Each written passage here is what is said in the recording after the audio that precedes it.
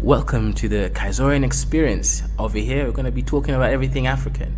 We're going to be having debates, discussions, entertainment, as well as learning about business, art, history, and everything in between. Cultural, tribalism, and everything. We're going to be out here debating with some really interesting stuff. So, like the video, share the video, and make sure you subscribe. Make sure you subscribe. Subscribe for the best experience ever. This is the biggest channel on the Afrosphere. So come and join the team, become a Kaizorian, and join the Kaizorian Empire.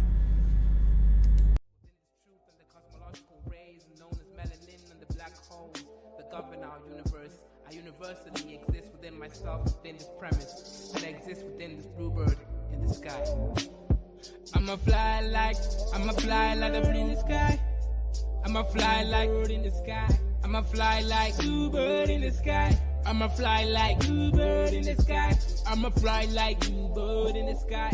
I'ma throw my bluebird in the sky. I'ma soar like bluebird in the sky. I'ma soar like bluebird in the sky. I'ma fly like bluebird in the sky. I'ma fight like bluebird in the sky. I'ma eat like bluebird in the sky. I'ma be like bluebird in the sky. I'ma be bluebird in the sky. I'ma be free, bluebird in the sky.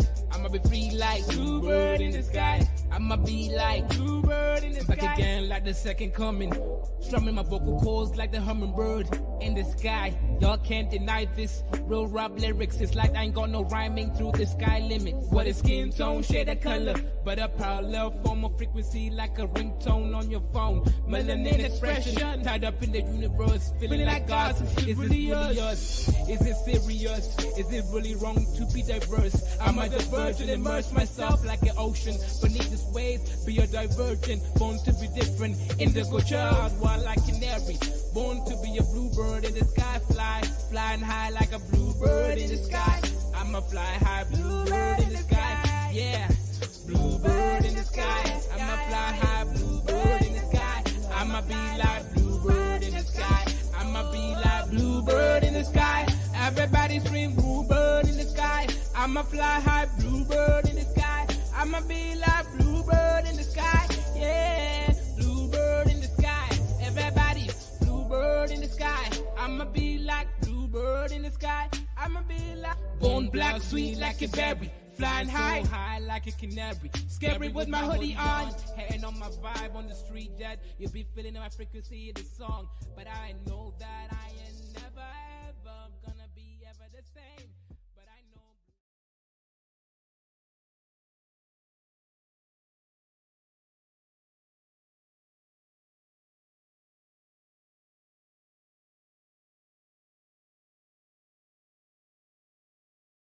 Hey, what's good? What's good, Dusties?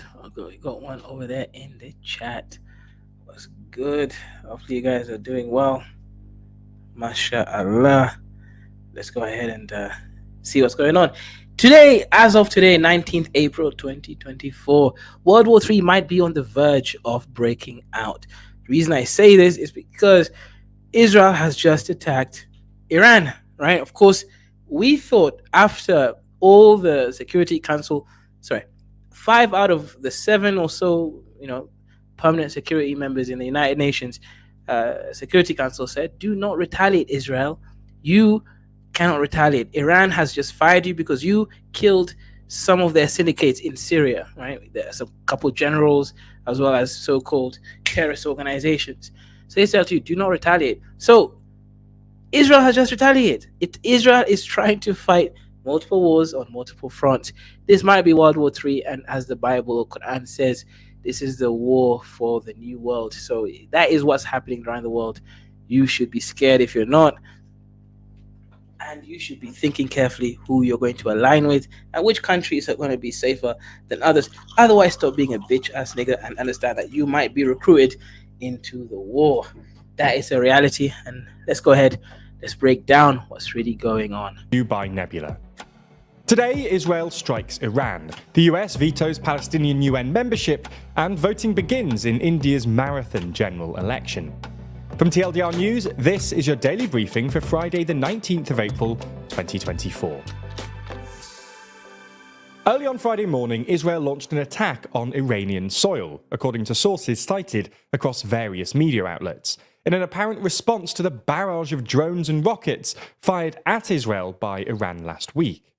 Now, at the time of writing, things aren't 100% clear, so we're going to run through what we know has happened and what is being said by the various sides in the conflict. Blasts were heard early on Friday in Iran's Isfahan province, which is home to a major Iranian military base and nuclear enrichment facility. US officials have told multiple outlets that this was an Israeli attack on Iran, and that Israel had given the US advance notice of said attack. US sources said a missile had been involved in the attack, while Iranian officials said that the country's air defences had intercepted 3 drones, and that no damage or casualties had been reported.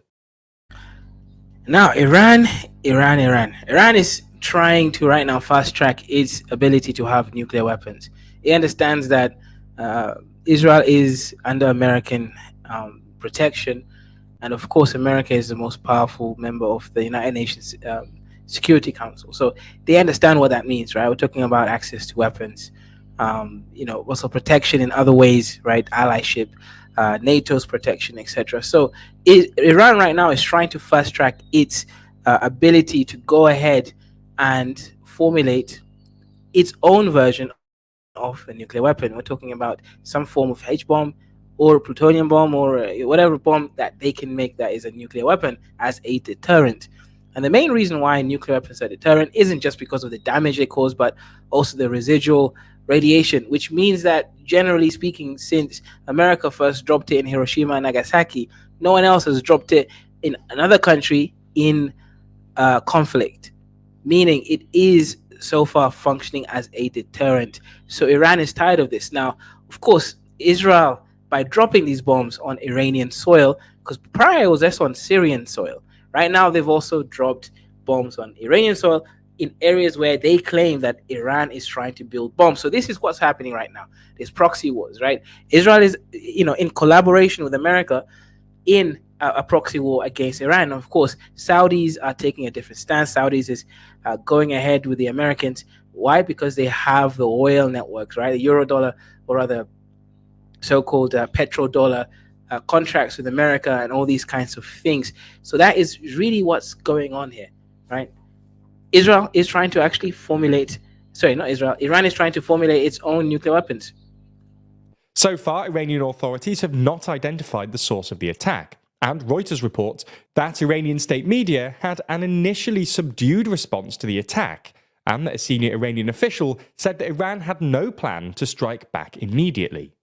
The apparent attack prompted Iran to restrict its airspace, but flight restrictions have since been lifted. So as you can see, things are escalating, right? It hasn't gone out to a whole-out war, right? But millions of dollars of bombs and other explosives, as well as drones, are being sent between the two nations, right? Between Israel and also between Iran, right? So this is the reality that's going on right now. And this news is just happening around this time, or a few hours ago, and this is scary, right? The reason why this is scary is because we did not think that this is going to be happening anytime soon. We thought that there's going to be at least a little bit of time for breathing, for people to get their sides on the right track, right? As I mentioned, Israel is fighting another war with Gaza. All right, Israel is dealing with so-called terrorist groups such as Hamas, Hezbollah, right? They're dealing with the Houthis in Yemen area, and of course, I'm sure the Somali pirates will start to act against them as well, right? Shipping routes are being rerouted, right? Maersk, right, a Danish company that does hold a lot of share in the shipping network, is already saying that they will no longer be shipping through the Red Sea anymore because it's of the instability. They're going to have to use the African route through the Atlantic Ocean all the way around so that they can go through South Africa and go into India, China, Australia, as well as East Africa. So this is already actually, really damaging the potential for trade right now. And there is a lot of stuff that has to be considered here. As I mentioned, guys, as of today, Israel retaliated against Iran around a couple hours ago. And this is why this is scary, right? As I mentioned, everyone's telling Israel, do not retaliate, right? You were able to block off most of these shots. No one really got killed in the last attack. In southern borders may have had a couple things attacked, but no one really died. So at the moment, Israel decided, nope, I'm not listening to this, and I think that's the scary part of this. But anyways, let's go ahead. Let's watch the video by TLDR, and let's see what we're getting from this. Separately, Syrian media reported that an Israeli airstrike had hit air defense sites in southern Syria, causing material losses. The Israeli government and military, which had previously vowed to respond to last week's Iranian attack, remained silent on Friday morning, and the Jerusalem Post writes that Israel will not accept responsibility for this attack for strategic reasons. Given all of this, the apparent Israeli attack on Iran has been described by some as limited in scope, raising hopes that the tit-for-tat exchanges between the two arch foes won't escalate further. Following Iran's attack on Israel last week, which itself followed an Israeli strike on the Iranian consulate in Syria, Western leaders and allies of Israel had been urging Israel to avoid escalation and exercise restraint in any response to Iran. The US, for example, urged Israel to pursue a diplomatic response and to take the win because of how much of the attack had been intercepted. Anyway, we'll have a full video on this topic coming out on the TLDR Global channel tomorrow, so be sure to watch that if you're interested. Yeah. So let me go ahead and read a news report by Washington Post, just to kind of at least get our sources in the right way. They keep saying that the attack was early Friday. I don't know if anyone knows. Is it Friday? Oh, it is Friday. Never mind. So, I guess I'm the one who's retarded here, right? Israel. Yeah, go ahead. I was just wondering, what do you think about that? Take the win. In other words, there were a lot of rockets, missiles, drones fired by Iran. Most of them were shot down, right? So it looked, in a certain sense, it could be interpreted as, well, this is a victory. Like, in other words, Iran looks weak. They look, in addition to the fact that a lot of them were shot down, some of them malfunctioned as well, right? So basically, it was like this massive display, the largest in history, but it didn't really do anything. So the idea is, hey, we look great, Israel/America, the technology and all that stuff, and Iran looks bad. So why not just take that as a win? What do you think about that point? That's what, yeah, I'm sure you heard it. Right. So, actually, I wanted to agree with what Hammer is saying. So, okay, if it was by itself, that Israel was able to intercept all these weapons and barrage by themselves without any help, I think that would have been a win. The issue is America was told about this. United Nations in general was told about this, specifically America by the Iranians, that they will be sending attacks on Israel, and also gave the time and locations where the missiles would be going.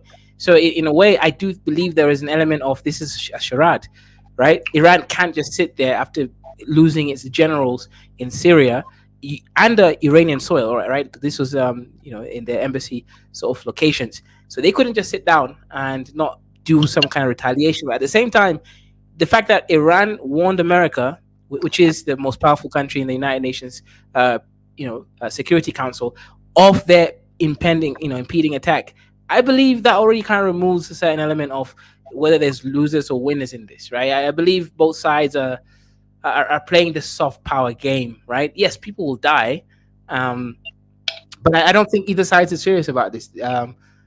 I believe it's for show for now. All right, fair enough. Go ahead and read your article. So shout out. Today is Friday. I think I was kind of confused when they kept saying early Friday morning. I guess dates are relevant now because this might be an ongoing thing. Israel strikes Iran. Israeli officials say US says it was not involved. Yeah, this is kind of interesting. Let's see if there's a video here that I can share. Israel has struck back at Iran. That was according to 3 Reuters sources on Friday. Iranian state media reported explosions near an army base in the central city of Isfahan and said drones were shot down. Reports said nearby nuclear facilities in Natanz, which the West suspects are involved in developing atomic weapons, were not damaged. Yeah, well, okay. Whether they're developing it, sorry, whether they were already developing it, they are developing it right now. I mean, that would be the only logic for them to do. And of course, even if America uses some kind of satellite to kind of look at the level of radiation and all that stuff. Yes, you can tell the levels of enrichment and whether it reaches a certain threshold. But at the end of the day, Iran most likely is developing it. Maybe they're already in this third year. It takes about 5 years, a couple $1 billion, $2 billion in 5 years to develop nuclear weapons technology. Right now, to buy warheads and making sure that it's compatible, that's a whole separate thing. But I believe Iran is most likely already developing these weapons. The apparent strike comes days after Iran fired hundreds of drones into Israel in retaliation for the attack on the Iranian embassy in Damascus in Syria. Most of Iran's drones and missiles were downed before reaching Israeli territory. There was no comment from Israel on the reports of an attack. Iran's Foreign Minister Hossein Amir Abdullahian on Thursday had told the United Nations Security Council that Israel should refrain from any action. Iran's legitimate defense and countermeasures have been concluded. Therefore, the Israeli regime, the terrorist Israeli regime, must be compelled. I love how they're just like a terrorist Israeli regime. I mean, fine, I get it, right? Like, but it's just kind of it's nice and clean. I like that. To stop any further military adventurism against our interests. Certainly, in case of any use of force by the Israeli regime and of violating our sovereignty, the Islamic Republic of Iran will not hesitate a bit to assert its inherent right to give a decisive and proper response to it, to make the regime regret its actions.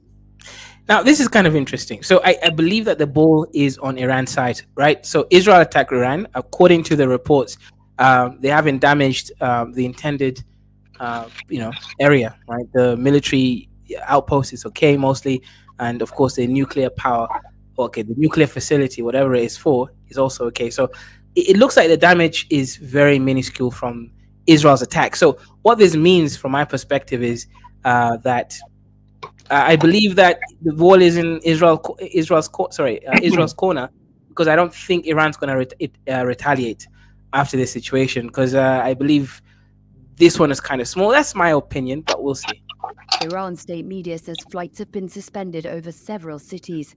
Flight tracking sites showed some airliners making sharp turns away from the country's airspace in the early hours of Friday. Israel had warned it was going to retaliate against Iran's April 13th missile and drone attack. Numerous countries had earned restraint, concerned that any retaliation could spark a broader conflict in the region. One Reuters source said the US was notified of the Israeli strike, but not. Yeah, so let's look at it logically, right? Because I think, yes, Israel is a powerful country supported by America, and this is obviously a proxy war. But it's more than a proxy war, right? Both Israel and America are having this war with both intended parties to benefit. However, the issue here, people listening, is Lebanon, right? Iran controls one of the biggest so-called terror organizations in Lebanon, right? We have Hezbollah, we got Hamas, obviously already. We have Houthis, and if you number all these people, these are millions of potential combatants against Israel. Israel will be flanking itself by multiple different areas with enemies on multiple fronts, as well as air, right? So I don't think it's smart, right, if Israel thinks of its own existence, right? It's only got what, a few million people that are of Israeli descent. Even though America will help them, America is going to be very unlikely, at least anytime soon, to involve its boots on the ground. So it will mostly be tactical support as well as weapons support. Meanwhile, Iran is getting the same from Russia and possibly from China. You know what? It's kind of interesting. Between Iran and then Hezbollah, Lebanon, Syria, and even Hamas, that kind of Shiite coalition, if you will, that also has Russia all there, also in the mix, right? And then on the other hand, you have obviously the Saudi and the Gulf states and stuff like the Sunnis, including the Sunni minority in that was ruling when Saddam Hussein was in Iraq.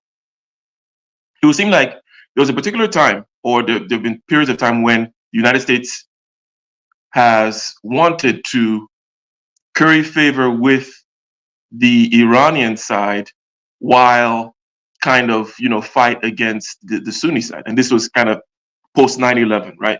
Post 9/11, doing the Iraq thing obviously helped Iran. I'm not saying they did it to help Iran.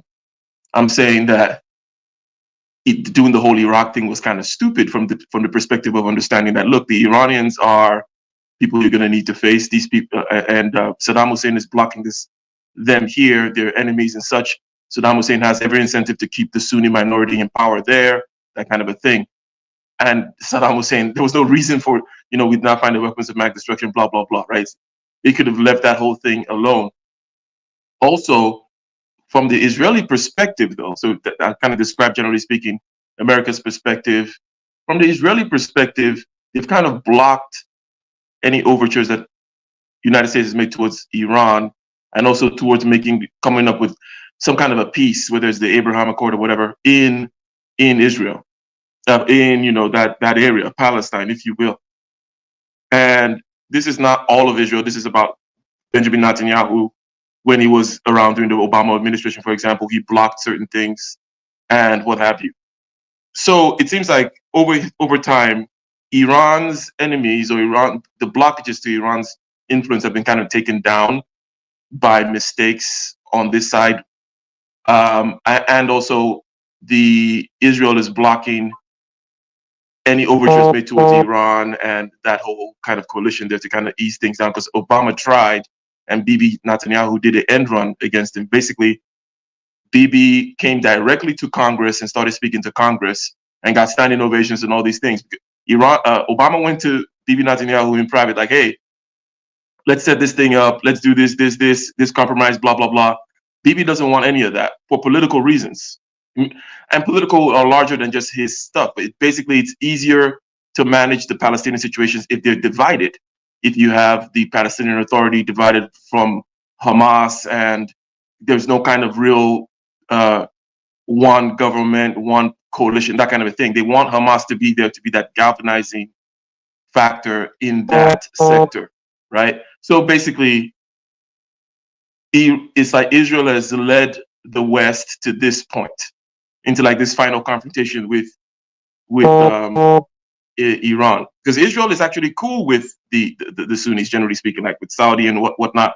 They're cool with like getting into, and we know that during the Trump administration, I'll say this and I'll shut up, that there were some agreements. What's his name?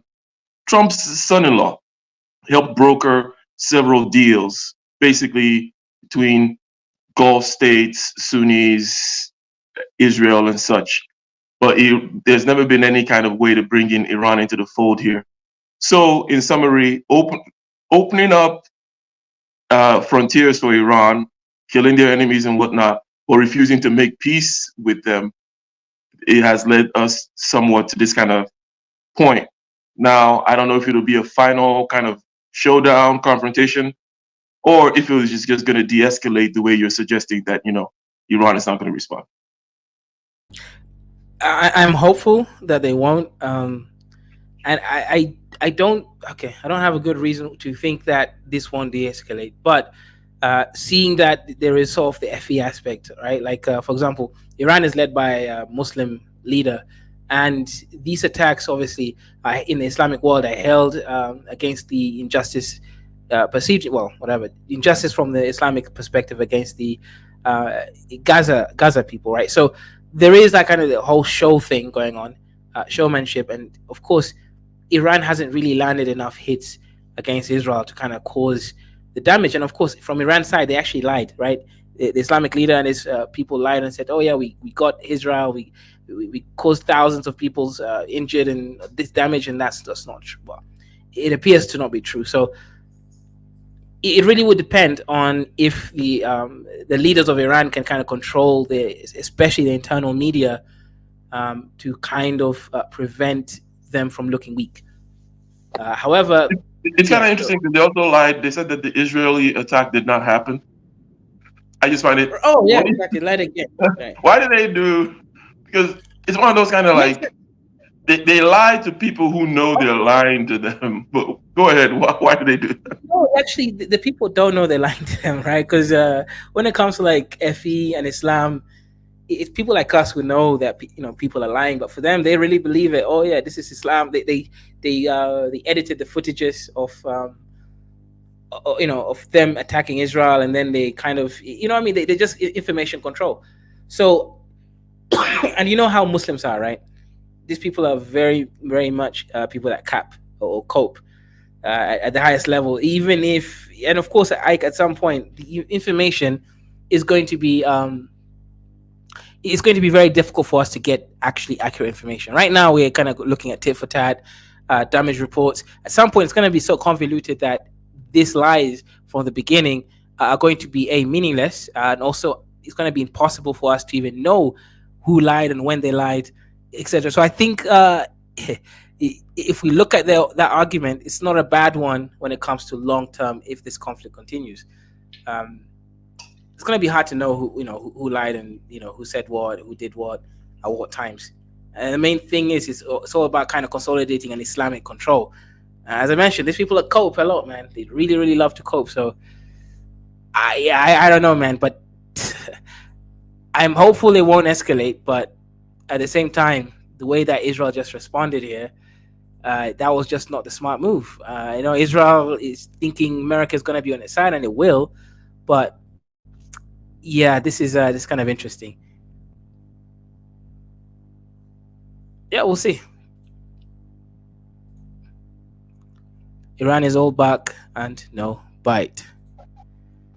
Iran doesn't want war. Israel wants war with Iran, but they need America's support. Yeah, of course, Israel needs America just because of the simple fact that if this turns out into a Middle East war, it's going to be Lebanon. Jordan might even get himself involved. You're going to get, of course, Iran, maybe Syria. Or no, Syria definitely. Syria will be involved against Israel. Iran will be involved against Israel. Yemen will be involved against Israel. So Israel is just going to be covered by enemies from all sides and angles. So at some point, no matter how strong or well trained the little army is, it's too small and just doesn't have the numbers to keep. Let's say, if you're dealing with invasion from the borders, Israel just doesn't have enough population to actually handle that kind of level of issue. And if it's airstrikes, yeah, sure, they have some some technology, but as reports came, America, Germany, France, all these countries helped Israel not get fully attacked, right? It's kind of interesting, but it yeah. Shout out Hammer. Make sure you're kind and respectful, Hammer. But yeah. Yeah, look, the only reason I have all that energy is when I'm around folks who are low IQ. That's what happens. Yeah. But I do like being around people who have high IQ because I think I can be more calm. But here's what you put into it in regards to the situation, all right?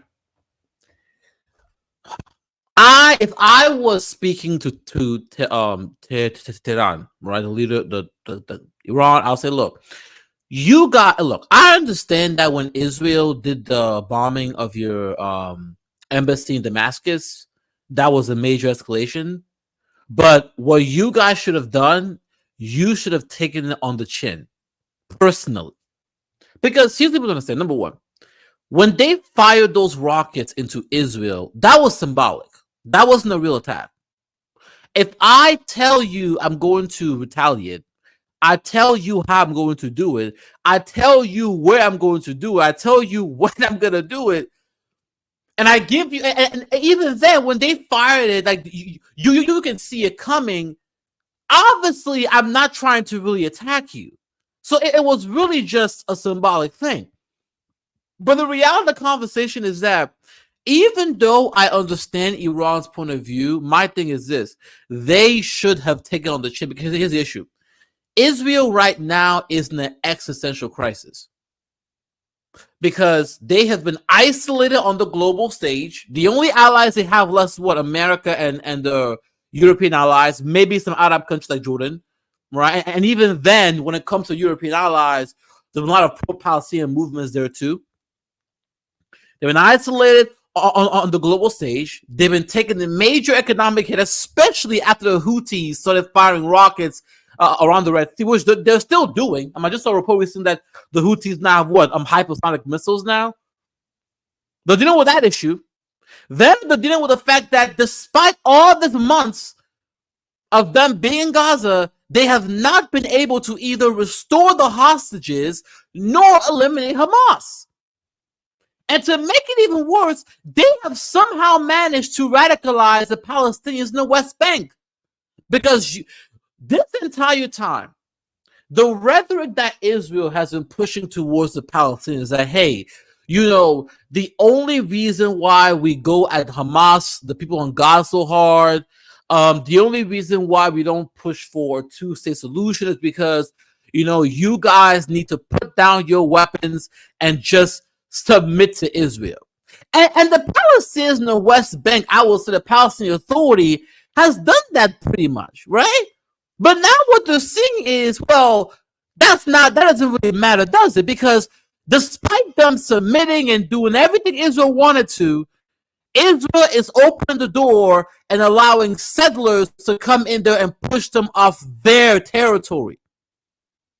And annexing more of their land despite it being against international law.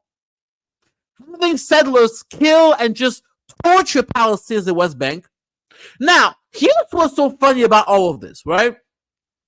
Is that what this Palestinian situation, what it tells me is that the only reason why Black South Africans were able to succeed the way they did is because Black people globally stood by them. I have always said that the only reason why the Palestinians are where they are right now is because the Arabs have abandoned them. Guys, let's be honest here, okay? Most of these Arab states do not give a fuck about Palestinians. They don't. In fact, they see Palestine and the Palestinian problem as an impediment, right? Many of them would love to make economic deals with Israel. Many of them already have military deals with Israel under the table, quiet as kept. They just hate the fact that the Palestinian issue means that they can't be open about it. So in reality, most of these Arab states don't really care about Palestinians. Now, the Arabs on the ground definitely rally and oh, Ja, I'm sorry. Yeah, I'm not yelling. My voice is just loud. I'll put down my voice. Yeah, my voice is naturally. Just, go ahead. Yeah, my voice is naturally loud, so it's not your fault. Sometimes, yeah, I'm actually not yelling, but that's fine. I'll just speak lower. But yes, most of the Arab states in the Middle East, they don't give a fuck about the Palestinians, Kaizo. I guess I can affirm this too. They don't. Many of them have been dealing with Israel for years. The only folks who really care about them are the Arabs on the ground, the ones who are rallying, waving the flags, right? You know what? It's in Egypt or across the Middle East. But at the end of the day, they're not the political class. And the political class says, yo, we're not trying to deal with all these issues.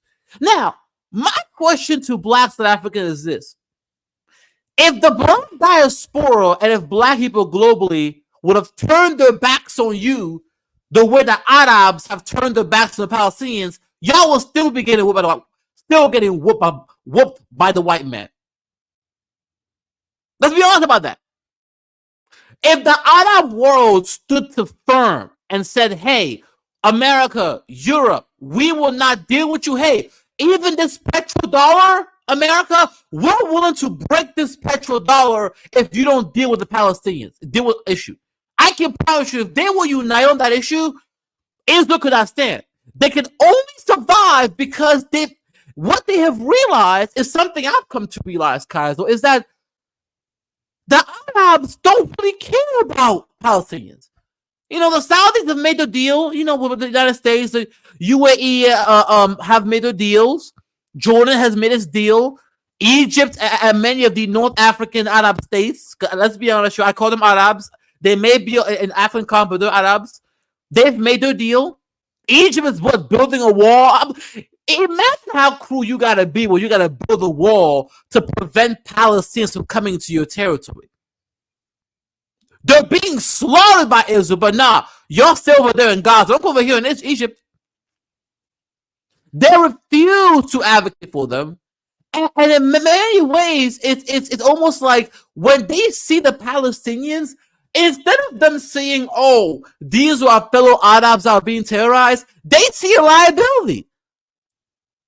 So, guys, I personally believe that. I personally believe that what these Arabs really want, like the leadership, they would. I'm just gonna say this. I believe that a lot of the Arab states, they would actually prefer it if Israel just wiped out the Palestinians. And I'm just going to say that. I think they would genuinely prefer if the Palestinians wiped out because they won't have to worry about it anymore. See, if the Palestinians get wiped out or get exported somewhere, they can deal with Israel, openly with a peace of mind, right? Okay. Now, Ja Anazula says Saudis have a love relationship. Well, not really per se, right? Saudis are self-interest first. They're, as of now, it is in their interest to align with America. Now, recently, they've kind of pivoted towards the east with, Saudi Arabia joined the BRICS as well as Iran and I believe the UAE. So they have been making moves to kind of diversify their options on the global stage. But don't get it twisted. Okay. They understand that the petrodollar essentially means that they have become one of the pillars of American power, and that's a leverage they do not want to give up. Okay. Even though they sort of worked with the John, okay, you know what, John? I can sort of agree with that in terms of, yes, I will say, well, here's the thing, you're right. The people on the ground in the Saudis, they may feel a certain kind of way about America, but here's the issue, John. None of them are giving back the money, though. Think about this. Folks on the ground, they make protests and complain about the West, but I'm not seeing a single Saudi citizen saying, "Hey, America, take back the dollars." They're not doing that. They have no problem pocketing that money. So we got to be honest here. But going back to what I was saying, so in terms of this situation when it comes to Iran, what people need to understand here is this. Okay, Iran stands on its own primarily because it is personally, I feel like it is the only major Arab state that genuinely cares about the Palestinian issue. Yeah, so they have. That's what I said. They don't. Saudi Arabia has sort of moved towards the BRICS, and they're essentially trying to make more deals with the Chinese and the BRICS bloc, but they're still holding the cards to the chest. They haven't yet fully moved to the sort of break down the petrodollar, but they are making moves to kind of help the Chinese move along in terms of their system. So that's right. But going on what I was saying, when you look at it, Iran in reality is the only major Arab state that is truly, in my opinion, advocating for the Palestinian in this kind of way. Now, are they willing to light up the entire Middle East? Of course not. And personally, to kind of tell you, Kaiser and Ike, look, here's what Iran should do moving forward, right? Number one, don't retaliate. Let this be it, right? Just move on. It is what it is. Number two, use your proxies. You look, when it comes to the United States, when it comes to the West, when it comes to Israel, these powerful military nation states are not really well equipped to take on asymmetrical warfare. We saw this when America was in Afghanistan. We saw this in Iraq. It's easy for them to go at well-defined targets, well-defined, state enemies. When they're dealing with counterinsurgencies, when they're dealing with essentially asymmetrical warfare, somebody jumping out of the bush, they don't know how to deal with that. And asymmetrical warfare is the best way to take on military power state because you can go at them any kind of way, whether it's blowing up a hospital or blowing up a building. So use your rebels, use your rebels, use your proxies to apply maximum pressure. You don't have to go at them directly. That because what this does is that it creates more commitment. Yeah, Johnny, they probably won't want to attack, right? But use your proxies, okay? Use that to create pressure because this allows you to maximize the amount of attack you can put on Israel in the West without having to be committed to anything. Hell, the Houthis already have a hypersonic missile. Have them use that.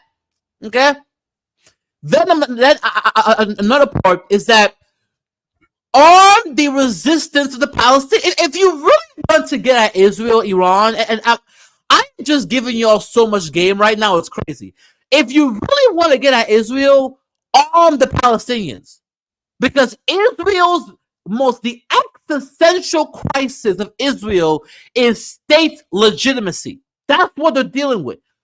They've always had to deal with the fact that on the global stage, they're not really legitimate. Like most countries don't really view Israel as sort of a legitimate state entity, despite them being part of the UN.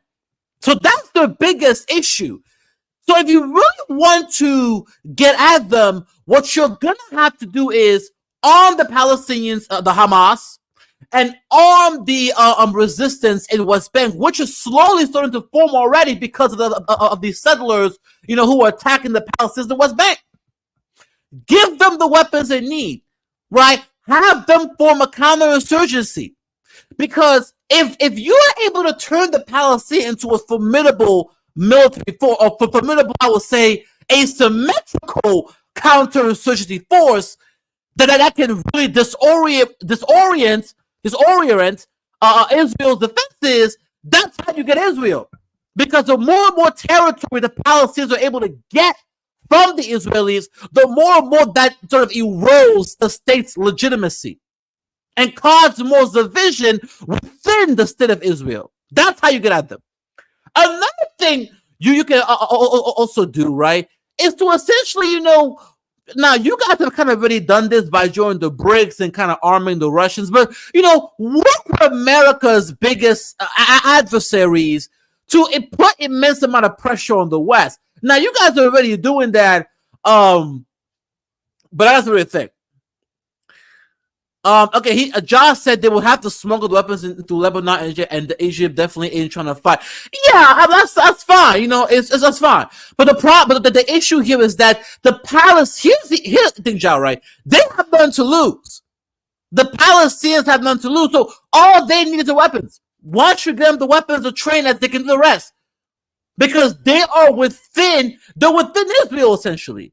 And the thing is that Israel having nuclear weapons is not going to help them in the battle against Hamas and Palestine. Why? Because Palestinians literally live within Israel. For them to drop a bomb on the Palestinians would be the same as them dropping a nuclear bomb on Israel itself.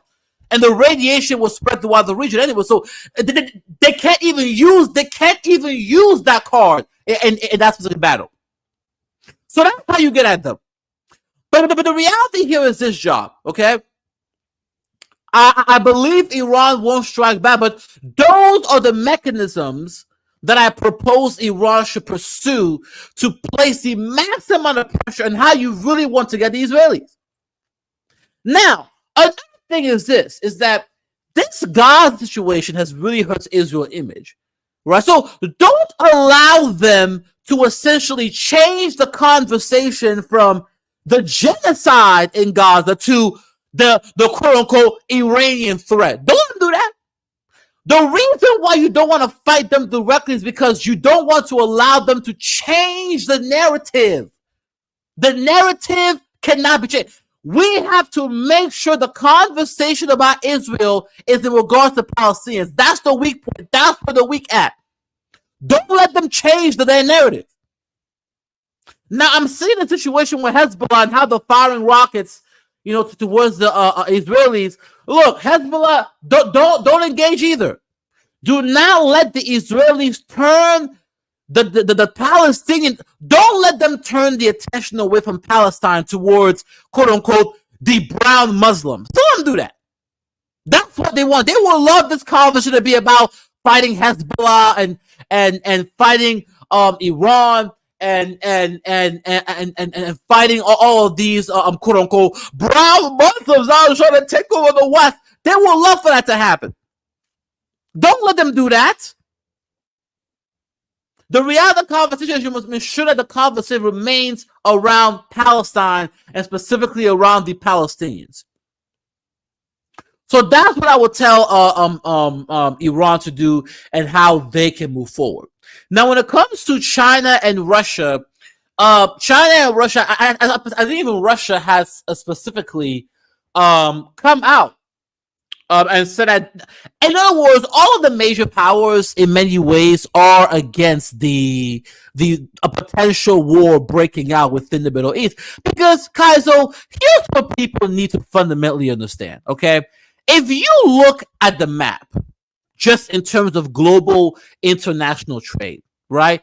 The vast, like, when you look at the map, right, some of the best trade routes on the global stage go towards the Middle East, whether it's through the Red Sea, the Strait of Hormuz. So when you're thinking about international trade, the worst thing that could happen for international trade is for a war to break out within the Middle East and disrupt all those trade routes, in which then countries would have to go around Africa and around the Cape of Good Hope, which will fundamentally disrupt international trade. Of course, Russia doesn't want that. In fact, let me go and do a quick right here. Kaizo, I don't know if you know this. Let me go ahead and put this article in the back chat so folks can understand what I'm talking about. So recently, some new data came out in which Russia is now growing. Let me put it in the back chat so you can. I'm putting in the link here for y'all for all you low IQ niggas. And Kaizo, I'm gonna go ahead and put it in the back chat too. You know, damn, this turning into a lecture. But I'm going. Y'all can see. Kaizo, you there? I hope Kaizo did not leave the panel yet.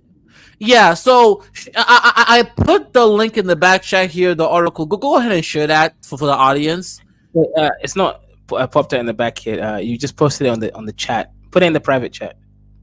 Yeah, I'm putting it in, but then nothing is showing up. I don't understand why. No, you put it on the main chat. Click on the private. Yes. Sorry. Yeah.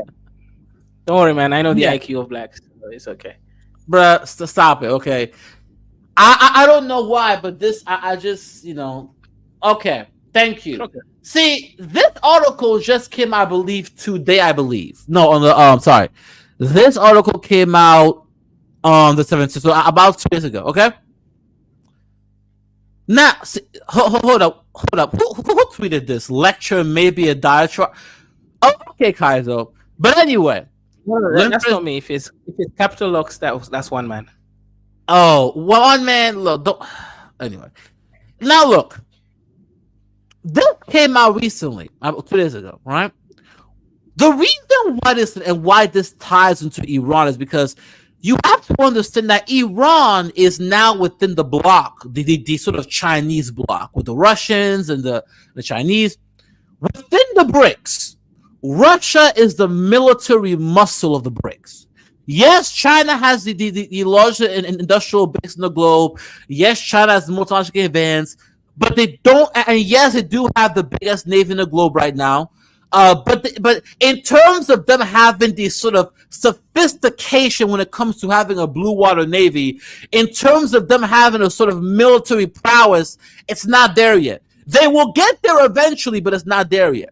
Right now, they do have hypersonic missiles, which actually, in many ways, cancels out any aircraft carriers that America may have. So it makes no sense to have aircraft carriers now when a hypersonic missile can essentially sink that. But anyway, so why this is important when it ties to Iran?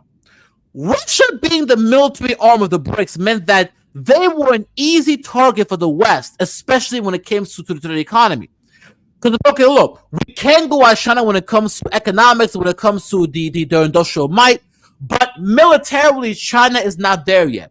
And the only country within the BRICS, within the bloc, that can sort of be the muscles, the Russians, because you don't want to the military might equal to the West as of now. I believe, just want to let you know, I believe, CIA, FBI, I'm just saying my theory here. I believe that when Joe Biden came into office, the Ukraine war, Kaizo, was him putting all the eggs in one basket. Here was the goal, I believe, what the game plan was. Okay, we are essentially going to, because remember, Joe Biden was there when Vladimir Putin seized Crimea. So Joe Biden knows very well that when it comes to Vladimir Putin, Ukraine is a red line for them. Okay, primarily because of their access to the Black Sea. So he believed, just my opinion, okay, my hypothesis that Joe Biden came in and he did a Hail Mary throw.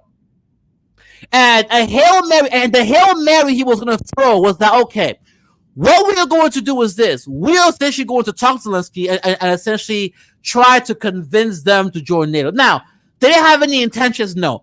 But the goal was that they knew the Russians were watching. They knew the Russians. So the goal was to get the Russians to believe that America was going to try to militarize Ukraine, give them weapons to get them to join NATO, right? And then this would trigger a response from the Russians towards Ukraine. And they would then use this response to scare the Europeans back into America's arm, and they use the response as the prerequisite or as a justification to impose, throw all kinds of sanctions and essentially destroy Russia's economy. Why would they do this? Very important. When Joe Biden took power, Europeans were talking about strategic autonomy. Emmanuel Macron, Angela Merkel, right? Of course, when it came to the UK left. So, because the EU was, of course, three-legged stool. It was the UK, France, and Germany. The UK left, so it was just Germany and France. So Emmanuel Macron and essentially Angela Merkel. Hey, we want strategic autonomy from the United States. Germany had just commissioned Nord Stream 2. I know this. So Joe Biden is coming to office. He's seeing the Europeans were drifting away from America. Germany is commissioning a second pipeline with Russia, and they're telling the Americans, yo, if you sanction us, it's going to be problems. So he's seeing America losing influence from Europe. This was supposed to be the Hail Mary to win all the cards. Okay? So we use Ukraine to instigate the Russians, and then when we get the Russians to respond, we're able to scare the Europeans back into our arm. We're able to use the response to economically destroy them. And once we economically destroy Russia, this will inadvertently destroy them militarily. And without with Russia's military collapsing, this then leaves China wide open. And we can then more easily encircle the Chinese. That was the game plan. Now, of course, it all backfired. it all backfired. Number one, now, their plan did scare the Europeans back into America's arm, because now all of a sudden, Joe Biden's in Europe, hugging white Europeans, saying, yes, we're united again, right? America's here. But the sanctions bounced back on the United States, right? And instead actually hurt the Western economies. Number two, most of the globe did not follow the Western world when it came to the sanctions. Number three, Joe Biden made the biggest mistake in his life when he had the U.S. government seize Russia's reserves. That was the dumbest shit ever. And the reason is because that seizing Russia's reserves was essentially the equivalent of a bank stealing your account, stealing your deposit.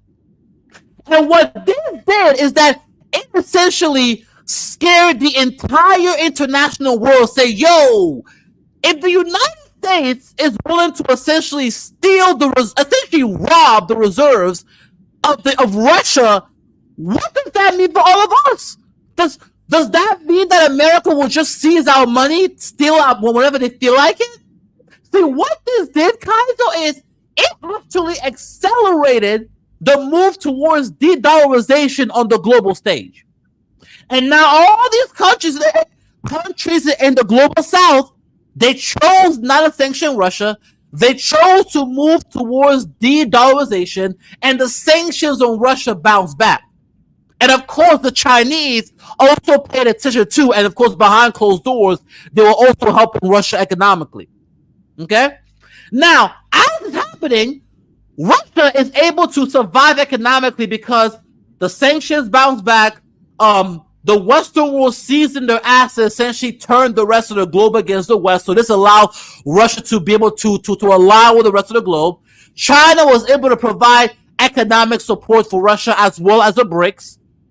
And so Russia was able to, in other words, Russia was able to find good economic standing and rebuff the sanctions. But not just that, Kaizo, right? Russia was then able to crank up their industrial base, and now they are outproducing most of the West when it comes to ammunitions. So not only did the economic sanctions bounce back, Kaizo, but the military war machine was actually, like, it actually got even stronger. So why am I posting this article? Because when somebody reads the article, Russia's going faster, right? If they don't understand how the Ukraine war, how everything Ukraine got us here, they're not going to understand how we got here. And remember, and Janet Yellen, Kaizo, remember when Janet Yellen flew to China recently? And Janet Yellen was trying to tell the Chinese that, you know, you guys are producing too much on the international, so you got to stop producing. Yep. Now, do you know the reason why she did that? Because their gamble on Ukraine failed. The economic sabotage did not work. It bounced back on the West. Kaiser, where do you think all this inflation is coming from? Think it's magic? It's those sanctions that are bouncing back. Number two, the rest of the globe essentially is chose to not sanction and align with the Russians. Number three, due to the economic support of the BRICS and the expansion of the BRICS with Saudi Arabia, UAE, Iran, and other countries joining in, China's bloc got bigger, and China's bloc was able to provide an economic foundation for Russia to stand on, and even get a much more powerful after that. Number three, because Europeans were no longer able to have access to the cheap energy from Russia, this undermined their economies, because the European economic model was based on what? Cheap energy from Russia, cheap goods from China. This Ukraine thing essentially put an end to that. Russia was cut off to the energy wise, and China pulled back economically. So now they're essentially nothing. They have to rely completely on why do you think things were way more hard on France? It's because they had to rely on the nuclear technology. They couldn't rely on the gas and oil that they're getting from Russia. But see, now here's the thing, right? Now, why do you think France is so angry at Russia when it comes to Africa? A lot of that uranium came from where? Cause you know this, for France. No, of course. For Africa, right? Sahel. So Sahel, exactly. So now that the Sahel region is flipped, what does that mean? That's checkmate for Macron. So now, not only can Europe no longer get a cheap energy anymore, but now their colony, France, their colony, right? They're no longer able to extract the way they could, so they're fucked. So now they have to completely rely on the United States. But here's the issue, Kaizo. America is fucking them too, because America is charging them twice the price for gas. Right? So now Europeans are economically fucked, because you don't have the cheap energy anymore, you don't have the cheap goods anymore, and your ally, the United States, is fucking you in the ass by charging you more. And to make it even worse, Donald Trump is talking about when he comes back into office, he's gonna be America first. Yep. So Europe is fucked. That's why Germany. That's the reason why. And I know you know this too. If you look at the European economies, which country has been really taking the hits in the Ukraine war? It's Germany. Why is that? Which country had Nord Stream 1 and Nord Stream 2, Kaiser? Of course, we know what it is. Yeah, right? Germany was the center. It was the economic center of Europe. It is the only industrial area of Europe. Once you cut off the energy and the cheap supplies, Germany fell. And if Germany is gone, Europe is gone. But go ahead, Kaiser. No, you're 100% right. Right. So I think, okay, there's a few things that's happening here, and I think there's a few mistakes that America, or rather Europe made, actually, not America. And one of the mistakes that Europe made is by joining America's sanctions against Russia, because they had a lot of assumptions, right? Germany is an industrialized economy. France is Yes. also semi-industrialized, and these Mhm. countries need energy. Now, when you Yeah. go around making enemies with the people that are actually going to cause you issues, I mean, France, for example, made a big bet that went wrong because now Russia managed to turn the tides on French control over its resource. Right, France is going heavily nuclear right now, and of course, it's all in line with the European, vision of 2050 or whatever it is, for a fully green environment, which is fine. I have nothing against that. But Now, let here's me stop you right there, Kaiser, why because I. create enemies with someone that Mhm. literally was about to take over your mining rights, Yeah, more or yeah. less. That's the part that didn't make sense to me. Yeah, yeah, but let me just ask some. I'm happy folks are joining the conversation so we can have a you know I love having high conversations. That whenever I hop the panel, I have to deal with it's when I interact with low IQ people that gets me mad. But to answer your question, Kaizo, I get what you're saying, but you're wrong about one thing. It wasn't the Russians that facilitated the anti-French stuff. The anti-French movement in West Africa was largely driven by the young people through social media. You notice, Kaizo? It started on social media. The fire caught on with the young people because from it before even the Ukraine war, there was a lot of protests in West Africa in regards to the Francophonies, French control. There was a lot of protests in regards to the CFA franc, both from West Africa and Central Africa. That was happened beforehand. It just so happened, and Kyle knows, right? The key when it comes to geopolitics is time. Timing is everything. Timing is everything. There was already anti-French resentment in West Africa. The difference is that the time was not right. But when the situation in Ukraine happened, right? Here's so funny, right? Here's why I don't think Americans understand how fucked they are. Joe Biden put all of the eggs in one basket for Ukraine, and it failed. And because his Ukraine gamble failed, the entire geopolitical order has now moved from unipolar to multipolar. So now because the Ukraine conflict has now changed the geopolitical landscape to a multipolar world, the timing, Kaizo, the timing was now right for the anti-French sentiment to take hold. Now it could manifest. It was always there, it was person, but now it could really make changes. And it just so happened that Russia was right there in time to tap into that. You get what I'm saying, Kaizo? You get what I'm saying? So that's what happened in regards to the Africa. And and shout out to a brother in the comment. Yeah, Kemi, yeah, this is not new. This goes way back. The anti-French has been happening for a very long time. It's just that every time they tried to rise up, they were always stumped down. But it was only recently that after the Ukraine war and the geopolitical landscape changed from unipolar to multipolar, now the opening, Kaiser, the opening was there for change to be exacted. So that's Yeah, reality. 100%. Yeah, let's let the new panelist, Yas, Yeah, so or is stop it about yours, that. go ahead. Yeah, I don't know what your thoughts are on the conversation. let's let the other folks chime in. Okay, let the new panelists chime in. What's up, brothers? It's pronounced Yos. How you doing, brother? I'm good. I'm good. How y'all doing? Doing good, doing good.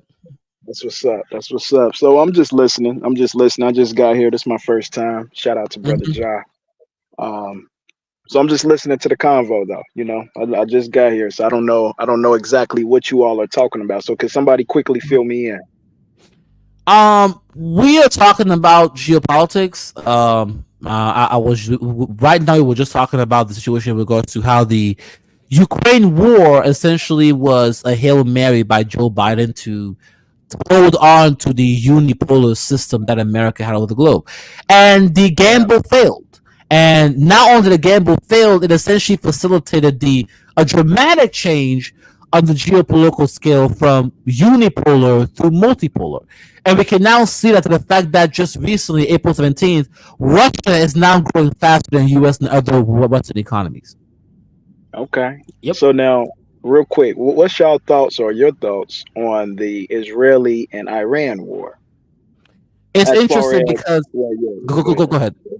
No, no, no. No, Go finish ahead, go up. ahead. I just want to know just your overall thoughts and how you Yeah, think it's going to play out. yeah, it's interesting because I was just talking about it, but I guess I'll say it against you here. My thing is this: are you asking me what I think is going to happen with regards to Israel and their future? Yeah, Israel is fucked, and the fundamental reason because they have put themselves in the corner. Israel was only able to maintain its existence, or I would even say maintain its credibility on the global stage because they were tied to the unipolar power. So whenever someone tried to go at Israel, whether it was, the Arabs or anybody else, they could always call, Daddy America to come and save them. Here's the issue. The United States is now the empire in decline. And the rising empires are aligning with the sort of anti-Israeli force like Iran and the and UAE and sort of. So what that means is that Israel is now in a situation in which all of the people in which that were traditionally their like adversaries are now aligned with the powers that are rising, but they are aligned with the power that's in decline. So as time goes on, it's going to become more and more difficult for the United States to bail out Israel. They're going to be more I agree. isolated. They're going to be, less military capable. Even this whole strike. Look, let's be honest here. Iran is not really going at Israel the way they could. They're really not. And to be honest with you, if they just activated the proxies alone, like the Houthis, all of them at once, I'm gonna give you an example, right? Israel was only able to stop those rockets because America and Western allies helped them. If it Right. wasn't for the U.S. being there, they would not have been able to do it. So what does that mean? Even the military capacity is predicated on them being tied to the to the superpower nation America. But what Right. happens 10, 20 years from now when the United States no longer has world currency? The United States can no longer borrow on the global stage to fund its massive military industrial complex. The United States no longer is able to fund things domestically. The U.S. now has to pull back on the global stage because the money is gone. What are they going to do then? Yeah.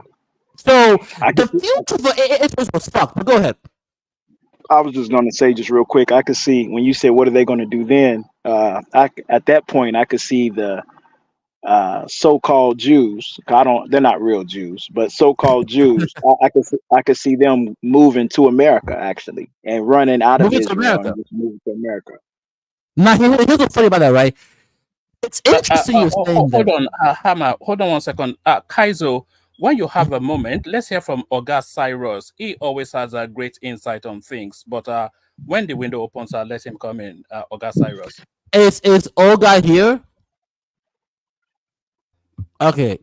I'm here. I'm just waiting for my turn. Oh, okay, go ahead, Olga Cyrus. Say your piece. And then after Olga, the other panelists can also chime in too. Yeah, yeah. I've been listening to your conversation, and let me just say this. Once you just listen to black, I'm be frank.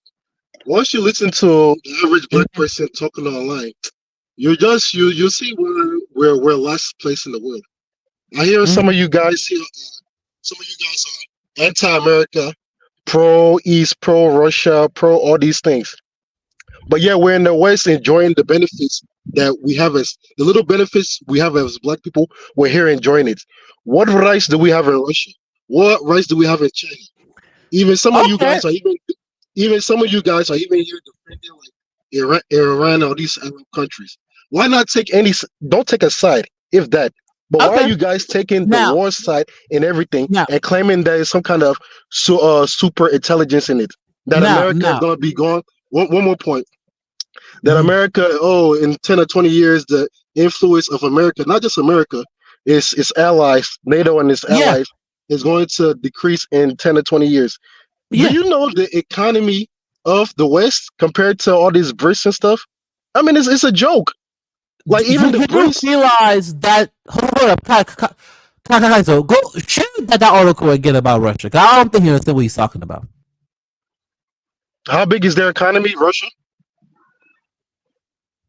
Read the article. What does it say? Okay, they're gonna jump to a $22 trillion economy, which is what the Now, United States is keep at this in right now. mind, okay? Keep this in mind. The BRICS, because right now, when it comes to the West, you have the G7, right, which is mostly the Western countries, and the BRICS. Hmm. The BRICS is already, I believe, has already surpassed the G7, or it will surpass. That's It already will, happening. okay, The okay, future of the global economy is going to be, I believe, in Asia. They're going to be the largest economic bloc on the global stage this century alone.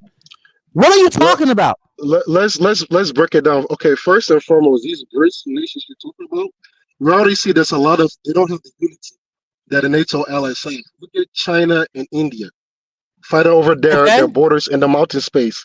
War, that's like a looming war they have to fight anyways, because they already have No, numerous that's not a looming border war because disputes. they're nuclear A looming, powers. possible looming war. No, they're nuclear powers and they will never go to war. If Yeah, you but think nuclear that, then powers still go to war, don't they not? they're right next to each other. If you think China and India And are they still going been to go to shooting down war, each other's shoulders. It's possible. yes, they Huh? have symbolic scuffles here and there, but no one. Come on, listen to what you're saying. Look at They're right next to each other. Pakistan and India. They haven't been fighting for decades, even though Yeah, they have their own thing, but they're both nuclear Okay, powers, so they'll never go to war. okay, but they still fighting and killing each other, and Yes, all they those things have can the escalate. proxy scuffles, but that's about it. They're not going to go to war. You don't know that. What are But they're Israel and this Iran is my doing right point. now? What are This Israel is and my Iran doing right now? who? You said what Like, is who doing right now? I said, what are Israel? I mean, you're saying because they're nuclear powers, they won't go to war. What is Israel Huh? and Iran doing right now? wait, me? No, I didn't. You okay? Not me. Oh, yeah. I mean, Israel and Iran are literally doing symbolic scuffles. That's the whole point. okay. Like, I would not be surprised if Iran already has nuclear weapons, to be honest with you. That wouldn't. They don't. We know Israel has nuclear weapons. I wouldn't be surprised if they already have it, just hiding it somewhere.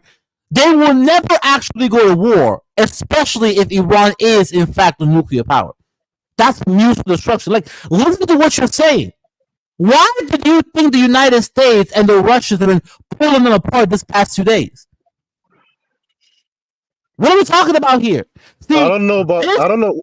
I don't know about any past 2 days, but you guys are like if you let me set it up. let me break it down, Those man. are proxy wars. That's not real ground to ground, putting hands on you conflict.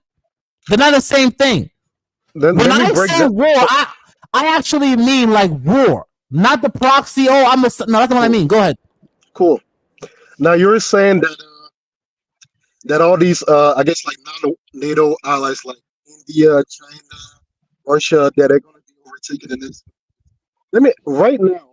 How many global because it's not only in terms of war or machinery or anything like that. You have to have a bustling economy to fund all those things. Brother, Now, you keep going in and out. hold on. Hold on. I can't hear you correctly. So, oh, you can't hear me? Yeah, you keep going out. Like, what's your, are you okay? Are you on your phone? I'm on my phone. I don't have any, Yeah, earpiece on. keep your phone close to you. Keep going. Yeah. It's just close to me. Now, if you look at all Okay, go these, ahead. if you look at Russia, China, India, Mhm. just look at like can you name any top company in the world that their innovation, like any top company in the world that everybody uses, compared Now, to Apple? Let me just make this comparison. go Compared ahead. to Apple, compared to Microsoft, compared to L'Oreal of France, Okay. Bugatti and Ferrari of Italy, like Japan has Toyota, and they're That's like great. on the other side. So which This is too easy. innovation? They don't innovate. How can you Okay. overtake economies Let me when you go don't ahead and have do this. that quotient? Kaizo, share the link in the back chat. It's too easy. This is what gets me mad when Loak keep up in the panel. No, let's go. You don't gotta know. You go. What does the article say? Okay. So what does that mean? So China has it over. Hold on. So China has it overtaken the United States economy because of this one electric car company You that. asked. First of all, What does China that will mean? overtake U.S. economy later on by this century. But Can you? you asked what innovation, right? Yeah, you can't just. Now, the electric car, when it comes to electric cars, right? That's the Yeah. future industry. China's BYD has already overtaken Tesla. In fact, Tesla just announced massive. They laid off more than 10% of the workforce, I believe, last week. Can you name for me one Globally. model of this BYD? Can you name for me one car model?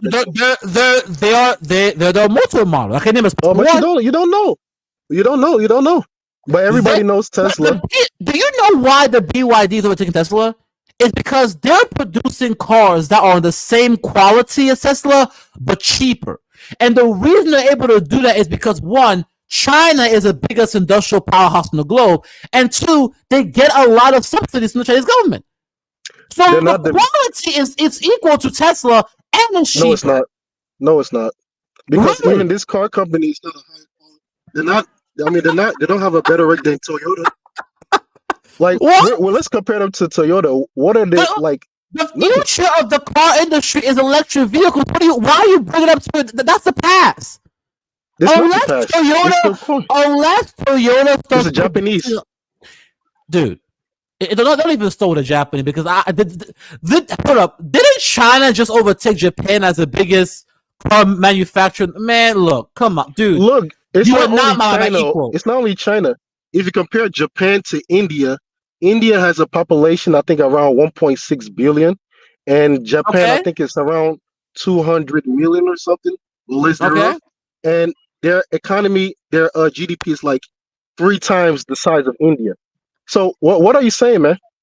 You're saying that these guys, India, who have 1 billion people, is going to overtake, be a better innovation capital more than Japan? That's already doing far more than they have the demographics, and they're slowly. Let me ask you a question, because I don't think it was. And by the way, Kaizo, I put another link in the back. So share that too. I think you understand. Okay, James. Okay, if Toyota is doing EVs, then okay, they'll be fine. Okay, because that is the future. Yeah, they were taking Japan as the biggest. I don't think you understand how the industrial cycle works. Okay, I believe I do. Number one, you first need the demographics, the demographic base, right? Then you use the demographic dividend in order to create the labor force, right? To industrialize, to create a consumer base. And once you do this, then you're able to kind of technologically advance. China went through the same model. India's going through it. When it came to Japan, Japan had a major population boom, right before it. In fact, one of the biggest reasons why Japan is economically in decline, because what? They're demographically shrinking. It's not. Look, so even India already has demographics. All they gotta do now is turn the demographic dividend, right, in order to fuel the industrialization by essentially using the massive manpower they have. Once they industrialize, they can essentially use those industries to create a consumer base or domestic base to fuel their economic growth. And with that economic growth, it can essentially use to invest towards research and essentially economic and technological development. Then why haven't they done that since then? Look at them. Why haven't they done that since? Like, look at them compared to China. China was a poor country, but if you look at India and China, China is leaps and above India. Leaps and bounds above India. India does not have a manufacturing. Now, India is slow. Now, you know why? China began the industrial. Bro, you are not my equal. This is what I'm talking about, right? This is what gets me angry. You don't have to.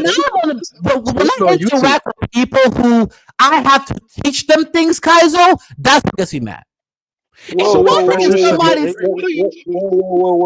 First of all, we're all on the same team here. Let's be humble. I'm not talking about you, brother. It's one thing if somebody says. I'm talking about you saying whoever you're saying is not your equal. Let's just be humble because all of us, we all want better. No. That brother is obviously not my equal when it comes to this topic. Maybe he's better. Maybe he knows more than me when it comes to, I don't know, digging up cobalt in Congo. Maybe he's better than that. When it comes to this issue now, you want to throw at Hanneman in this now? Just deal with the issue. Okay, calculate their economies.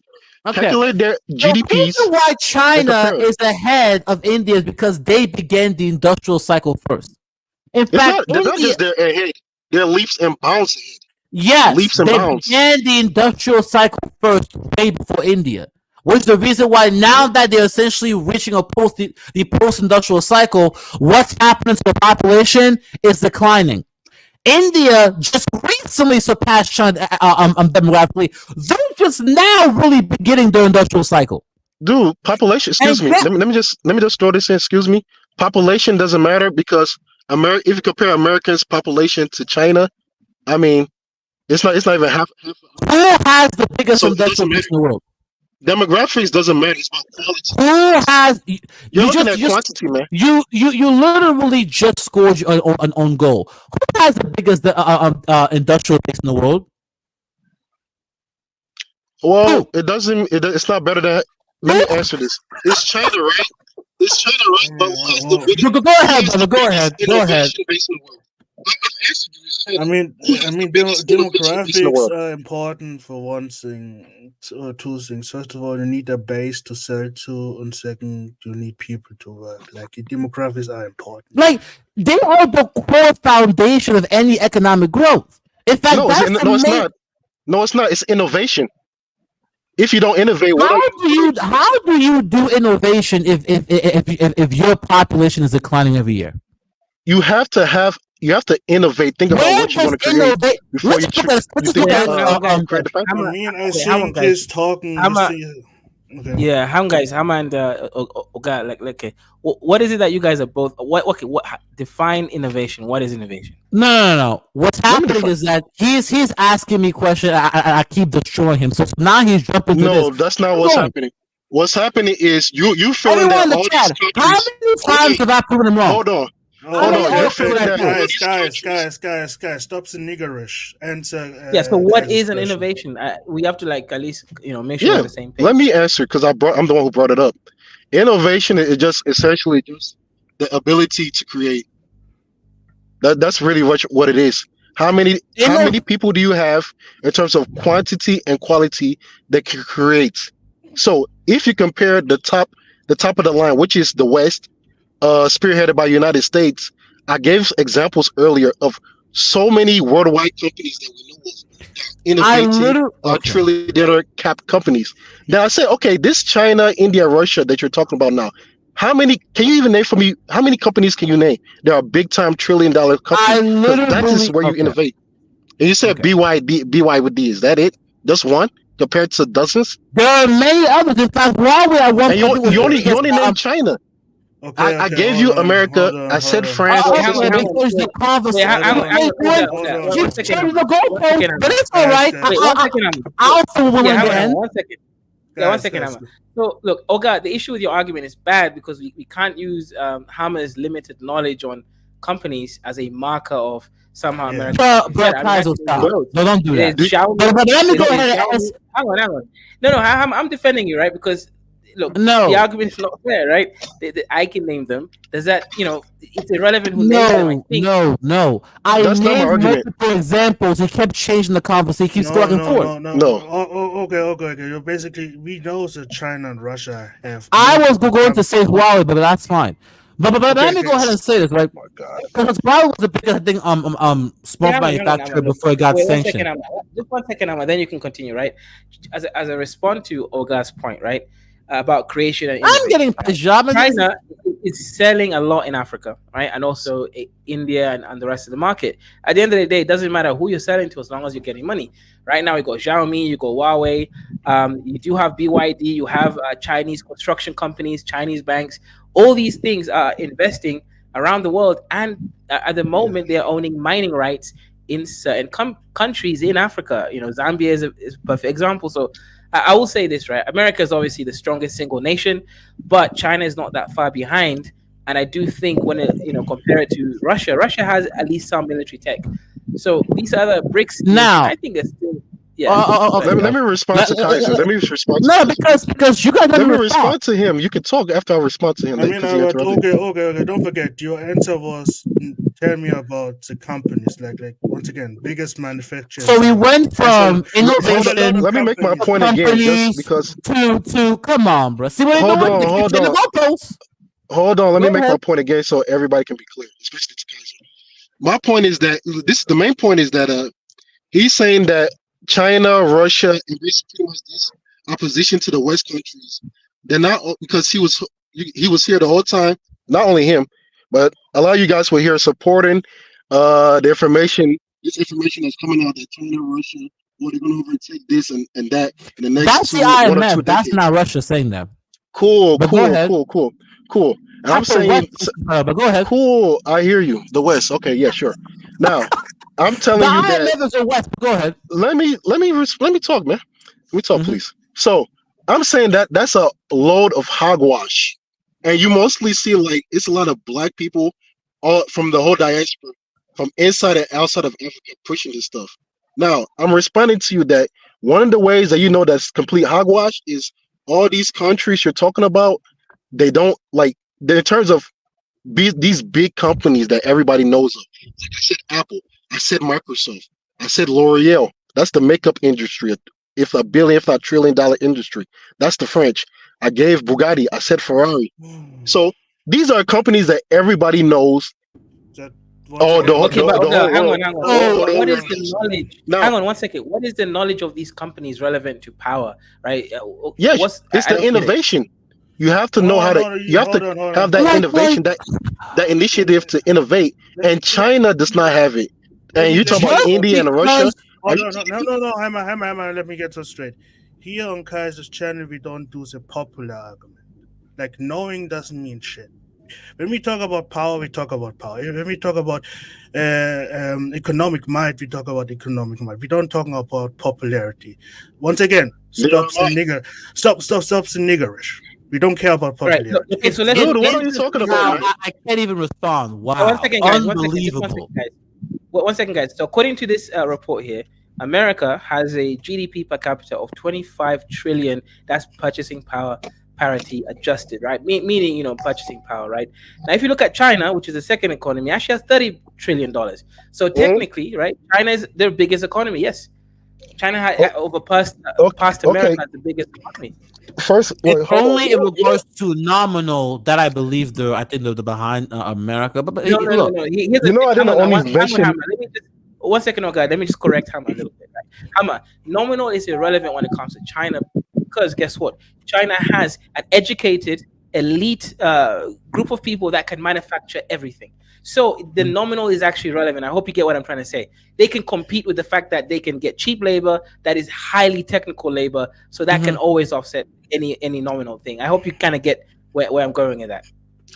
One of the all I'm reasons I saying was- here one is of that the reasons only I was- reason why America is cinema because they're using a different ranking system compared to PPP. You get what I'm saying? If they were using PPP alone, I'm they'll be sorry, number one. Kaizo is booty clapping for China for too much. I don't know. Kaizo, It's just Kaiser hates China. Kaiser hates China. No, I don't like Kaiser- China. I'm just Kaiser looking at the hates data. It's just Let's move on the conversation okay. because So let's move it on the looks conversation a like little all the ignorance is coming to the panel. All right, that's fine. But anyway, let's go ahead. The problem is me and Kaiser like to use stats. Like if you want to have a stat argument, we can do it. Now, if you want to have a feelings argument and who is the What most are you popular- talking about? Feelings argument? Okay, guys. I got a question about the topic today. We have great topic. We have so many Africans here. I got a question. Who are we standing with? Are we standing with Israel? Are we standing with the Palestinian and we'll come to that in a second. Thank you for asking that question. So let me clarify a few things. And let's go around and introduce all the new panelists so that everyone can get a chance to speak. So my opinion is this, right?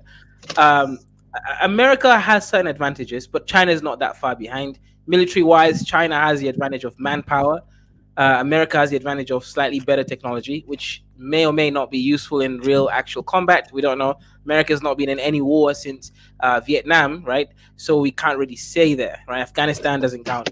So my opinion is basically China and America are very similar. America may have an edge somewhere. Now, in terms of innovation, Olga Cyrus, I will let you know, I used to be a research scientist, and the Chinese are actually actually better than Americans when it comes to innovation in the scientific world. It's just that Americans/Europeans have certain patents that they're not willing to share with the rest of the world. So they are ahead in certain things, specifically nanotech, China still can't produce the same 5 nanometer nano semiconductors yet, right? So that's one thing. Bro, can we stand on the innovation part? Because I have an opinion on that. Because Okay, so innovation. Let me answer your question. Then. All right. So, if you come to Africa, right? Most phones that sold in Africa is Chinese phones, not American, not European phones, not even Japanese. It's Chinese. It's Huawei, it's Xiaomi, it's Techno. These are the companies that you come in Africa and you'll find all Chinese. Bro, Phones. it's not only China. It's not only Africa that uses phones. The whole world uses phones, and the quality and the quantity is not in Africa. It's in other parts of the world, first and second world nations, to say the least. Not in Africa. I don't see why you're calling the least as some kind of standard. Okay, hang on, okay, right? So we have a whole of China. We have a whole of China using Chinese phones. We have half of Asia and the whole of Africa. That already, just by numerical consideration, beats the American phones. You don't see American or European companies. So what's the market cap of the company?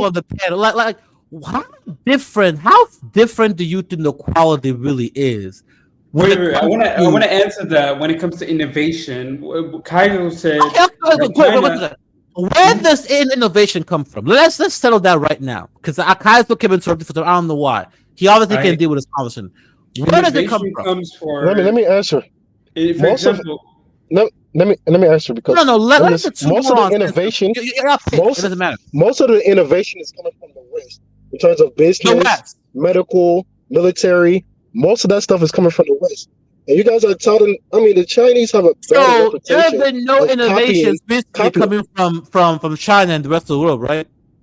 The same America that doesn't have hypersonic missiles, right? Bro, America has more than whatever you even think. It does not have hypersonic missiles. Guys, let me answer Hammer. Even when it comes to semiconductor technology, that's not even what's the purpose of this? Because now I'm starting to get lost. What are we doing here? Where are we going with this? Okay, let me ask you a question, right? Okay, he won't talk about it. Wait, one second. Ask me a question. I want to clarify something.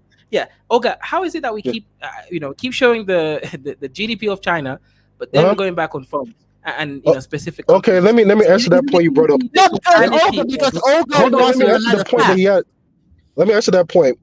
First of all, our comparison is not United States versus China alone. We're comparing. Oh my God. No, we're comparing the West and the BRICS nations because you guys keep on saying that these nations are going to take over. Bruh, stop. I'm saying that it's no way possible. In the next 20 years, we haven't seen any signs of that. Now, in terms of United States and China. Under the United States, which country would you say? Say it again? Could you say again? You were cutting out. I'm saying that in terms of the West versus, let's just say, like that's United States versus China. And again, United States in terms of innovation and the GDP is much greater than China. Well, according to this, it says by 2023 the difference had increased further. The BRICS now hold 32% of world GDP compared to 30% by the Western nations. So technically, according to your argument, Kaiser, let me answer you, bro. Of world GDP than the Western nations, right? It's just, but it's like, why don't we even have this conversation? Like, that's new information. One side has all the facts, and the other side is just being emotional. Okay, Hammer, let me tell you one fact. That's what I'm saying. Like, how many do we have to pull out here? And how so I think the direction Olga is going in, which I initially agreed with him in, but I don't know what the point of this is. It's going a little bit too far. Why are you getting angry? Wait, Cameron, I think where he was trying to go initially. Conversation. Cameron, just chill for a second. So you're the one who's saying that. Wait, the West. Kaiser brings up about IQ all the time.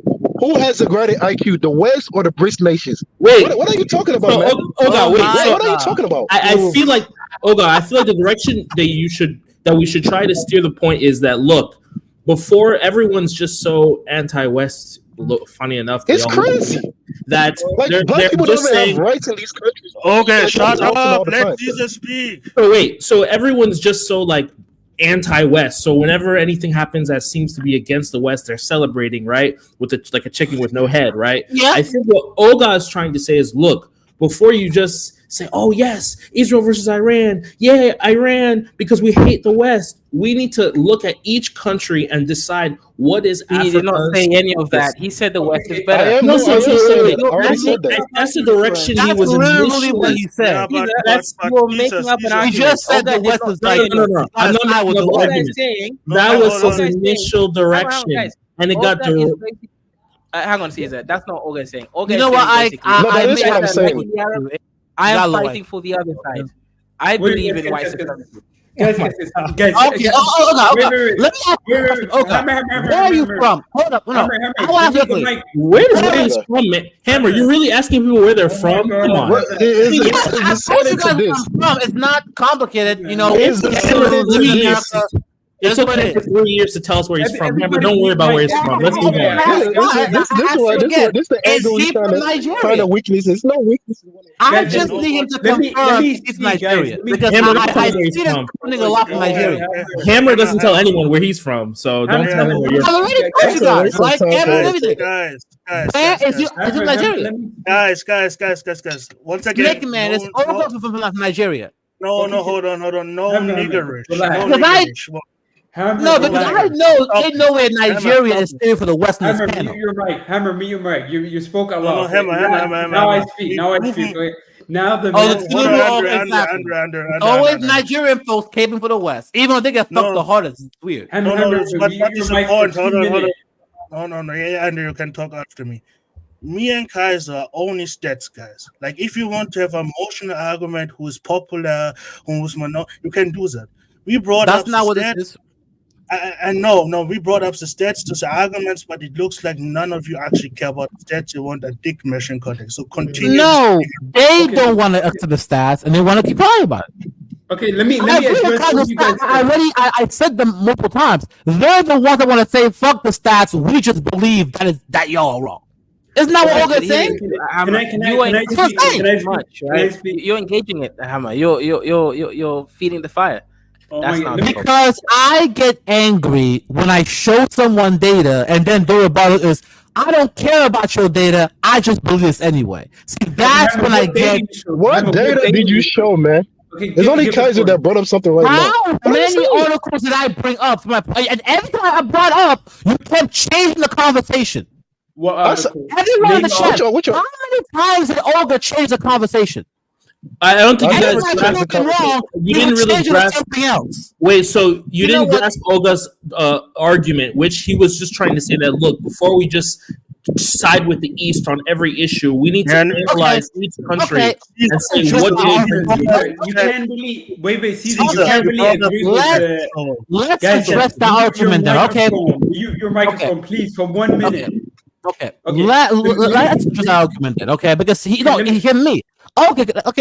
Caesar. no, Okay. Hammer. What Let the benefit? sweet speak. Hammer, How let the has sweet speak.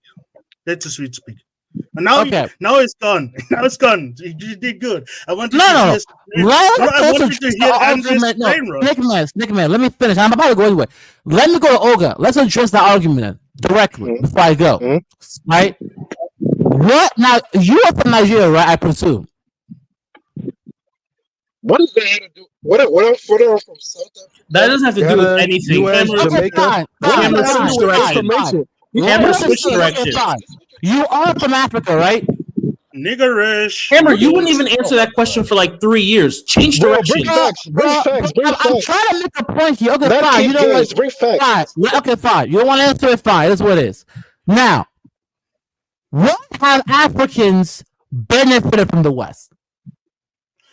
Not the folks who fled to the West, but as a group, how have you benefited from the West? Let me answer. Go Let me ahead. answer your question. In which All field? right. In which Hold field? on. Let me answer you. Answer me. All you gotta do is look at this. Look at black people's lives and quality of life and the rights they have in the Western countries. They're comparing to black people What did I just in say? all these Arab I countries you're said, defending, in don't China talk about and the India. people. Okay, I said don't talk about the people who fled to them. I'm talking about in the respective territories. How has the West benefited them in their homeland? Not the ones who fled and tuned out in their homelands. Yeah. How? Because I'll say that. Of course, I'll say. Listen. they've been enslaved. They've been colonized. That's what I know. Now, if you compare the two between the West and the East, Mm-hmm. of course, two of them are not friends. I know you want to be lovey-dovey with the East, which is just Oh crazy no, to me. Olga, stay your But ass none in of them, Africa. Hold on. Okay, none of them Listen are to our what you friends. just said, right? So, Listen but to what I you would just still said. say the West. I said, look at the history of the West. One Uh-huh. group is literally responsible for you being at the bottom of the hierarchy, and you're switching it to, No, well, you're just being lovey-dovey with the East. no. What about North Africa? What happened there? Does North Africa with Africa count as the the West? Arabs' invasion of Black North Africa. What was that? Is North Africa the West? Olga. Can Arabs you the actually, West? Bro, Olga, you What are said you the talking East and the about? West. Hammer, chill. To answer your question, Wait a no, minute, no, don't let him off. Don't let him off because he's undermining himself. Let him off. Down is niggerish. Hey, Hammer, you chill. can't answer the question about the West and so you go towards North Africa. Okay, let's go North I Africa. said two of Now them are what? not good, but I still pick the West. We should be How is relying on No, North ourselves. Africa we're not relevant? gonna do this. Hammer, we're not gonna do this. Just answers the question. Africa, staying on the continent, entire continent. Who benefit Africa more, West or East? I don't You know asking me the answer. You can now. No, I just want you to the West, the wait a West, minute. the Wait, West, The I West, think the current. West. Wait, hang on. the West. Hang on, guys. Okay, that's Recently, great. the Thank you East. for being honest. Hang Now on. we understand where you're coming from. Thank you. Yeah, Go ahead. recently, China's been benefiting Africa more recently, but initially it was the West. Creation of Really, telecommunications Kaiser. network. Okay, where in African history was the West? Tell me when. You're from Kenya, right? Tell me when. This is the Was reason it why. during Okay, the Hang on, Mama rebellion? wait, hang Was on, it hang on, when hang they on, were hang on, wait. Hammer, was to it when answer they your were question. cutting the arms No, of no, Congolese? Hammer. To answer Initially, your after question. Africa received its independence, right, we had to create infrastructure, right? It was the West banks that were giving us the money, whether it was Now, good or bad. It doesn't why? matter. Okay, see, Kaiser, see, this is Now, funny, bro. hang on. You know Now, the real reason China, why they built that info to extract from those countries, man. it You doesn't asked matter, a Hammer. question. It doesn't You asked a matter. question. Be It answered. doesn't Hold on. matter. It That doesn't. Why the is this guy only like It doesn't matter, interrupting Hammer. everybody? Don't give Hammer, wait, anybody a Hammer. chance to speak. Hammer. Man, calm down, man. No, I'm just we trying don't to answer do the question, right? Initially, right after colonization, we had to obviously industrialize and try to export materials. The West is the companies that invested itself mostly in Africa. We're talking about Vodafone, for example, a telecommunications company that is all around East and South Africa. As an example, we could not have built that ourselves. That's just a fact. And the Chinese was not powerful or willing enough to export its technologies around the world. However, recently, China has been doing heavy in the investment, but if you look at the total investments, America still has way more money invested in Africa. The West has more money invested in Africa than the East. China's now investment let me is ask you a question because minuscule, Hammer. now Minuscule you're compared to being American purposely investment. low IQ. Wait, Hammer, before you come in, I Why really is it? Hammer, before you come in, I Why really is want it to that lay this the West? Okay, go ahead, Caesar. Go Hammer. ahead. So What are you before you guys keep going, because I also see in the comments, I want everyone to just look at the map of Africa first, and then you'll see where I think Oga and maybe even Steakman is coming from. When you compare who wins with a stronger Israel or a stronger, Saudi Arabia Arab or world, stronger Arab Iran. So Okay, Hammer, you just guys have a problem with the Arabs. Hammer, Just Hammer, say you that. gotta I let don't people. care. Hammer, you gotta let people talk, bro. You So when literally interrupted when I was responding to Kaiser. yeah, but Don't you do that. talked a lot. You've interrupted me a lot. So let's just let it go. So if you look at the map, you can see. Sorry. Yes, Hammer, you must let other voices in. Yes, I know you feel the passion, but let's hear other voices as well. So if you look at the map, and this is from an African perspective, we can pull up the map. A stronger Saudi Arabia is, if I have to pick between Iran and Israel, right, or Saudi Arabia and Israel, I'm going to pick Israel. Do you know why? I want you guys to look up a map of something called Greater Israel. Guess what? Greater Israel is great for Africa. Do you know why? Because it eats up the Arab world. Because these guys, do you see the civil wars they're starting in Africa? Look at Morocco splitting up because they want to start an Arab republic down there in the Western Sahara. Look at Sudan. They're having a civil war. Who's funding it? UAE and Qatar. The Arab world is all up in Africa and they're taking it from us. So how is a stronger Arab world good for Africa when Israel wants to eat up the Arab world? So you look at it from an African perspective. What's better for us? A stronger Arab world or a stronger Israel? Okay, Caesar, before you go, I just want to throw in very short. I just want to throw in. I would rather have a stronger Iran before I have a stronger Saudi Arabia. Doesn't mean I don't want them. I just say if I have to choose Well, the Arab poison, I would have an Iran Now, over now, Iran. can I respond, Snake Man? Thank you, Caesar. Let me ask you a question. Right. So when you have the white settlers in South Africa who are still controlling that territory, when you have the fact that most of West Africa still has a CFA franc, who has more control over the continent? Hammer, are you trying to compare those dusty people that have a town to They control all of North So Africa. Dude. you call the insane. Boers They dusty control people? all of In North the Africa. north, in the North Africa, black people are not on And that they land. have hundreds of millions of people up there, What the dude. hell All is of this North guy Africa. talking We about, can't man? even go Again, there. the You can't Arabs who compare a live town. You cannot compare one town to all of North Africa. And this they're is they're not taking a more right town. now as we speak. They're taking more right now. This is not a town. Okay, fine. Okay, let's address the North Africa. That's okay. Let's right. The North Africa, the Arabs who live there have been there way, I'm like, for thousands of years. And they're expanding. Way, They weren't there before. yeah.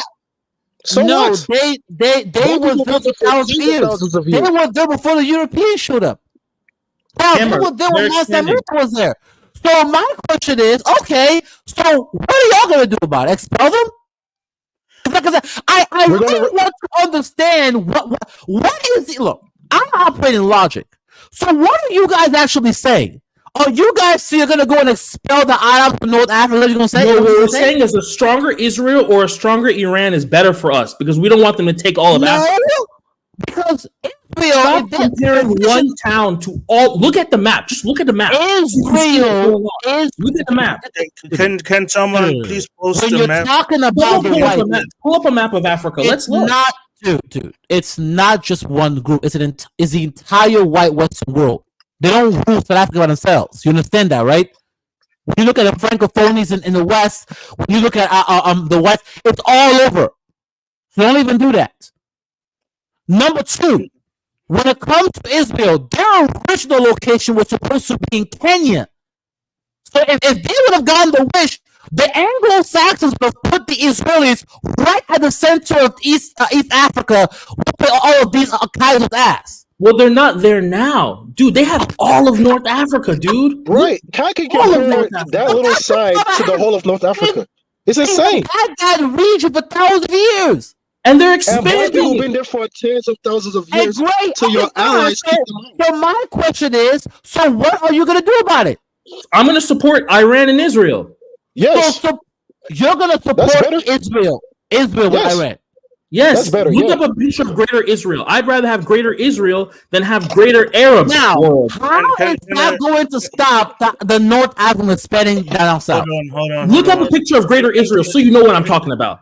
Can we have a Greater search? Israel is literally just them having, literally essentially all of Palestinian territory. It doesn't go to anywhere No, beyond it's that. not. No, it's not. Greater Israel eats up a large part of Saudi Arabia. You got to look it up, man. That's crazy. These guys are radicals. These guys are radicals. What they're actually claiming, what they actually really want is what they actually what they actually really want is to essentially have most of their territory. Let's What talk do the about that. Arabs want? Okay. Can we have The a search? Arabs, Yeah. Hold on, guys. Can we have a the search? Arabs, of course, they want to have power and be on a task we all want, but They want my- all of Africa. Yeah, Right. Can we have a third option? Why not? and they want all of Europe, and they want all Hold of on. Asia. Okay, But okay. what's stopping them? Hammer. Every group has imperial ambitions, but the only reason why they will be able to make their way down south is if you're weak and let it happen. Really, okay. most of the way down south has more to do with Hammer, are you going to let other voices in, or do you want So, me to clear this? Let me they clear can the whole talk, room. but when I talk, I'm the problem, right? No, but just let them. So you didn't come to when Caesar was talking. You didn't come to when Olga was talking, but you came when I was talking. No, just let it flow. So when somebody wants to make a point, let them make that point, and then Because they make a point, and then when I respond, somebody else makes another point. What's going on? Let me You don't have to respond. interrupt every single person that's talking. Oh, okay. Can we have a third option, Caesar? Can we have To a third? respond to what Caesar said, I'll let Olga go afterwards. Okay, they have always been in that region. Them expanding down south has more to do with the environmental change and the growing desertification than anything else. Even if Israel was to take up all the land, That would not change the fact they live in North Africa.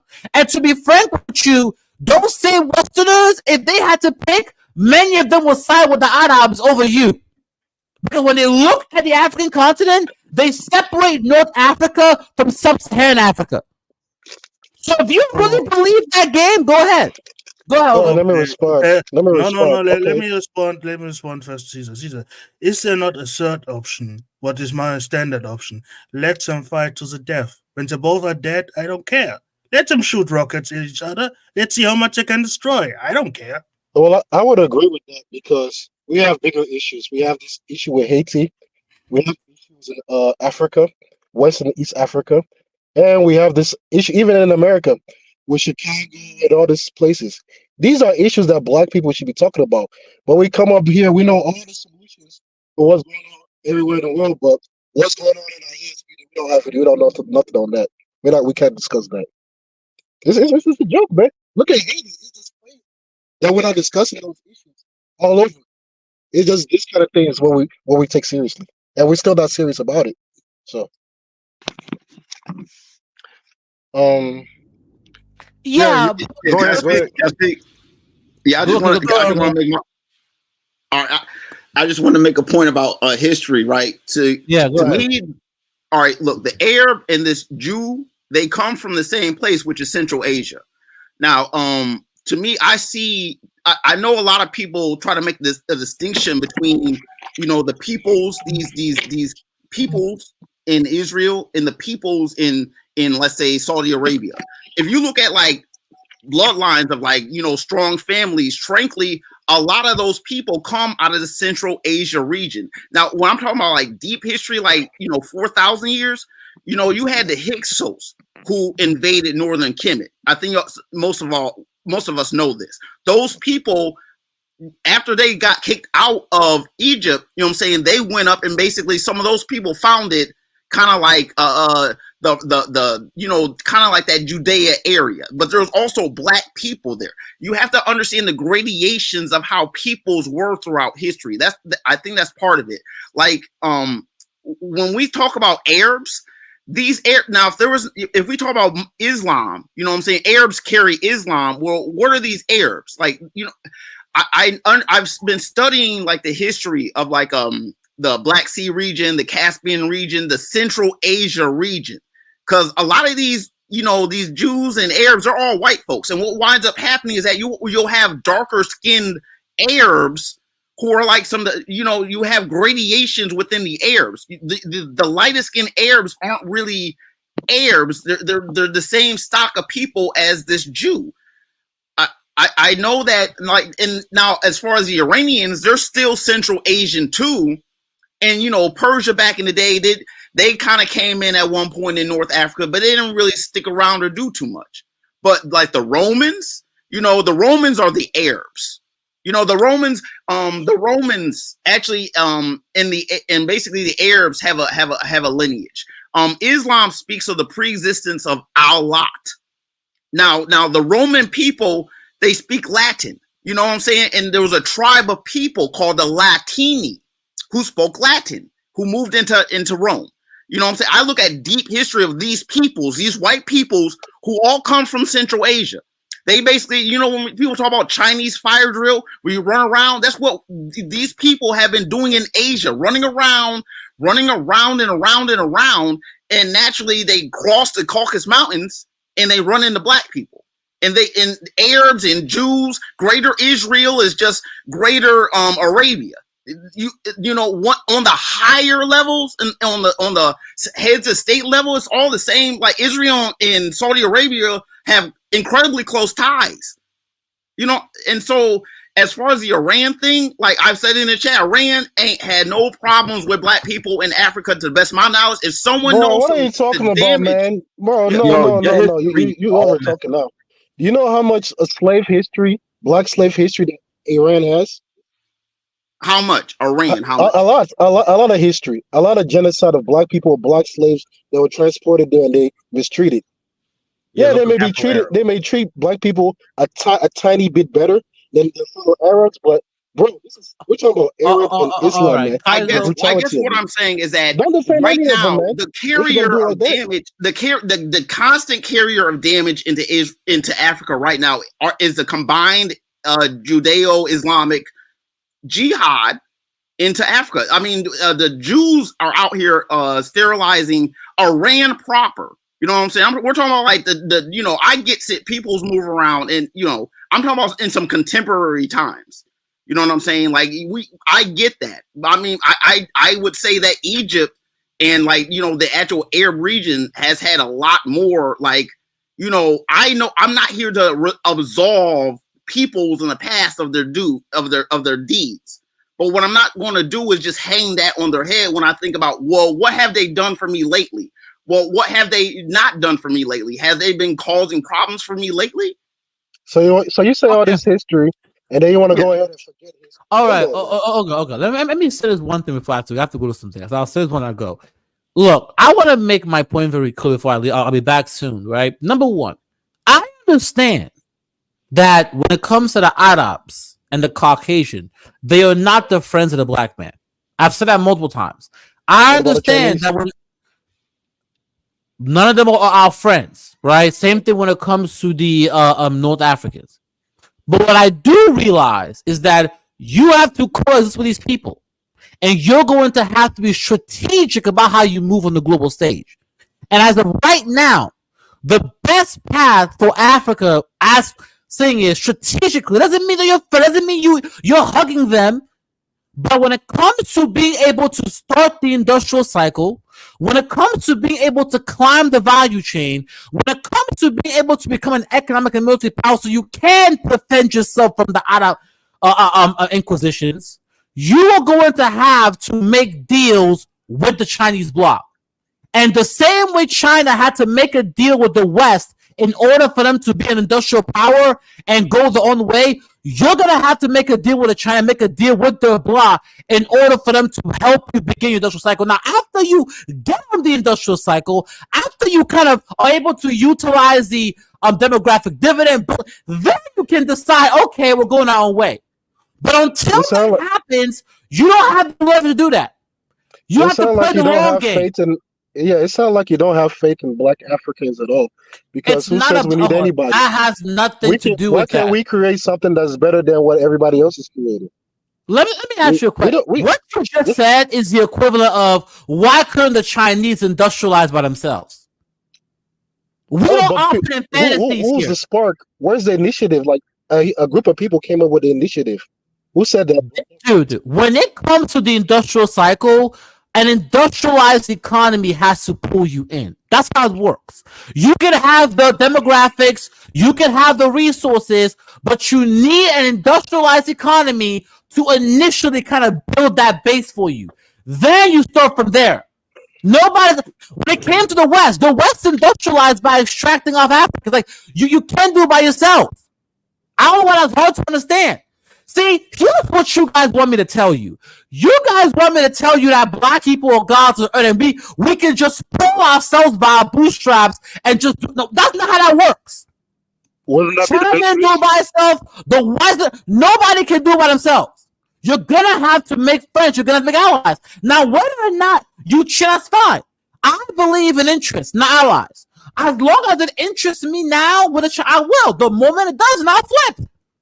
But all this imaginary y'all talking about, which is, I don't do that. I put in facts. We have to begin the industrial cycle on the African continent. And we have demographics, we have the resources. The only thing we need is the infrastructure and technology. China's got an infrastructure and the technology. Once we get that, we can begin to spark. Now, once we begin the cycle and we're in a stronger position, then you can have all these conversations about what you want and will not do. But it's very hard for you to be Nigeria where you can't even fight Boko Haram talking about what you're not going to do with the Arabs. Stop it. I rest my case. We'll talk about it in the future then. No problem. We'll talk again in the future on the topic. Yeah, I think I might have to go work for the white man. Look, me personally, so okay, I disagree with your reasoning, but I agree with your conclusion, right? The white man is still better than the Arab. But your reasoning is where I disagree. Now I agree with Hammer's reasoning, but I disagree with his conclusion. He thinks the Arab is better than the white man. At the end of the day, white man is great. White man is superior. And you know what, okay, I agree with you. White man, we won't be here without the white man. So shout out to you. You know what? To be honest, it's just that I see that, like, even when Brother Caesar brought that thing up about like the greater Israel and everything like that, and like as like a person that is for like indigenous people, the Palestinians are indigenous to that area. But No, they're the not, fact man. is Come that on, man. they Come are on, man. descendant of Canaanites, bro. DNA already proved it. That's not true. Because like when you look at like the Jews, the Ashkenazis that came in, they're mostly European. What Why do little we bit care of why do we that, care that who's Canaanite. indigenous over there? Just to answer that, why do we care who's indigenous? Well, right. Wait, that's just me personally. That's just me personally. But Okay, hang when on, it James. comes to You mentioned something Jewish interesting, people, right? though, Hang on, James. You kind of almost convoluted something, right? You mentioned they do have ancient Canaanite DNA, but then so do the Sephardim, Jews and those kind of Jews. the So Mizrahi and all that. yeah, Mizrahi, But it's etc. Right? not as So much as the if you're Palestinians. talking about the Ashkenaz, fine, I agree with you. Ashkenaz is mostly Germanic and Russian blood mixed with whatever Right. ancient. But that's why I said Ashkenazi. I didn't say anything about Sephardim and Mizrahi Jews. I didn't say Right, that. but then James, let me ask you a question. But they Why are do the you majority though. They're like 70-something%. I agree with you, fine, but let me ask you a question. Why do you use indigeneity as if it matters? Why are you using such a weak proposition? Right? At the end of the day, Okay, all right, Israelis so I are was the just ones speaking. in power. Wait. I was It's speaking their on my land, personal thing. and they're in control. And why are you fighting for the losers? No. All right, see, I didn't even get to my conclusion yet. All right, so maybe I shouldn't have started with that. I just said like, all right, I feel bad because they're indigenous people. That's all I was Come going on, to you say. feeling bad for them? But all right, Are you let me just serious? get to my conclusion though. Let me just get to my But You conclusion. why got do you time for feel that? bad for them? Okay, My let's let him finish. conclusion is that I feel that it will be better for us as Africans if Israel was in control, because at the end of the day, I agree. Israel has connections to the West, and also Israel doesn't force culture onto people. Israel's They the are most about civilized business. country in Simple. that region. I agree. So The other ones are that's more where my backward. conclusion is. So like I feel bad, but at the end of the day, Arabs are not people that you can really do business with unless you convert to their way of life. You can't see with Judaism, you have to ask to be Jewish like 3 times before they even Now, consider James, you let me ask anything. you a question, right? I mean, like, when did slavery end in Israel? I have no idea. It probably still There going was on. never slavery in modern Israel, right? So, but slavery in Saudi only ended up with 19 something, like 1980s or something. Yemen, like it literally ended like 2000 and something. These niggas have been Iran literally have the oldest what do you call those niggas? Like the Bantus from Tanzania are still there. Afro-Iranians exist for a reason. In fact, that was one of the biggest slave revolts was around Iran area, where the slaves actually decided, no, hang on, we're going to kill all our masters, right? So if you look at it historically speaking, Zanj rebellion. I don't have Zanj exactly. Mm-hmm. I don't have any. Was that in Iraq? Wait, that might have been in Iraq. Iraq, Iran, all the same. I mean, they're all connected in that area, right? It's all the same place. So well, here's the thing, though. But there's subtleties. Look, this is why I study history for real. I'm trying to make some points here. Like you have very dark-skinned Arabs in Sudan right now. You have very dark-skinned Arabs in Somalia right now. You understand what I'm saying? It's not the light-skinned Arabs that do the damage to Africa. It's those on the front line. Right. The ones in Africa are mostly not Arab, right? Those are just Africans who have been Arabized and they're lost, right? Mm-hmm. We're talking about real Arabs, who controlled these seas, right? A Sudanese is only 30% Arab, DNA-wise, 70% Nilot. That's not an Arab, that's an African. So these are Arabized Africans who don't have anything better than to claim Islam because they're just trying to hold on to straws. A very separate issue, right? All I can say, Real Black, is this, right? Why would you align with someone who enslaved, not your ancestors, right, in this case, but people who are related to you genetically? Why do you have time to feel bad for them? Look at what's going on in Chicago. That's not enough? Exactly. See how they treat black Palestinians right now in Palestine is way worse than Israel ever treated any black people. Yeah, you have time to feel bad for them. Israel sterilized a whole bunch of Ethiopian women. Are you guys aware of this? And Arabs, Arabs sterilize millions of blacks. That's why there's no Arabs in the blacks in the Arab world. Real Black German. Hang on, let me cook you a little bit there, and also shout out, guys. Make sure you get some super chats. We only got one so far. Kaizo's rent is due soon, but guys, listen. Shout out to Caesar as well for paying for Kaizo's next month's rent. But anyways, a few days ago, Real Black. the reason why there's no niggas in the so-called Middle East, right, is because they used to cut niggas' balls off and make them into eunuchs. Mhm. Americans never did that, right? Dwight Mann did not do that as a whole process. He did it to a couple of people. They did it to almost everyone. That's why if you look at the genetics of the few Afro-Iranians who are really mixed, right, it's only African through the maternal side. So there was millions of niggas that was sent from East Africa into the Middle East, India, and all these countries. India is actually the only country that you still find a sizable amount of black people. The cities, right? That's a mixture of the Bantus and Oromos, and of course they mix with the Indians, right? But in actual so-called Middle Dust, you will not see a sizable number of niggas, even though millions more people were sent there compared to the transatlantic slavery. So my point is, these niggas in the Middle Dust is way worse than this other nigga in the Middle Dust who's sponsored by America. That's my opinion. No, that's facts. That's Yeah, facts. that's fact. Hey, they was eunuchs, and they don't saying they did chop off niggas' balls. That's a sad truth. I'll give you that.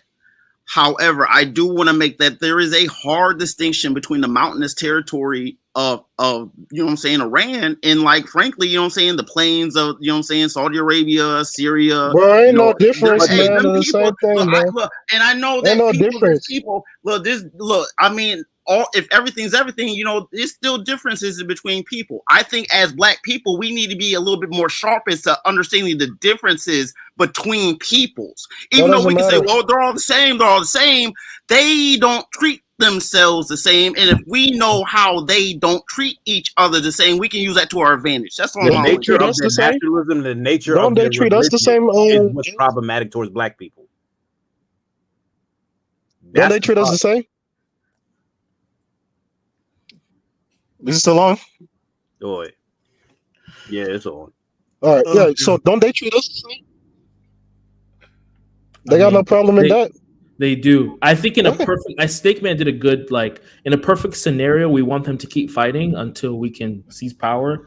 But, you know, Exactly. I want Let them Israel take to each kind of other eat out. up. Honestly, Huh? Caesar, I don't care which side wins. Let them make each No, other but weak. No, At the end, that's can, my. can, So can, I prefer, the only reason why I prefer Israel winning is because I don't think Iran and Saudi Arabia are enemies enough for them to keep beefing. Because Iran seems to have other priorities. I think Israel and Saudi Arabia are in direct fighting over an exact plot of land, while Iran is like looking elsewhere. So I want Israel and Saudi Arabia to have beef over the same plot of land because that gives Africans a breathing space. That's what I want personally. But they aren't beefing their allies.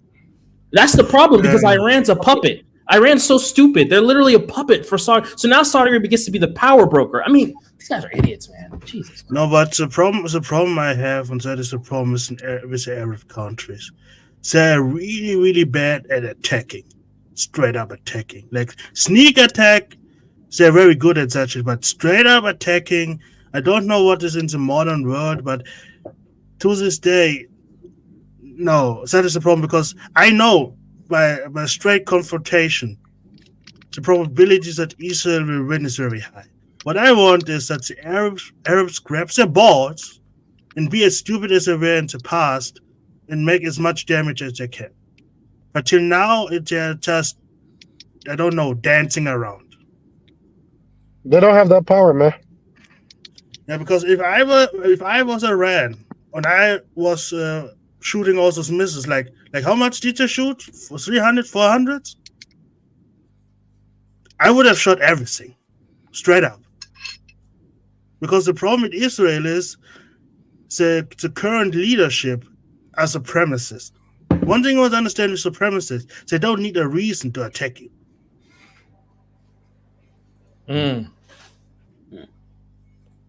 They just don't.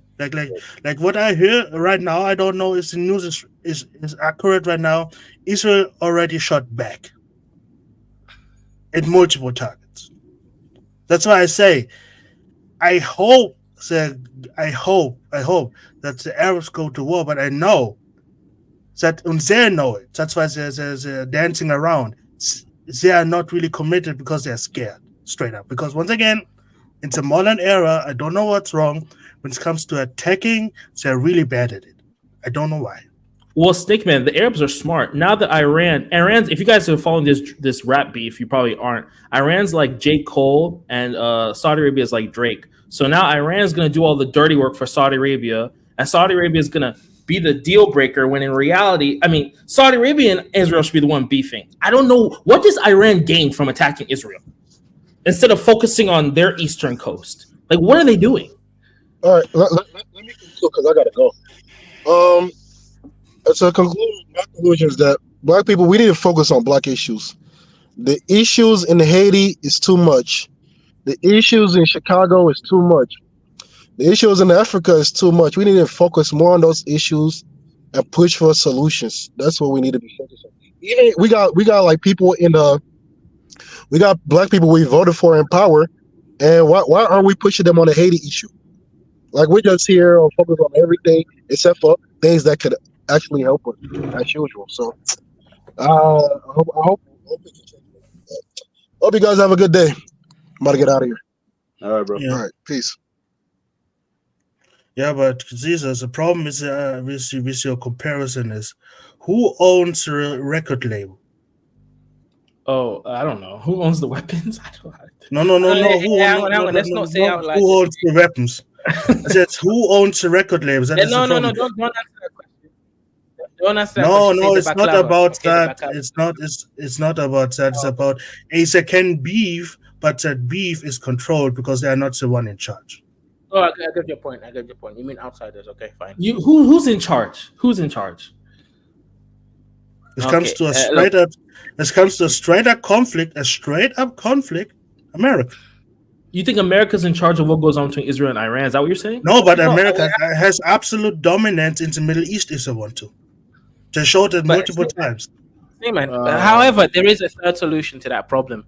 It's not even about who owns the record labels. Sure, you could say the records itself, but it's actually distribution companies like YouTube, Spotify, and that's what matters these days. The record labels are no longer the main distribution network since music was digitized. So right now, Spotify, YouTube, these are the bigger boys than even record labels. Technically, it's just that record labels own the masters of classic music that will never die out in age. You know what I meant? What I meant is that the two guys can beef, but when the big boss show up, you know who's gonna win. Like I said, did China ever try to stop America when they straight up carpet bombing some Middle Eastern country? Did they ever try to do that shit? Did Russia ever stop them? Right. So okay, let's move on the conversation a little bit higher. Q. I think when Hammer and Oga was here, that they got bogged up in some weird conversation. Ego shit. You know what? Right, ego shit, right? Irrelevant. Oh, who's this? Yes. Irrelevant ego shit, right? So, Real Black, I see that you kind of emanate a very specific Black American narrative, which is go with the oppressed, which I kind of find it not very strategic, especially when the oppressed in this case don't even like niggas, right? If it was like the oppressed are a bunch of pygmies that never did nothing to Black people, fine, you know what? Just from like a moralistic perspective, I might join you. But the oppressed in this case, I'm like, this is finally the Lord's anger recompense, right? This is the Most High coming and killing. Sorry.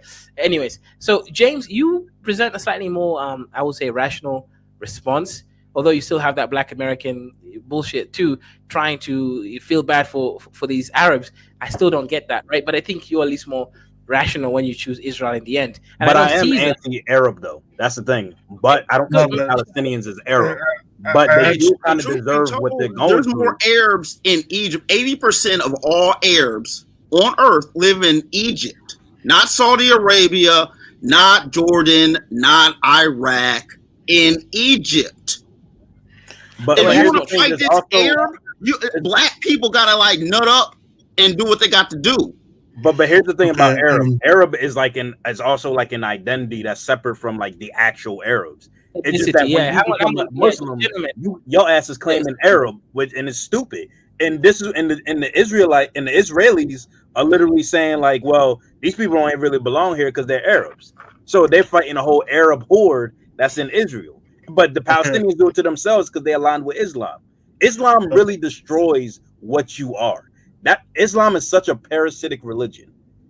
it destroys you. Christianity does the same shit, but Islam really destroys you. Okay, It makes you like an Arab. I just want to say, it's the reason why South Africa is booty clapping so hard. It has nothing to do with that to actually care about the Palestinian. They have beef with Israel because of apartheid. That's why. Oh, Like right. Which makes sense. so that's why I always say, okay, let South Africa do the shit because they actually have beef with Israel. Yeah. Because just using the Palestinian as And I agree because during apartheid, Israel was actually supporting the white government, etc. So yeah, you're 100% right, Snake Man. That one is more of a retribution. So real black still, like I mentioned, right? I remember one of your leaders. What was his name? That nigga that was Donny X, or is it Makumbo X? What was his name? McCollum. Yeah, Are you shitting me right now?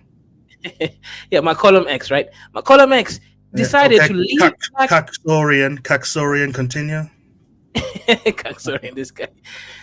Malcolm X, right, decided to leave a black empowerment Islam, right, to become a white man loving Muslim, praying and bending over the white man in Saudi Arabia. That never made sense to me.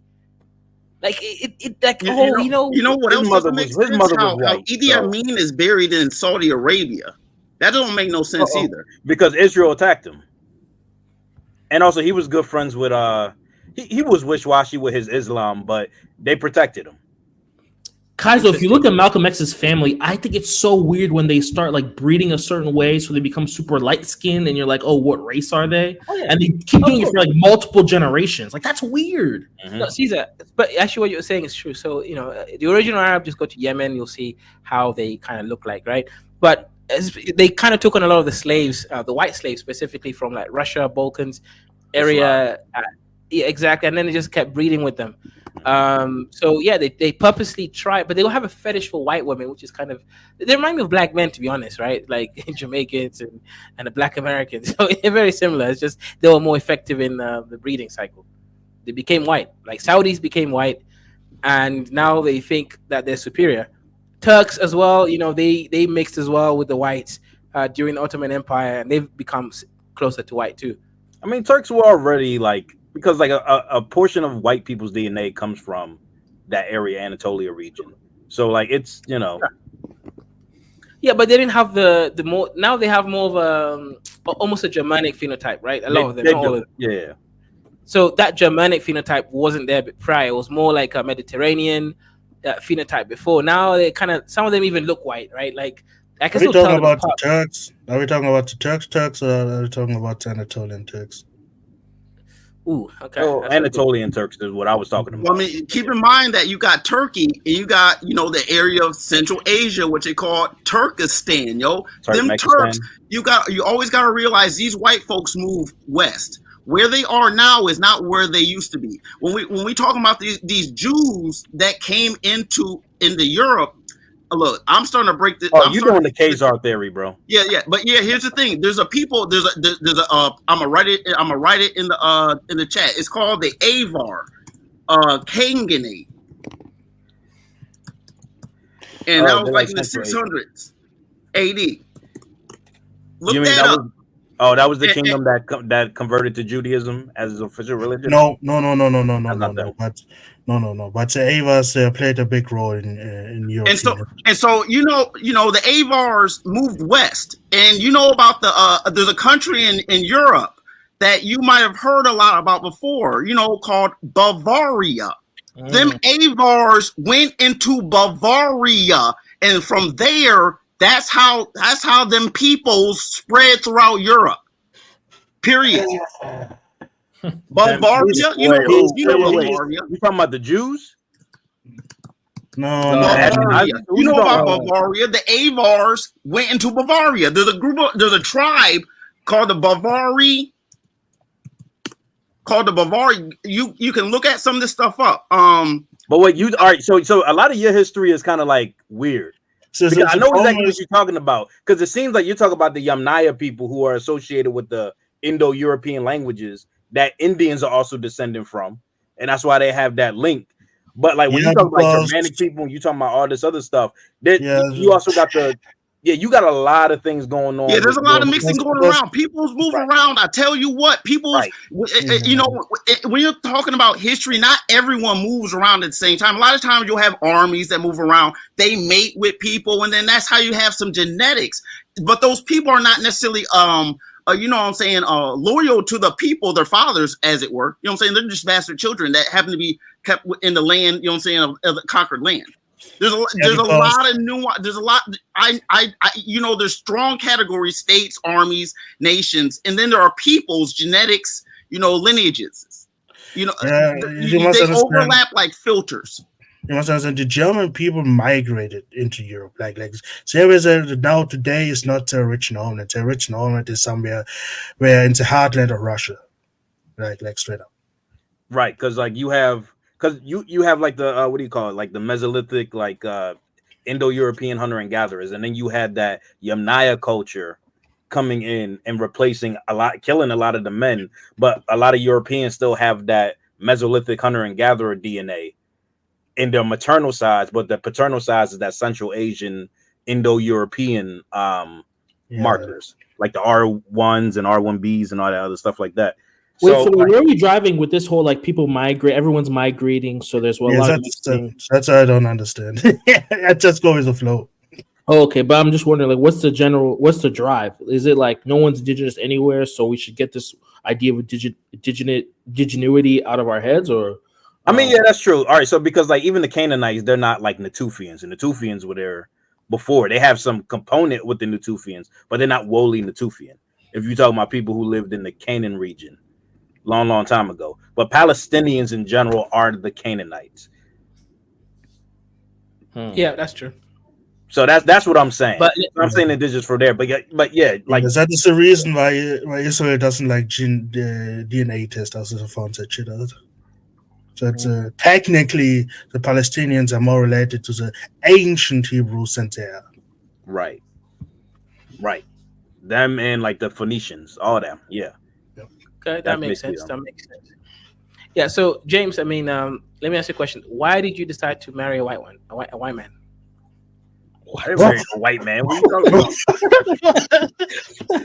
You mean a white woman? Yeah, same thing. There ain't no white man. As an eat your gold. Well, you mean I decided? I told you, it just kind of fell into that way, man. Look, if I ain't get her pregnant, and all this other shit, I'll probably be with a black woman, probably in Nigeria on some real shit. Yo, James, why don't you just marry two, bro? Come on, man, you African. Hey, you know what? Hey, man, look, I gotta say, like, if me and her break up, we die. I might have to go to Nigeria. James, just do what you do. Don't listen to Kaiser's a cock. No, it's fine, yo. No, it's fine. I don't mind two wives. I mean, James, you're a smart brother. I got an Igbo wife waiting for you, if you know. Igbo wife. What would she look like, though? She, bro, you could be, bro. She would be bad. Don't worry about it. She looks like something out of one of those horror films, cereal packets. You know what? On some real shit, like all the Nigerian women I be peeping at, a lot of them are Yoruba. So. I can help you find Yoruba too, actually. So whatever. So so one man be great. So one man be great. Wait, is there a good-looking Nigerian woman? Do they exist? Yeah, bro. Yeah, not just they exist, but they're not for you. They're not for you. Yeah, you like them Cushitic looking women. Yeah, do you know because for Nigerian women you actually need a dick and nuts, something you don't have. Yeah, man. And they thick in all the right places and everything. Yeah, man. Yeah, John's hang on. Let me just cook this black American quick, right? Look at one of these idiots on the chat. What's his name? Zola. Anyways, this idiot on the chat says, Kaizo, you mentioned how African Americans tend to side with the oppressed. That's because we don't submit and bend over. That's literally what you do. You submit and bend over by going around, bending yourself over, turning the other cheek. Literally, you're turning the other cheek to get fucked over by everybody else.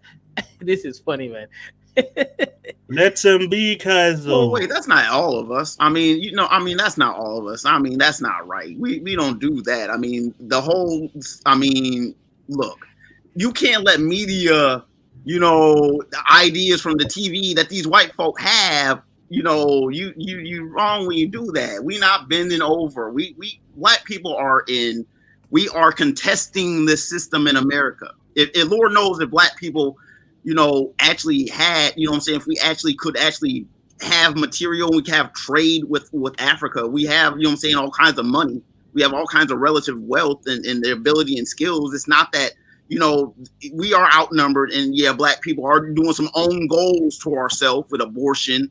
You know what I'm saying? We're not, what I'm saying, our numbers aren't the best, but I mean, that's a scheme. And once you recognize it's a scheme, you almost can't blame, what I'm saying, the sucker to a degree. At some point you can though, you know what I'm saying? But yeah, it's not all bad. It's a mixed bag. It's a lot of black. Guys, we can literally squeeze a headline. You know what I'm saying? Like, look at us, woman. This is beautiful to you guys. Guys, we can literally seize the headlines. I type in beautiful Yoruba woman. And then this is the best of the Yoruba woman. This one, that's yeah. not the best. And we know, guys, we know your tricks. We know your tricks, guys.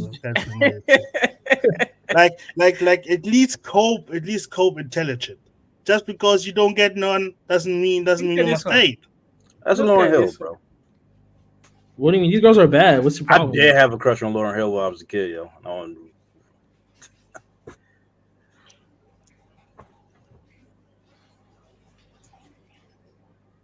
Yeah, keep scrolling. This is looking good. Okay, let's see. Nah, but this is fake, obviously. Come on, Kaiser. No, this is beautiful. This is beautiful. Come on. Yo, you tripping. Let me type in this. Let me just type in Kenyan woman, right? You'll see a big difference. How you want? Type in ugly Kenyan woman. Yeah, right on the left, right there for you. No, Kaiser, type in ugly Kenyan woman. Do it for me. You can flex afterwards. I just want to see how ugly. You scrolling fast, man. Yeah, no, this is generally decent, right? It's decent. No, you give me what about that one in the middle, right there, yo? No, go back up. The one in front of he the fool.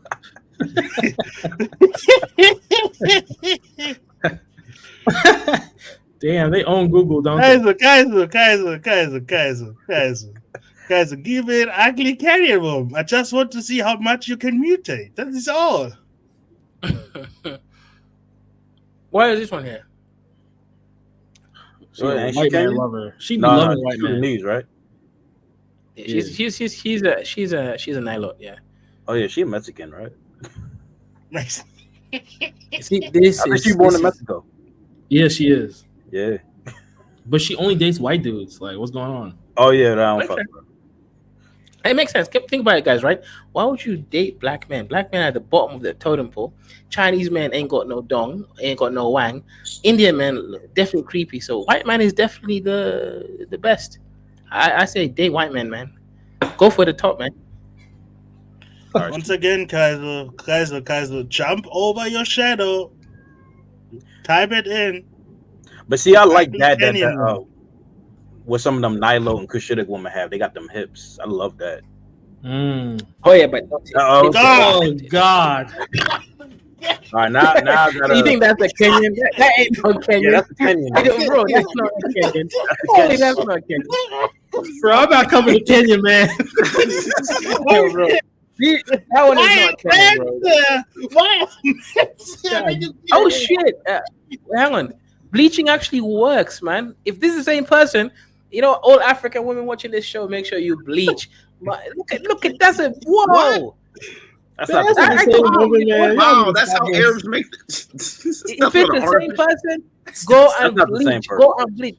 Go and remove that darkness. The spirit of darkness shall not be upon you. That's awful. But she lost guys, can you answer me? Why does Kenyan man show up in children when you type in ugly Kenyan woman? What is going on here?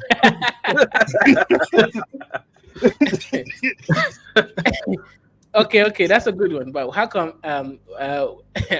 men how come women show up when you type in beautiful Nigerian women? How come it's men showing up? What? Men show up when you type in beautiful Nigerian women. Prove it. He doesn't want to do it. It's too beautiful, man. I don't know. It might have brought up that what do you call it? That trans nigga. See, he's already looked it up before. Oh, Bob Risky. You know he's in jail, right? Yeah. Well, indecent for like 6 months or something. That's crazy, honestly. I'm surprised it I took don't that long though. Yeah, I think the Kenyans got it. Why you a beautiful dog, bro? Yeah, now that bitch got it, man. That bitch got it. Beautiful. Are you sure that's not a man? Hopefully. I don't know. Oh, okay. These days you can't tell. Well, Do that's they a have lot. LGBTQ comedians celebrities in Kenya? Can you repeat that? Do they have LGBTQ comedians in Kenya like Bob Risky?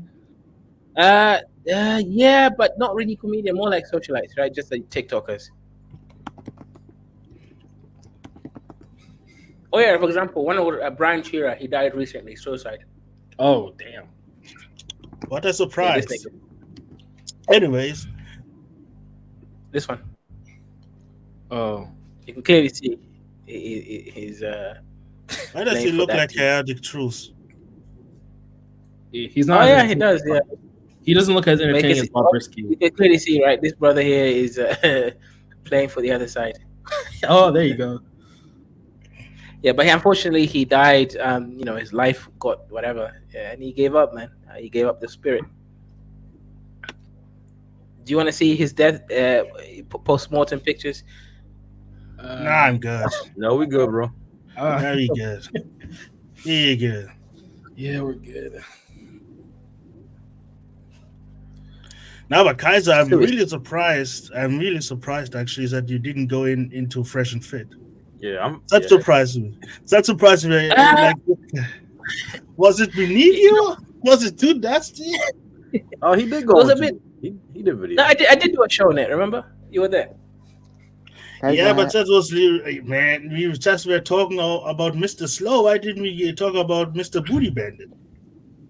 Oh, Myron. Have you been to Okay, that- so yeah, let me give context, right? Let me give context.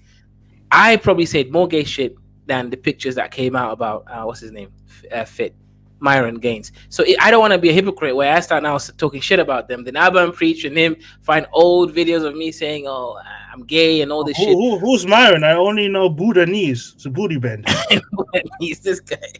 Nah, right. Myron Gaines, I don't think he's gay though, right? Let me be honest, right? I don't want to be like, I know I'm a trickster, I'm a grifter, I like to grift, make the money, but I don't really think he's gay. I think he's just some young man who likes men, right? Like he likes sitting on a man's lap, kissing a man on the cheeks. I don't really think he's gay. I just think he's metrosexual. What about his advice? That man can give better heads than women. Okay, let me tell you a story, right? There's one time when I had a what you call it, Okay, guys, listen. Kaiser's prison stories. Continue.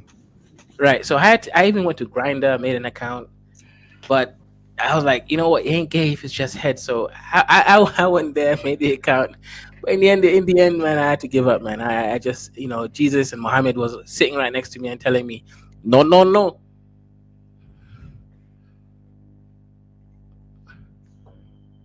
That's it. It's not that deep story. All right, chat, clip that. People are crazy, man. I knew that. You're so silent. You're listening. You see, that's what niggas are, man. The only time that they sit still and silent is when there's gay shit going on. That's it. That's how niggas are. I mean, that's a lie, but hey, if it helps you, just make sure y'all clip that and post it everywhere. Yep. Remember, I'm a comedian, so you can't trust what I'm saying, right? That's the other thing. I mean, honestly, it's good for your channel, though. It's good for your channel. I mean, there were a lot of comedians on Epstein's Island. So what's the point? Man, why are we looking at this gay shit, man? You know what? On some real shit, I thought this nigga looked like Johnny Somali. Okay, yeah, I did a show on Johnny Somali. That guy, you know what? I respect him for making the money. No, he's not dead. He's not dead. What money? What money? He gets super chats. Yeah. On Kick. He can't go back to Japan for how long? Say that again. He can't go back to Japan for how long? I don't know how long he got banned for. I just know he got banned immediately. Man, So I'm not Japan He's is starting cacked. shit in Israel, bro. Don't no. Man, Japan is cacked. Like. Oh yeah, they are, bro. Yeah, but Japan is a weird country. I'm not gonna lie, right? It's just Oh, bro. you Like realized it right now that Japan is it's a, it's weird. a it's a bunch of pedophiles. Mhm. Japan is a messed up country, right? When I was there, I went to what was that? I even forgot where I went. Let me. I have to actually research it. Fukuoka. I went to Fukuoka, right? Fukuoka, Japan. Like everybody was staring at me. They were trying to talk to me in English. They were like, "Hello, my name is Naruto-chan." No, they didn't say Naruto, right? They said some Japanese name, and I was like, "Nigga, like I speak Japanese. Yeah, just speak to me in Japanese." They were like, "Oh, great man, black man speak Japanese." Oh, these niggas were crazy. But I will say this: the issue I had though in Fukuoka, the place was too humid. Like it just reminded me of Ghana, right? So I didn't like that aspect. But You everybody mean follows the rules. hot? How Hot, can you be? yeah, How yeah, can you be from the jungle and then say it's too humid? Like, guys, come on. yeah. True, true. Yeah, It was they. just too Guys, hot. have you ever been to Mombasa? I've not lived there, but I've been there for like 3 weeks. Yeah. So Um, what's the difference between Mombasa and Nairobi? Is the culture the same or is it different? different temporal zones. So Nairobi, I would say on average is about 18 to 21 degrees Celsius. I don't know what the hell that is in Fahrenheit, but it's about 20 degrees Celsius the whole year. It's just perfect. Same with Addis Ababa in Ethiopia. Great temperature. It's not hot. It's not cold. Uh, Oh, the, in in Mombasa, in Mombasa, you get temperatures as hot as 40 degrees Celsius. In some, sometimes of the year, and on average like 35 or 34 degrees. It's just a little bit too hot. The beaches are beautiful, man. Like you got some white sandy beaches. Uh, in some areas like this Pirates Beach for it's nice. Like the lobster is amazing. The boat are the rides, culture the same or different?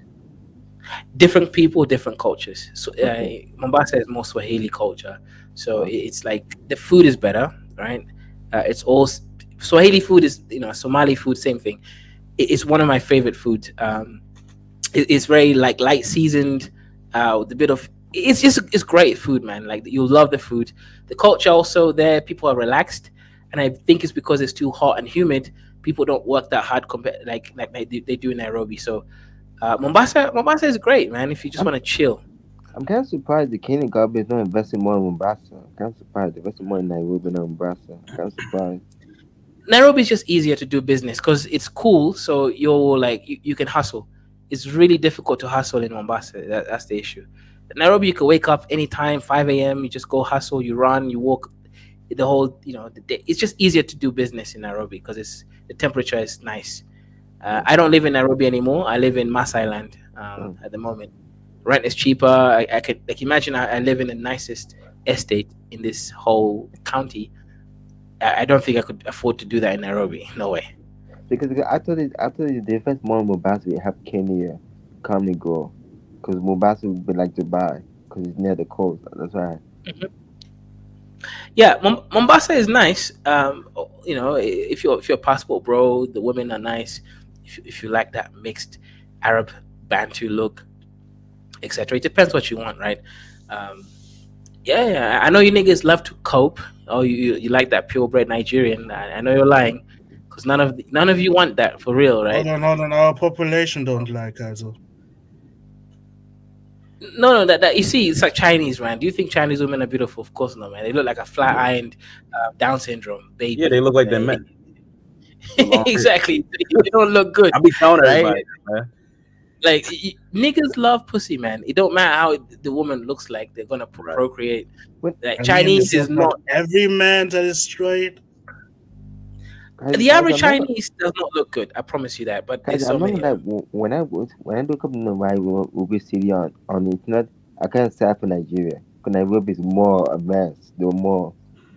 Mm. When You have to come to Nairobi one day. If you come, I'll host you for a couple of days and I'll show you around. The difference is I've been to Ghana, right? I went to my sister's wedding there. Ghana is fine, Accra is fine, but Nairobi just far more like seamless. Things just work. I think that's the main I, difference that I would well, say between one and I the other. think Nairobi become a major economy. Nairobi, it's going super fast development. If you took the Nigerians from Lagos, put them in Nairobi, Nairobi will be the biggest economy within just 5 years. I promise you to that.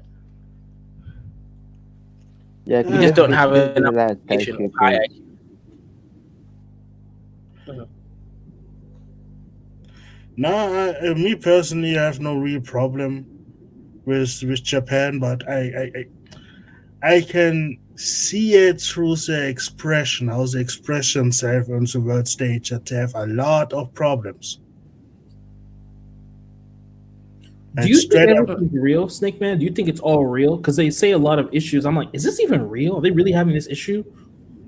Especially the population stuff. Like knacking is just so easy. I don't really care about the population. Like that is a thing they have to deal with their own. But Okay. when I talk about the issue, I mean the issue in their society, how they structure their societies. It's not that fun as it looks like. I'm But saying, is that a smokescreen so they don't get immigrants? Because it's like, I just can't imagine the issues they have. Like, why can't they just solve it? Like, I know that sounds stupid, but it's just like it sounds so easy. Like, but you can't deny like Japan's like well ahead in the future compared to most countries.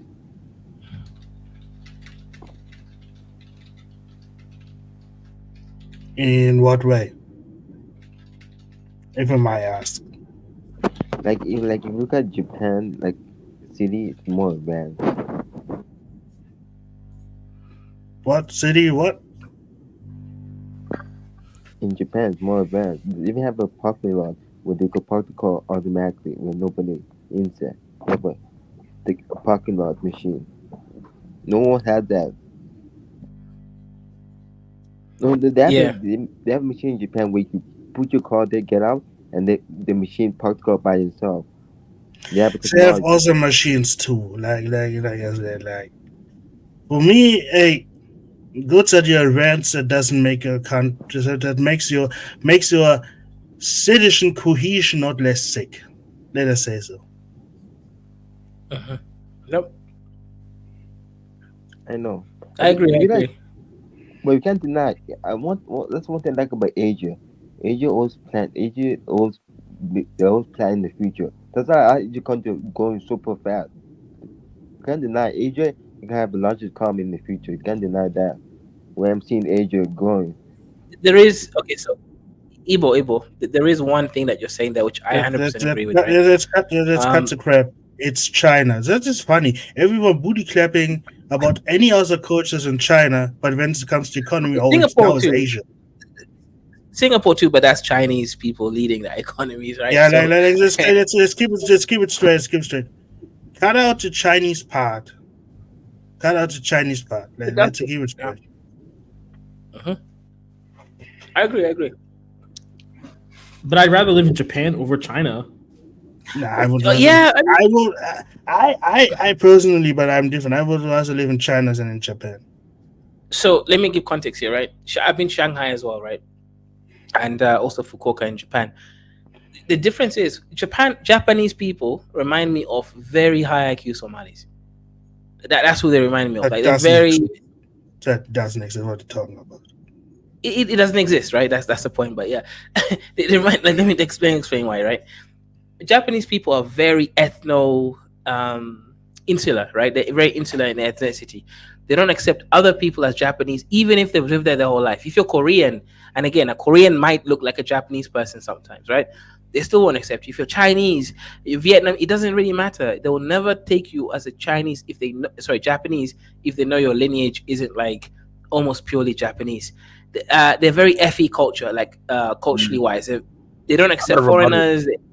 They're very insular. However, that's why I say they're high IQ Somalis, right? That's the only Once similarities again, that. doesn't exist. Well. Here's the thing, though. Here's the thing with the Japanese. Like they are very white worshiping because when you see No, I like that agree. latest, like whatever, what's it called, Miss Japan or whatever shit that is, right? So when it That's came a to crazy. that, it was that Ukrainian woman. She's a full blood Ukrainian. She didn't even go to Japan until she was Yeah, like 5 years old.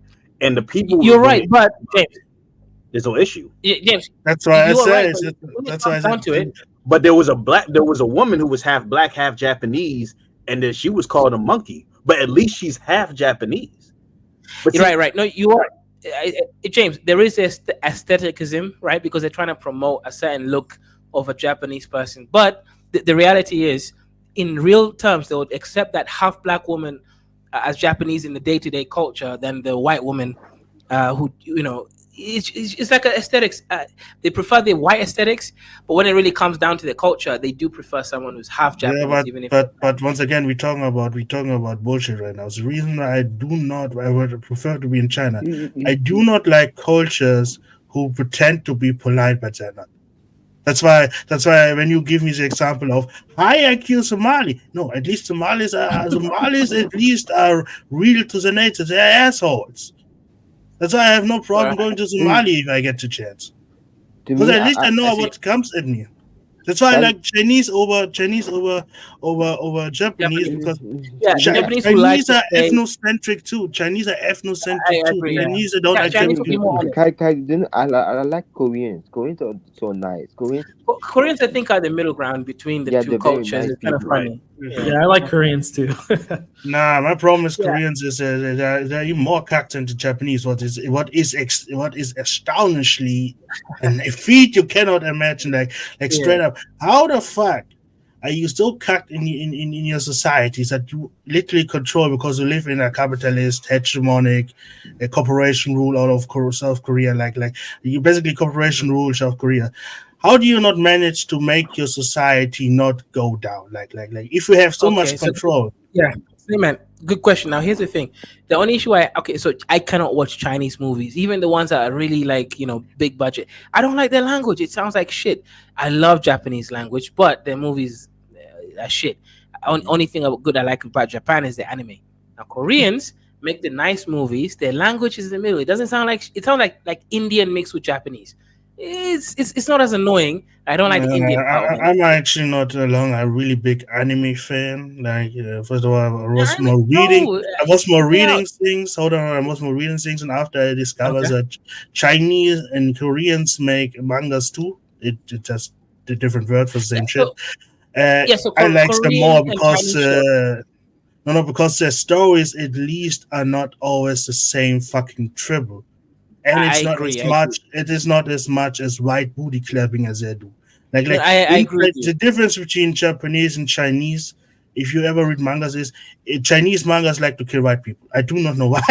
They like to smoke the blue and blonde hair Yeah, pale guy. yeah. So okay, I mean, it makes sense. CCP has to control a little bit of it, but Snake Man, I agree with you. I prefer the stories in China and even Korea compared to Japanese stories. The issue is Chinese accent is annoying, man. I get pissed off after listening to no Sean, no Sean. Mhm. It annoys me, man. I can't listen to that shit, man. Like his aesthetics has to matter too, a Snake Man. Japanese sounds like hey, konnichiwa.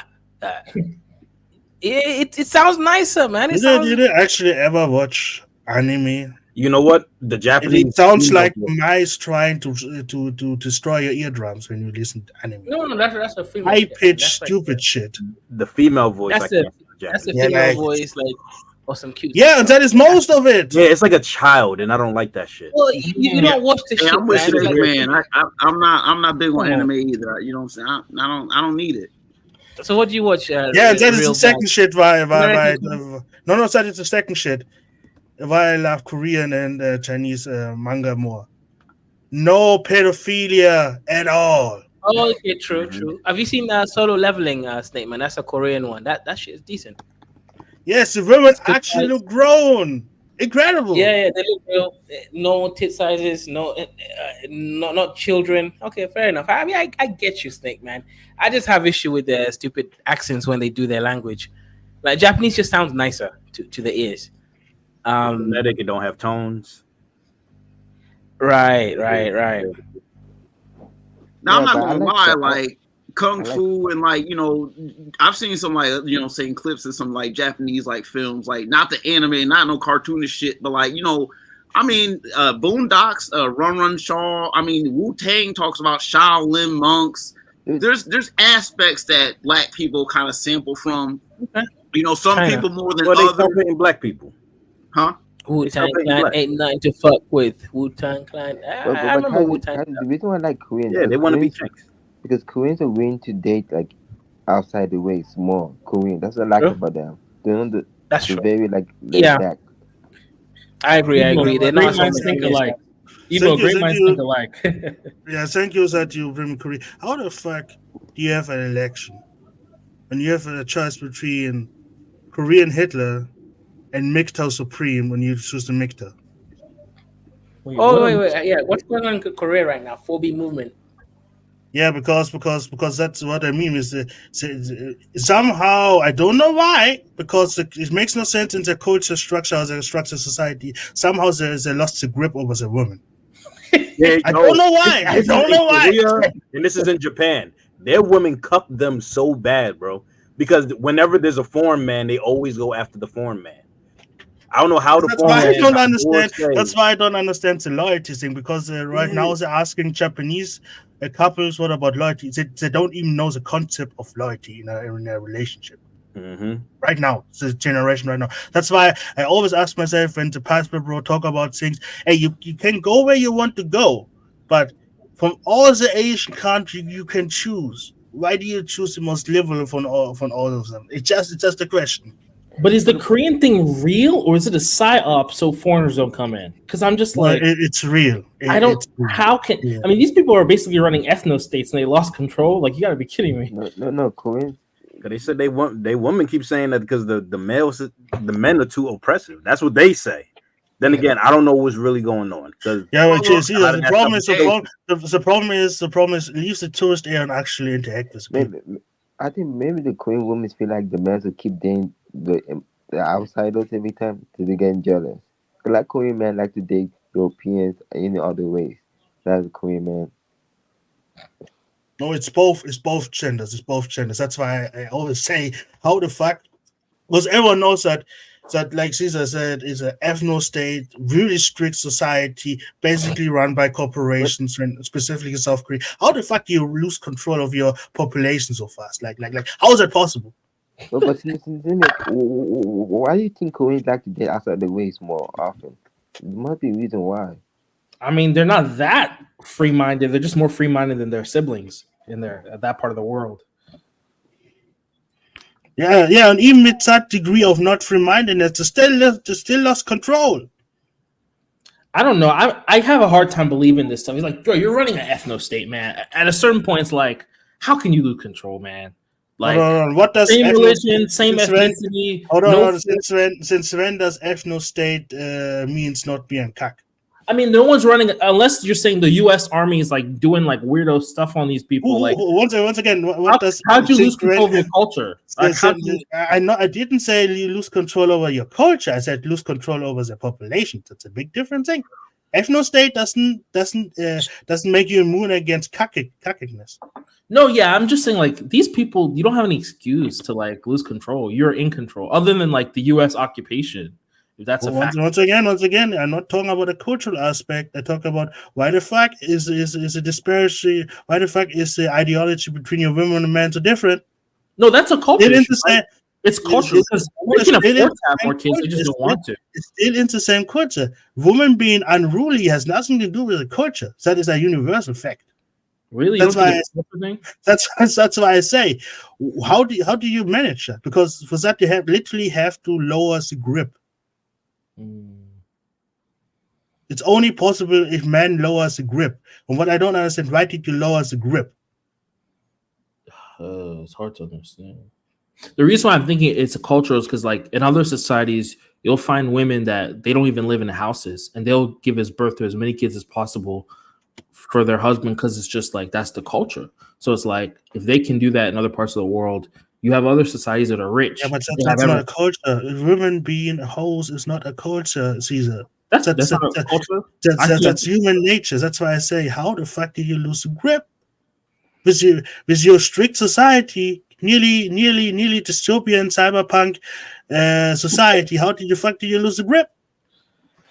Damn, that a bitch.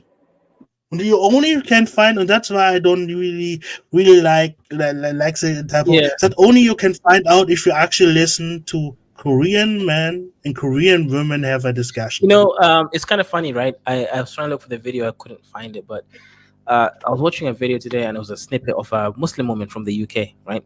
So they were having a simple discussion, and I was like, this is kind of crazy. Both of them were saying this, right? I think one of them disagreed, but they played along. It was like this, right? If I I want my man to help me out and wash the dishes and clean and do this for me. And here's the context. In Islam, the man pays for the bills and shit like that. So this dumb bitch thinks it's okay to expect the issue is not hoping expect the man to be doing all that shit, come back and help him wash the dishes. Bro, this bitch would not be in my house from the beginning. I don't understand how this is even a thing, right? This is what you're dealing with. Society in UK is losing the grip. Once again, the grip is something that man can do and have done in history, but you can lower the grip. And what I always ask to me, why are you so inconsistent? Like that's why I don't understand the Korean thing. In everything else, you're nearly like World War II German fascist control. But when it comes to your whims, the grip is like a soft touch of a cat. What's an example of loosening the grip? Let's hear. Like, what's an example of what you can do to loosen the grip? Let's see. What's an example of loosening the grip? Let's see if we can go there. Divorce court. It's the ideology of feminism itself. Oh, child support. Okay, I got you. No, not child support. Not child support. Child support. Divorce court itself. Because there are patriarchal countries where you must pay child support. Child support is not. Child support is not causing. It's a divorce. It's divorce court itself. The rules. So wait, what do you mean? Like, what's the alternative to divorce court? No, it's the rule. It's not the divorce court itself. It's the rules. It's a bias. It's more than bias, man. A bias implies that you have a chance. Is that what I mean with losing the grip? Like if the grip is strong, you wouldn't have the bias, or like Kaiser said, not the chance. Is that enough example? Yeah, divorce court's good enough. See, don't worry, man. Your Igbo woman will steal all your money. Then you'll come to me and cry, Kaiser, get me a good Kenyan woman. Then I'll be like, okay, pay me 10K. Then it'll be good. Good. You mean by good Kenyan woman, you mean Somali? Because that's what you break it down to. No, Somalis are not good women. I'll tell you why. They expect too much money. These bitches want like what, $10,000 for meher, bride price. I'm like, bitch, no, you're gonna get $10. So no, that's not good. How much are their men paying? Hold on, guys. You don't pay bride prices? I would never pay that shit, man. I'm against it. I'm a feminist. No wonder you hate Nigerians. You're too broke. Yeah, I don't like giving people money when they don't deserve it. Like, yeah, fine. Be like, I understand. You're broke. I get it. You're broke. Oh yeah. I mean, bro, Cash App stole $6,800 from me, right? So hey, I am broke. Why is the number increasing? What is going on? I asked you to say 6,700. No, it's 6,700. I misspoke. Cash App. It's now into thousand. Before that, it was into 100. What are you doing? Oh, well, maybe I misspoke, right? In the beginning, it was 100, right? But then, yeah. Anyways, $6,700 Cash App stole. The UK authorities told them to give it back, so I'm waiting. Hopefully, they actually do. Oh, Cash App. Okay. Mm-hmm. Yeah, UK government told them to give my money back, so we'll see. I'm just waiting. If I get it back, I'll start simping again, man. Right now, I can't.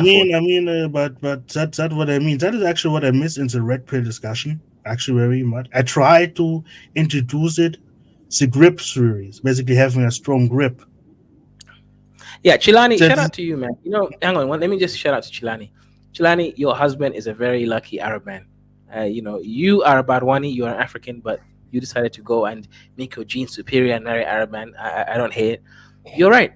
It's not a husband's job to help with the chores. It's to pay the bills. Exactly. It's called distributing energy and shit, right? So Shilani, mashallah, man, you're a good Muslim woman. May Allah grant you good health, good life, and may you and your husband live a long life. That's exactly correct. But in the UK, Muslim women, I mean, when my husband to come help me clean the dishes, oh, look after the baby. I'm like, oh yes, your same husband who you exclusively want to be working. This bitch is crazy. So yeah, shout out to you, Chilani. There's still some good Muslim women in the West. Snake man, that's why I'm afraid of the whole like Western culture, especially in regards to relationships. It's like a no rules, you know, winner takes all, and you never win type of system going on.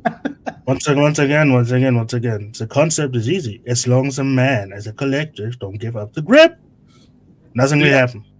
Do you? I feel like white men gave it up because they're like, oh, we know these group can't handle it, so we're gonna give it up because we know they can't. No. White men gave it up because they're retarded and to try everything. That's the reason. Like it's come straight up. That read every ideology after the Enlightenment movement suffered from the same shit. Too much, no balance. I just saw a video of this Igbo man married to 4 wives, and I'm just like, see, people in Africa are really living their life, bro. Bro. And then you got these. Oh, you mean the old man? The old man. I saw him today on TikTok. Like, I'm not the last wife. I'm the first wife. Yeah, I'm not the last wife. I'm the second wife. I saw that shit, man. I was like, okay. See, this guy's doing his life. Yeah, but guys must understand when he sold meat, he has a lot of children who already grown. Like these women don't get shit. Meanwhile, in America, you got dudes being crushed by their first wife, being crushed. No, not even by their first wife, their ex-wife.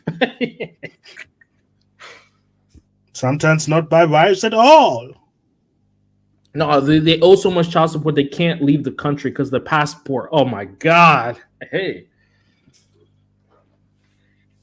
Nah, like I said, but this is a discussion. Like when I always bring up like let's go the steps. So because they're always complaining about the system. Or okay, let's go the steps. Okay, how did the system come to be? So they never want to do that. Like I find out like in those red pill rooms, history is the biggest enemy. I wish the red pill dudes would try to like introduce a bill in at least one of these states and try to change the laws. They don't give a fuck about that shit. They're just like, besides they're not a collective. Like straight up for people who talk about alpha and beta and all that shit. no group cohesion at all. Like we could just go protest at one of these state houses and just change the law or some shit. They don't give a fuck about that. Yeah. No, it makes sense. But yeah, when I saw that video today, I was like, yeah. But you see, Caesar, that's possible only in Africa. Don't start thinking of exporting African brides back in the US. Just leave that alone. Marry them in Africa. Create a sustainable business practice in Africa. The culture, economic disparity, and also never let a woman earn more than you. That's when you just sign your death warrant, right? Certain things you gotta understand about, the laws of power. Power is what it is.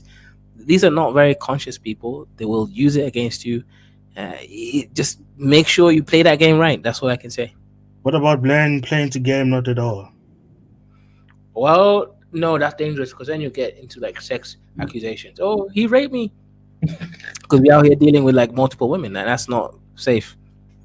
No. I'm not saying that. It's like the entire reason why men are angry is about the system. What happens when you are not in the system at all? Like you are there. You are there as a person, but also things are not. Here's the issue. If you buy a VR helmet and you just watch porn, fine. But if you're dealing with women, I'm not talking about right? VR. I'm not talking about VR, Kaiser. I'm not talking about that. What happens if you because the world is not that easy. It's not one system. It's multiple systems that are interconnected. What happens when you're just not invested in that system? What happens then? The only thing in that system is you as a person. That's it. No, I agree with you. Here's the issue, Snake Man. When you're not invested in the system, you're gonna be by logic dealing with multiple women. And at some point, you're gonna find yourself with some false accusations, and that's the issue. I don't recommend short-term mating strategies. And what are you Anglos doing? Sometimes I don't understand the logic. What is happening in the Anglo world that That's being not part, that's being not invested in a system that tries to fuck you over means I must deal with multiple women and with multiple hoes. Like what? Where's the correlations there? I don't get it. Can someone explain Okay, it to me? What it's there, examples right? are you using? What It's examples are there, you right? using? Okay, if you only have one woman, well, to keep her, you need to simp. If you have multiple women, you don't need to simp because you can be like, turning them around. The issue with that, now you're increasing your chance of one of them being pissed off as you and deciding to do a Hold media. on. What do you understand when I say not being invested into system? That's why I say if you buy a VR helmet and you're just out there No. watching VR, What do fine. you understand? Okay, let's phrase it different. What do you understand being invested into the system? Or look, an investment is actually can work even at the lowest level. You simply are participating in the system. That is an investment. But obviously, I know what you're talking about. You mean being heavily invested, right? That I get that, but I'm Yeah, but saying what do you understand under it? Because maybe we talk about two different things. being invested means participating in, from my definition, in the system. What I mean with investments, that's why I said only your person, because you personally can be participating in the system, but you must not invest in the system. AKA, all my assets are not even into like we are gambling and have no money on the table. Mm. Okay, fair enough. I get that. I get that. I But never said don't be a part of the system. Just don't invest in it. That's all. okay, but here's the issue, Snake Man. From the Anglosphere, right? You can't. It's very difficult to get a woman to just deal with you casually in the West. You have to do the lying, and the issue. The moment you start lying, you're getting a point, into all sorts of mess. That's now the issue. It's much easier to get multiple women than one woman in the West. Now the issue is when you do deal with multiple women, you're increasing your chances of chaos, aka false accusations. Somewhere down the line, you'll piss someone off, and someone's just gonna be like, "F this nigga," right? That's it Why happened must to Myron you? already. Hold on, no. Right? It Why must happened to Myron you? already. Okay, let's follow the logic. Why must you lie? Like when I say straight up, that's why I probably we get a Nigerian woman, because I understand where you're coming from. But when you straight up says, yeah, you are not you in your entire life. It doesn't matter what you do. Let's keep Germany as an example. In Germany, you will never get my assets. Okay. So okay, Till fine, now, I fine. have like I had a relationship. I'm now out of the relationship because he was too clingy. For a few months, like 3 months straight, I think. That's 3 months. 3 months. And the problem was never there was never the problem when I told her, yeah, you never get my assets at all. It doesn't matter what you do in the German system. That doesn't matter Wait, what you do. they're gonna get your ass. It never had a problem with me getting a woman. Like I don't understand what the UK guy is doing. That he German must is lie. different, right? The Anglosphere is very different, right? Like again, I've never been an incel. Shout out to me, but I understand how hard it is for Caesar and Hey, I've never been Jay. into. Whoa. I've been bagging girls since I was a child. Yeah, I just don't So, understand. Why must you lie? Why does the lying part come in? Oh, Why here's can't you? okay. You have to. Here's the thing with women. You have to lie to them. I'm sorry. The reason why you have to lie to them is unless you're Davido, right? You cannot tell a woman that hey, I have two girlfriends. Like you just can't. Unless you're Davido, where like you're just filthy rich and like okay, that's fine. But if you're like not filthy rich, they're not gonna accept you having multiple women unless you're like taking care of everything for them. That's just what it exactly. is. Unless you're in Africa, obviously, yeah. Unless you're especially Or in the you states. or you get a woman who is on code. No, we're gonna Do find you them. not That's the have issue. do you not have women in Anglostan who are on code? Snake Man, my No, only issue is I don't like to share. So like I can't deal with the woman who's dealing with other men. Like that's my only issue. So you're right. I I can can get a I woman on can I code. can She do it cannot. too. She I can't. I can, can't do all that. but I'm not talking about that. Is there not a population of women that accepts that over the no, Anglostan? not in Anglosphere. Not unless you have a lot of money, or you're That dealing with sounds like a like you problem Czech, then. Sounds like Okay, or your you're grip. dealing you're with right. I don't Czech, have. Sounds like your grip is not hard enough. or you're dealing with Shrekess, and nobody wants to deal with a Shrekess, and nobody has money. The people that have money don't want to waste their money on stupid shit like women. Because Right? now I will not count it, because it's a little bit unfair. But in the area I live in, all the married couples, first of all the married couples are all Nigerian couples. Like all the white couples are divorced. Like Let me ask you. Let me ask you that question. but Caesar. but they don't have a problem. Like all of the older ones don't have a problem having multiple wives. Until now, there was no problem. Like straight up. Right. Now, let me ask Caesar a question. Caesar, what is more fulfilling, right? Spending $200 to kick someone off this platform, get some power, and build up your rep, or taking a woman to some stupid date for $200? Not the date. Exactly. Unless I'm getting, I'll get something cheaper. No, I mean kicking someone off is much funner. Maybe it's just a cultural difference. But women Maybe are it's- enjoyable, so I'm not. Maybe once or twice. But if we're Caesar, no one is accusing of being gay. We're just trying to say. No. But maybe it's just a cultural difference. It could be just a cultural difference. Like. That's why I asked if there are no women over there who are on code. Bro, the women here are not on code like that. The only way you get a woman who's on code like that is if she gets to sleep with other men. There are tons of women who will sleep with you with no commitment and sleep with other men. But if you want her exclusively, like me, I like mine exclusive. Man, every time I hear beauty and who works out. Every time I hear about your Anglosphere niggas, I think to myself, blessed be my ancestors that have brought me to Germany. Blessed be them.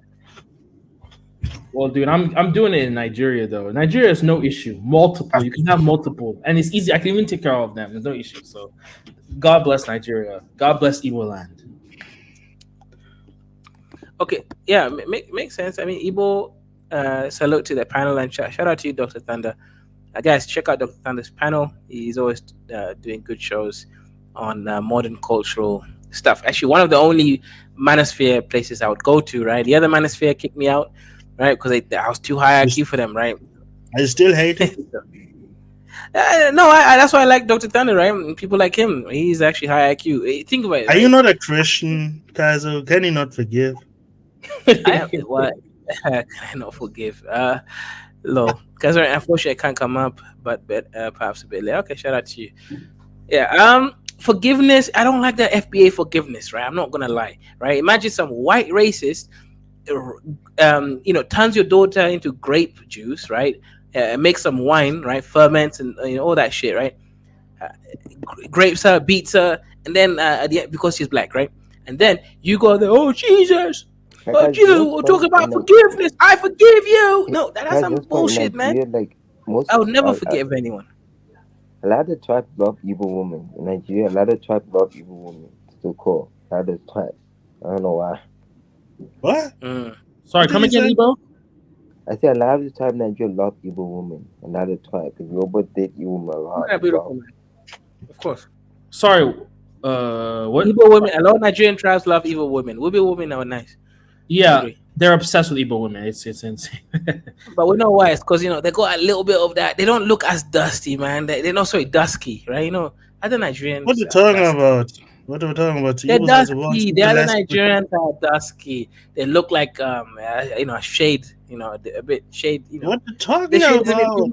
They are the ones with the most art mixture, Kaiser. What you talking about? The other woman don't look as good as Igbo woman.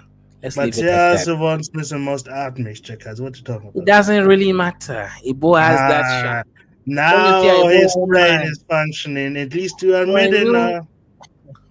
Someone records that shit right now. Yeah, chat. Clip that. Yeah, clip it. Yeah, clip it. Chat, clip that. Yeah, clip it. But you must understand, right? Even my Niger accent is not so bad, right? No, it's not You bad. sound nothing personal, but for me, you sound like a Frenchman. What the fuck? Okay, I see. You want me to go speak like a real Nigerian man? Okay. I mean, I cannot speak like a real Nigerian man. Let me try to speak like a Nigerian man. This is my Nigerian accent. Kekonu, my name is Caesar the Igbo. I cannot do it. That's a good one. That's a good one, Caesar. But the difference between you and me though is that I can kind of flow a little bit better. But yours is not bad, It's actually not so bad. But I do believe that my Nigerian accent is I cannot do. Maybe when I spend 1 month or 2 months again in Nigeria, maybe I can. But guys, do you not hate that FBA African accent that, hello, I am Gede from. Why do they do this crazy African accent that no country has? It's like, even look, watch Wakanda, whatever movie, Black Panther. Those accents don't exist in Africa. They just made it up. Or watch what's worse. We remember that Will Smith movie, the one about some Nigerian doctor who discovered Oh some shit! illness. That was terrible accent from Will Smith.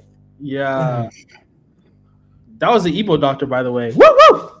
Nah, Kaiser's had this entire. You go into hotel, Weevil's king shit ideology, like. Yeah, I break it down very simplistically. It's not covering everything, but it's very easy. What the white man says is gold over it. That's it. But in their Yeah, defense, the white man well, God, Chukwu. Wow, Chiku, I will curse you. You really do. You go say that I sound like Will Smith trying to be a Nigerian. You cannot compare me and him. I actually try to sound like a Nigerian man. Right now, the way I sound, you cannot compare us. No way, you cannot compare us. You are a hater. But if I get in my flow, though, people think I'm like, they were like, oh, when did you move here from Nigeria? I'm like, so I can get the flow going. Yeah, that is something I noticed. For when it comes to movies, for some reasons, European can do the accent, but somehow the Americans don't. Especially when it's a black movie, they're shooting in the dark, straight up strays. I was laughing when Well, you said hang on. I'm one man went to Mo. What are you talking about, you Igbo man? I'm a superior from Oyo State. Oh, even women have a hard time pronouncing some Nigerian names. That should One man has a what? they have a hard time pronouncing some Nigerian names. What do you mean?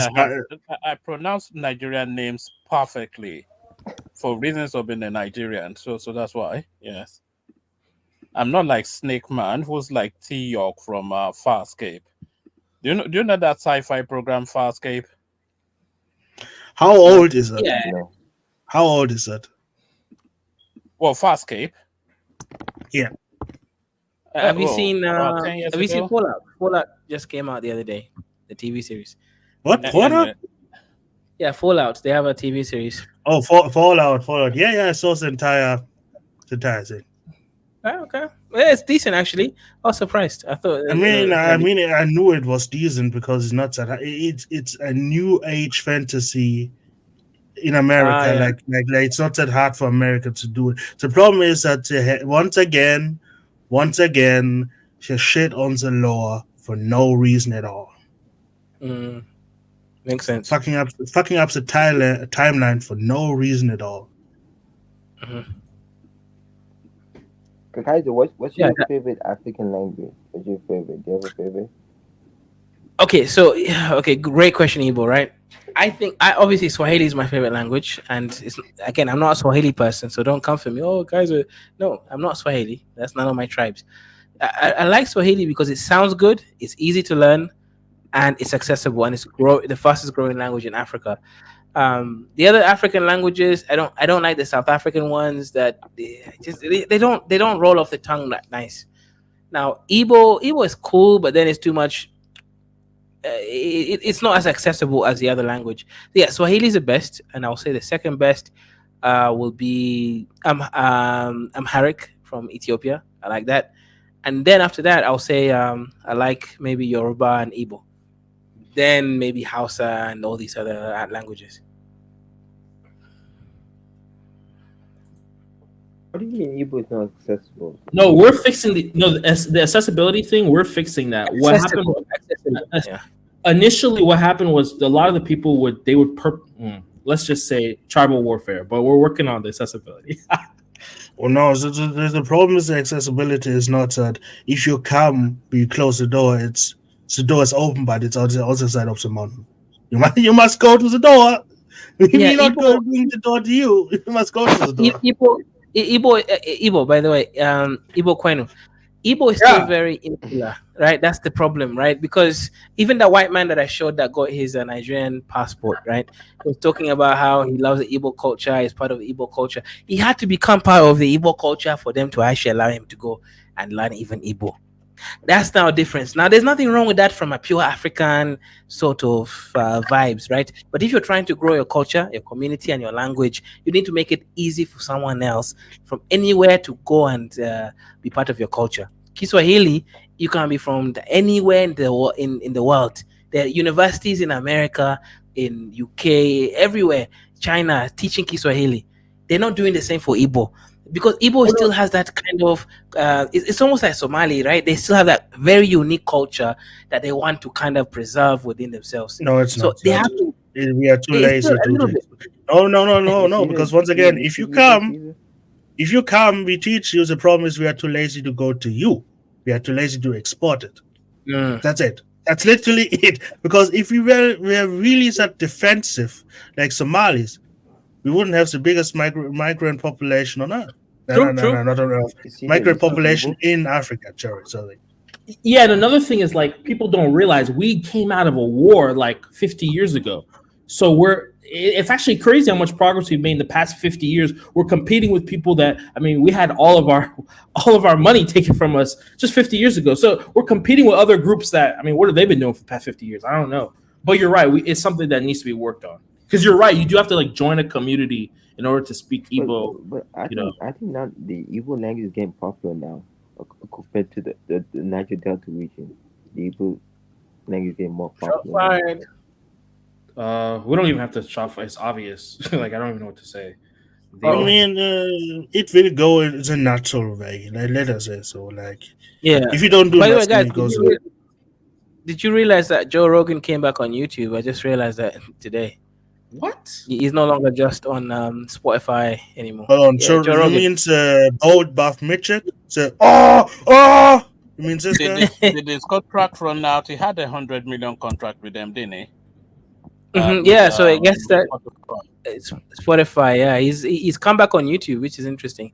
I guess he wanted to kind of make himself relevant. The issue with that money, one man, is he made the money. However, he kind of lost relevancy, and I think he came back because he realized, I want my clout. Think of it this way, right, one man. You don't just do Yeah, this because you're making money. You like the fact that you are celebrity. You can no, control the it's the relevance that narrative. makes you. Sorry, Kaizo. It's the relevance that actually makes you the money. Since he went to Spotify, his numbers have at least the subscribers they've stagnated to about 10 million. So you say, Yep. oh, 10 million is stagnation, but really, is not experienced any growth on since he went to Spotify. 100% agree Uh, with that. That was a bad move for him. Because I used to watch him more, and then he went on Spotify, and they don't even have comments on Spotify, and that's actually why I liked watching because he liked the comments, and he was like, "Oh, I don't care if there's no comments because I don't watch comments, just watch the show." It's like, okay, Guys, can I ask the question? It may be not good Before for you ask the. that question, Snake Man, I actually came back because of you. So I was saying you look like a guy from Farscape. So it wasn't actually Farscape. It was Stargate SG-1. So that's ooh, that was good. program. That was good. And Okay, this is one who you man. remind me of. This is how I visualize you. As Teok from Stargate SG-1. This is how I see you. oh my When god, you speak, this is what I see. Okay, So but maybe the that should only be your thing you avatar. need is a little bit more hair, like the average hairstyle an African wears, and a beard. So that's a Snake Man right there. At Yeah, least he kind of looks gay. One man is definitely taking shots at you, man. This guy looks a little bit, no, it's not even the gayness. It's just this is if you go watch this program, Stargate SG-1, the way this guy sounds is somewhat similar to the way Snake Man speaks. But you know, anyway, let me leave you to it. No, but as a question I wanted to ask is because we brought up Japan and also, is it not sometimes weird? I don't know how many discussions you have in the white sectors, but I'm sometimes in the German sector and the white sector. Isn't it sometimes weird when we have a discussion about wokeness, what is already brain rot level 10, and the guys who are complaining about wokeness having an anime character where you must question the age in watching anime. Like, do you not find it sometimes hilarious? Or talking about ethno state and having a furry as an avatar? we're talking about degeneracy. I don't know, having something Yeah, like I think you're talking about very, very crazy. I don't think niggas here I even know mean, what a furry is. is it too wide? Is it did I plunge too deep into the wideness right now? Or No, I know exactly what a furry is, bro. no. There's a bunch of them over here. Yeah, Exactly, because James. I was waiting for you to expose yourself. no, Nah, no, because dude, no, bro. no, That was one of the because weirdest shit, bro. Because continue, James. I went to a college, man. I went to a college. A lot of white people there. A lot of weird shit. Did you ever watch the anime Beastars? No, Okay, That I is don't not even know what even that the is. weirdest. I don't want to know what that is. That that's is some not crazy even weird. pedo furry stuff, man. Yeah, I'm good, bro. I've seen That's that. not. I saw a season of that. It's not even that. Oh, It's focusing on racism, but everything yeah, that it's mostly racism. Japanese people touch is degenerating on a quick scale. So yeah, Yeah, yeah, you're right. The main theme is racism, but there is that aspect of furry pedophilia from like the wolf yeah, and the rabbit. Man, I, that shit is crazy. I know. Oh, you That's talking why. about that? Oh, okay. It's kind of like adult Zootopia or some shit. Yeah, Mm-hmm. Okay, yeah. yeah, I heard of that. Because I just wanted to ask because the last time I had this discussion, I think 1 month ago, I was in a chat full of Nazis. Oh, and they talked about furry stuff. God damn. And then afterwards, all the socialist Germans came out.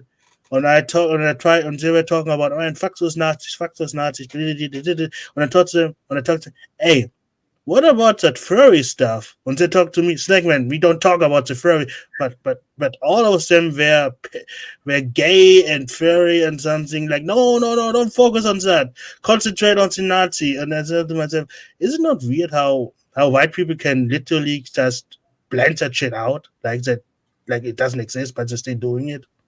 They're degenerates, but they're they're degenerates, but they also have good foresight. So I don't know. They're just a walking contradiction. Yeah, because But they're once again, I find it funny. I find it ironic. I find it ironical. But if you try to point it out to them, it's like you're talking, I don't know, Swahili or something. Like they don't understand it. yeah, like How cognitive how you dissonance is like their whole thing. yeah? How can you find it funny that someone talks about Nazis and he's a gay guy who wants to be a dog?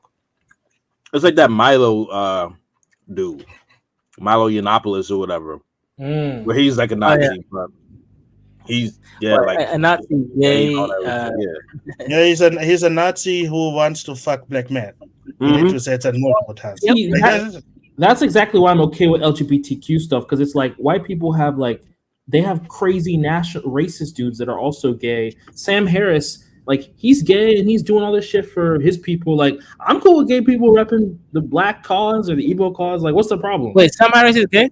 Yeah, Sam I Altman. don't have Sam Harris was gay. Wait, Sam wait, Altman. what? Wait, what? Sam Hold on. Altman is gay. You didn't know that? No. Yeah, he's gay. Sam Harris. Sam. You talking about Sam I know Harris? people. Atheist Sam Harris. I know Peter Thiel is gay, but I didn't know No, Sam Harris. Sam Altman, the CEO of OpenAI. Oh, Sam. Oh Oh, yeah. oh. I thought you said I just was wondering, man. Sam Harris. Oh, you guys talking Yeah, about okay. the company is called Open AI, man. Open ass intake, right? So obviously that shit makes sense. I mean, he's super pro-Jewish and he's gay, and it's like I don't see the reason why we have to reject our people if they're pro. You know what I'm saying? Like, No, I'm not talking about that. I just find it funny how you can basically have two ideologies or two things you like. That if it was executed as it was, is it 100% executed, would kill each other on sight. yeah, it's crazy. I mean, Yeah, I think there's nothing more pro-white than being gay and being a Nazi, in my opinion. Like, you gotta be massively pro-white to be like that. It's beautiful. Yeah, but what is pro? Think about this: so we have someone who is pro-white, literally in a clan, and the next thing you find him, it's a gay Pan-African cookout because he claps black cheeks. Like, let that sink in. Yeah, that's the shit that always be happening though. They do this thing in the daylight, and then they have this vice in the evening. You know. Yeah, Yeah, and maybe because I'm in Germany and Germans don't have that. We must keep the black guy out of the sodomy and degeneracy, because I can just walk in and walk out. Like they have no problem with that. Now if an Arab walks in, that's something different. But I can just walk in and out. So Yeah. I see that full, like I have white, like the white light is full 100% shined on me. I see everything, and I find it very hilarious. Mm. You know what? Even with Nazi Germany, it wasn't even like that with black people. It was mainly, yeah. It they just got different priorities, I guess. Yes, they do. But That's when why I find it. That's why I always find it funny when the Anglo haters come out and talk about shit like, "Oh, we cannot write this. The Germans kick you out." I think to myself, "Hey, don't protect. Just because you live in England and England can do that shit, don't protect it on us." hmm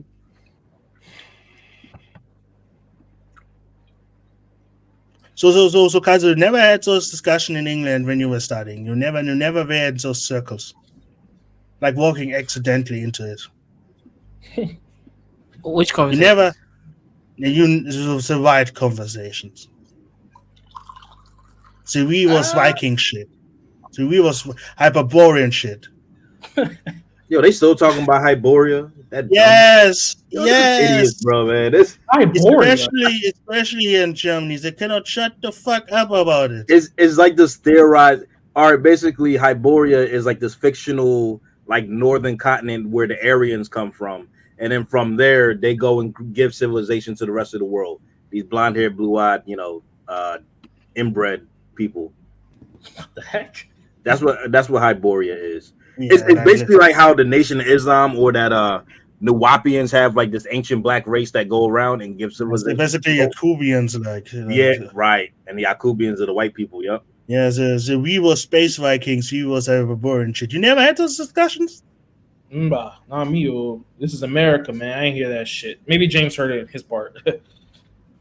Yeah, man. Well, I don't know where part you in America you from, but like I grew up around NOI niggas. Oh, I'm talking about Hyboria. I'm talking about Hyboria. I never heard about that. Oh, Hyboria? Oh, I found that out on the internet. I listen to Yeah, podcasts and shit like it that. seems white more like supremacy. white supremacy, but it seems more like that is Germanic, like straight up Scandinavian Germanic, which it looks like that. Yeah, And Slavic people can. Funny enough, Slavic people cannot shut the fuck up too. Even everyone agrees they're not part of the group. Is that Nordicism and like Helen Blavatsky and all that dumb shit. That's what all that is. That's what that is. I'm just interested in like the crazy bullshit they came up with. But that's me, about it. me too. I want to find out how deep the rabbit holes go. Yeah, and they don't even really believe in that shit. You will never find a true believer in that shit. They just say that shit online. Where I live, there are true believers, but the problem is, they're mostly the ones who are truly low IQ. Like even their own group, laugh about them. Like we have true believers in that shit. Most of the time, they end up in the insane asylum. Oh, that's good. As long as they got low IQ people in their shit, we're good.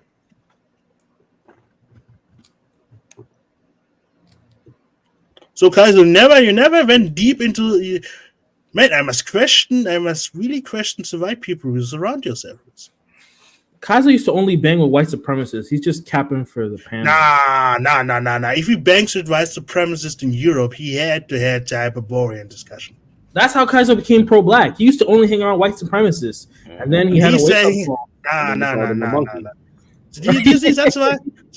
That's why I cannot believe that British people are white by default. Dude, they're white, man. They're all white. I mean, yeah, they're white, but they mixed up with so many. See, that's the thing about the English. Ain't the English like Germanic people, but they surrounded by like Celts.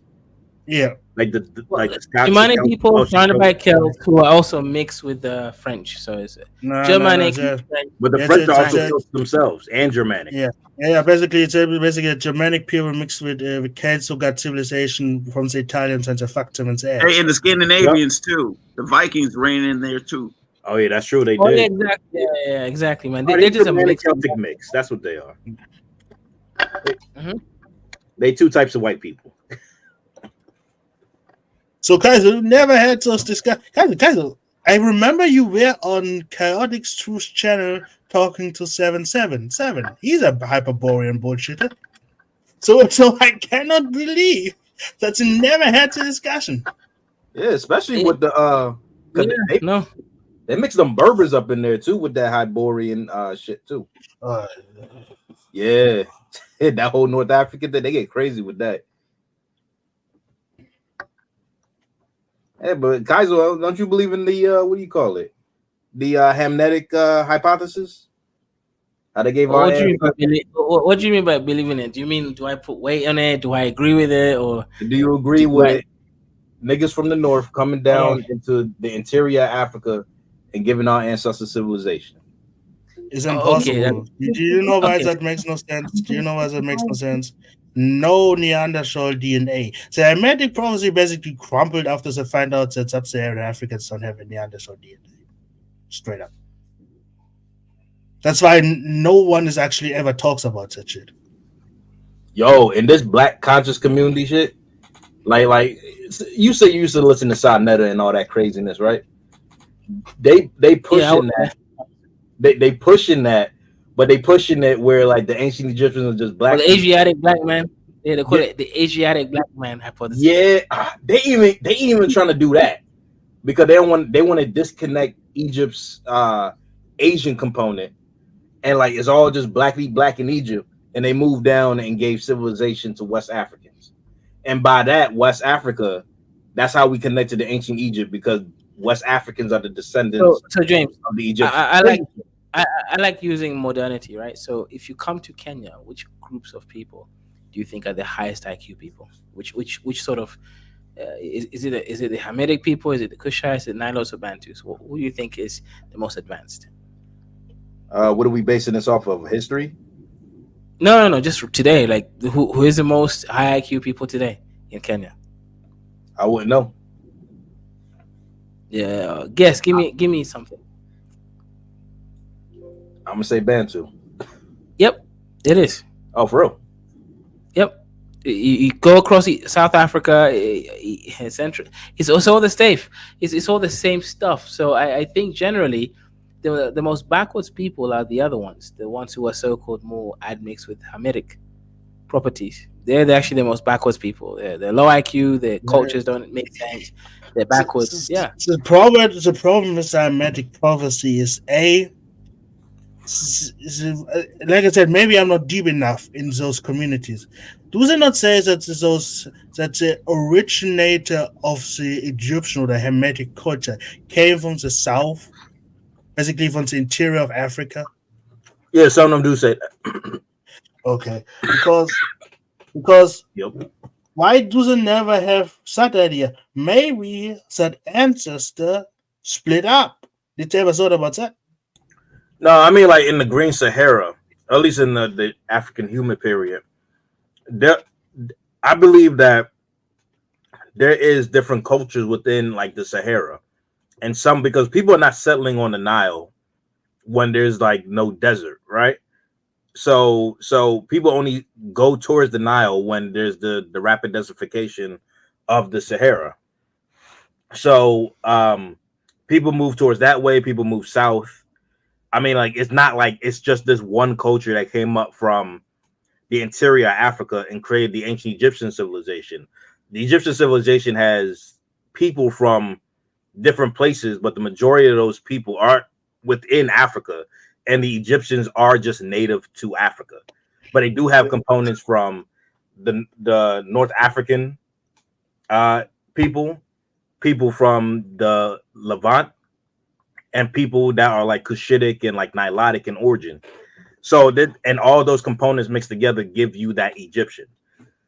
So is Egyptian is not just like a single source, Yeah, I homogeneous. mean, was that what I wanted to say about why is it for those groups too hard to accept? Maybe there was once a common ancestor. Let's just say so. There was once, way back. But the group split up and then mixed together and split up again. Why must it always be a clean line? That's what I don't understand. Why can it Yeah, not that's be what I was like a tree, like a tree? right. and then you got people going out of Africa and coming back into Africa. Like it's a web. It's a web, and it's always been a web. And even West Africans ain't just one people. It makes it a whole bunch of different groups of people. Oh yeah, like straight up, like And ancient so. humans, yeah, because we have archaic DNA from ancient archaic humans, but it's just not Neanderthal. Yeah.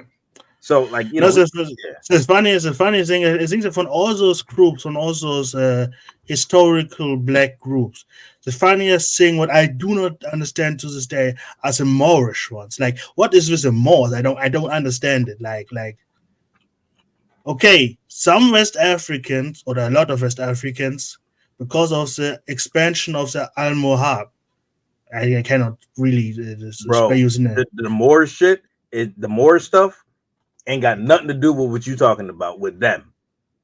Because with Okay. them, they some ancient Moabites from the Bible, and then they moved into North Africa, and it was all black. They Oh, founded Carthage. It's craziness. It's crazy. Moabites. I thought it had to do with the medieval Moors. Why are you going back to the Moabites? They go back to the Moabites. And just because it has the word "mo," just because it's transliterated in the English language as "mo." See, it's like they'll look at a word, and initial Islam does this thing too. They'll look at a word and think that just because it sounds like this means that it is this. Like they don't know what homophones are. They don't understand transliterations. This is the same thing with the Igbo talking about, like, you know, Erie from the Bible is the same Erie in their what do you call it? Their foundation myth, because, you know, transliteration into English is going to spell these two words, these two names the same way. So they think it's the Yeah. same. So that there's a lot of that going on, and they create this vast, crazy mythology. It's interesting stuff, real interesting. But they create this vast, crazy mythology and how they built everything in Europe.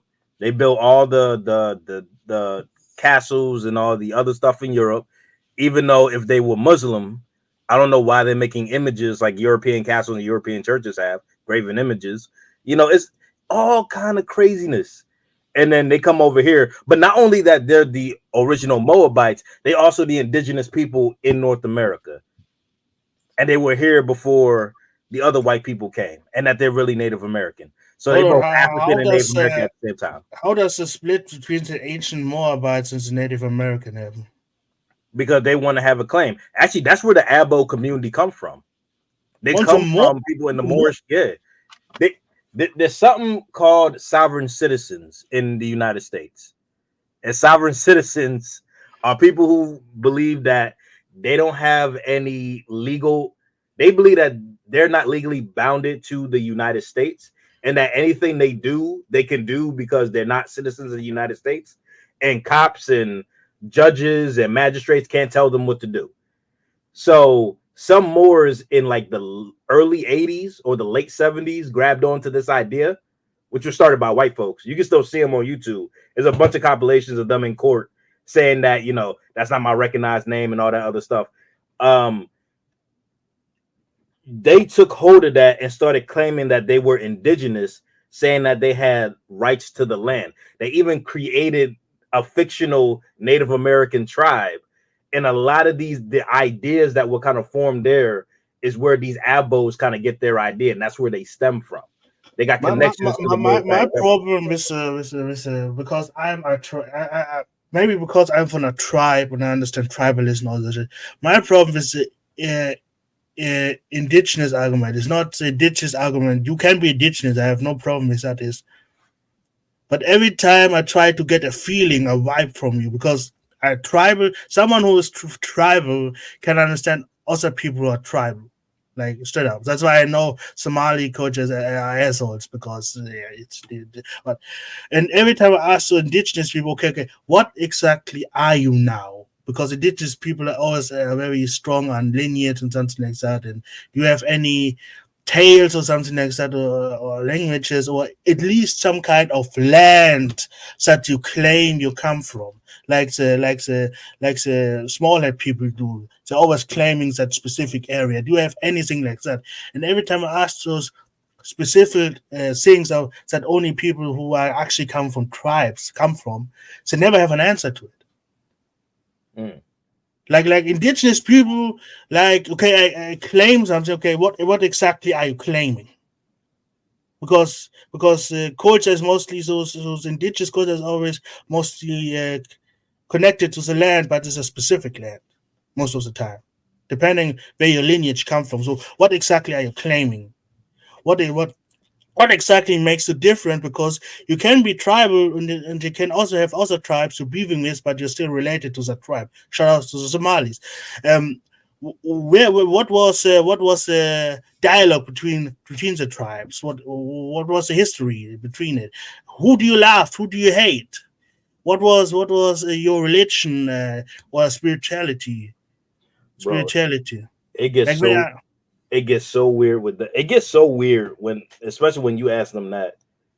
If we talking about Moors, I mean, like, well, some Moors, well, some of those Abos, I mean, that are kind of descended from Moors, they'll tell you that English is indigenous and that the white man took the English language from them. from America. Yup, from America. That the English man, when he came over, he didn't have the English language, but the English language was stolen. The white man stole the English language from the indigenous people, the Abos in America. Okay. It gets Doesn't crazy, man. It's like schizophrenic. It's like seriously doesn't schizophrenic. yeah, but the problem is, and that is what I mean when I don't get the vibes from it. Everything feels too new. Like tribes are ancient, literally ancient. You get the feelings like when you ask them, okay, with one do you have beef? The question is, in which timeline you're talking about? 200 years, 300 years, 400 years, 1,000 years in the past. And when I hear that, it feels too new because you must understand the Englishman is not a finished product that God just clapped in his hand when he came to be. Like we explained, the Englishman is a mixture of a lot of things. Right. And that most of the English language is just a mixture of French and German. And Germanic is a mixture of technically a little bit Celtic and Scandinavian, and France is a mixture of Celtic and Roman. Like we do you see what I mean? We can build the lineages alone by the language. Right. Because like even When- like technically, like, what do you call it? Like the English language, like the oldest form of it comes from Frisian Dutch, and like the earliest like English is like 500 years after, that Jesus dude is crucified. Yeah, So my whole thing is like they don't understand certain things. So like yeah, they but think that things are just kind of dyed in the wool and just like it is what it is. And there's no, and like you said, there's no lineage to where yeah, it. because if you say okay, the Englishman took the language. So how okay took the language? That's okay, and we don't even ask what language the Englishman spoke before that. Right. Why is your English language that is indigenous to America, and we just ignore that also indigenous Americans who are not black don't speak the same language because even they lived with you, they don't speak the same language, what is a little bit weird because normally languages always mix together when you're next to each other. But hey, it's okay. How does the German speaker who migrated from the Russian land has a lot of words similar to your language that you say is indigenous to America? How does the French speaker who is basically a bastardized version of Rome Mhm. have a lot of words that you use in English? How does then, because it's a bastardization of Rome, how does the Romans now connect to your language? It's a religion because it don't have to make sense. Because like you don't have to tell them about the history of English. You don't have to tell them that this is a Germanic language. And then when the Normans came in 1066, that a lot of French and Latin words entered into the language. And then you have early modern English, which is in the 1600s, and like all this. You don't have to explain none of this because none of it is important. The fact is that the white man is the devil. Uh, they stole everything from us. This is your land. We ain't no dirty, stinking African. And and What do we don't want reparations. We just want our land back, making a false claim, and that the indigenous people of the Americas are not real indigenous. They were brought over here in the 1800s, but yet you don't see no black people in them schools that they put them indigenous children in, and that they forced to convert to European American culture and took away their culture, and you don't see none of them people in there looking like black people. So, like, you know, whatever. It's like I said, it's like I schizophrenic. said, like I said, I have nothing against it if someone to claim it, you can do it. My problem is always because they make a lineage argument. My guy, I'm sorry, you don't pass the tribal test. Like how you can make a lineage argument and you have no idea what your lineage is at all. Like straight up nothing is there. Like zero. Like when you asked an Arabian Egyptian about Egyptian history, and that is the reason why you never see Egyptian actually arguing with Africans. If you ever notice that Egyptians don't argue with Africa about Egypt because Africans ask them the same question and they never have an answer to, because most of Arab Egyptian don't go back more than 500, 700 years. How do you think they can answer the question that is literally 2,000 years old when the lineage 2,000 years is literally in Saudi Arabia? Like, here's the thing: you can't. People, I think, a lot of times confuse lineage with like raw heredity. You know what I'm saying? Now, as black people, we lost our hereditary science. You know, I think, you know what I'm saying. African people have stronger understandings of their kinship networks and of, like, you know, their generations, like maybe 6, 7, 8 years, you know, even further. For black people, our whole hereditary science has been just shattered. When you're born as a family, you can be a whole family in the 1820s, and each member of the family is split in 4 different directions. That destroys hereditary science. It destroys being able to understand our own individual, like, history and stuff. I just want to say that. Like, lineage, but I will say lineage is like saying that, like, I know that one of my ancestors, well, one of your ancestors is not everyone. And what people will do is they'll say that, well, my grandma said I have an Indian grandmother. Well, okay, everyone has 4 grandmothers, right? Like, everyone has 8 great grandparents. You understand how that works? Everyone has 16 great grandparents. So if one of these, like, great grandparents, but you still have 15 other grandparents who may or may not be Indian. That's the lineage trap. But one thing, what we talking about is interconnected. Let us say what you say is true. How does it now square with the South American blacks? They say they're indigenous too. Yeah, but how does it? But that's the problem. Do you actually listen what South American blacks are saying? That is absolutely different from what's like. That's why I say, how does it square with them? Because for example, I'm Igbo. The Hausa can go back thousands of years and can square the history with my history, and we don't like each other. So how do you square it with your cousins who say something different? You can't. But like I said, like, these are just justifications for the belief. What's important is to them is the belief. It's not about how it makes sense. They're trying to make it make sense for them. Of course, there's a lot of holes and a lot of contradictions, but the point is they don't want to be this. They rather be this. They'll come up with a justification to explain it to somebody and to explain it to themselves.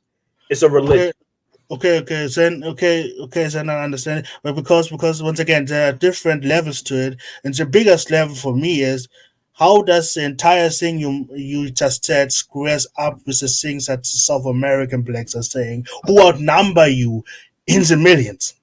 Like, the South American blacks are actually the majority of the blacks in this continent. So how does the minority ideology squares with the majorities that say something completely different?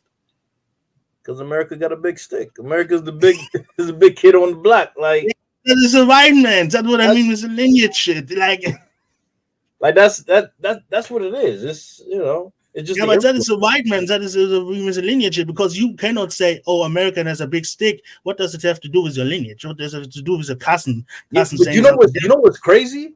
Because a lot of them say that they don't find no Africans on their lineage. They will be quick to say they got a white ancestor before they say they got an African ancestor.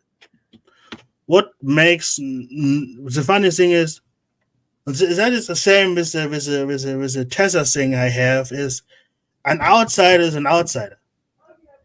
Like if you Right. really are tribal, it does not matter. An outsider is an outsider.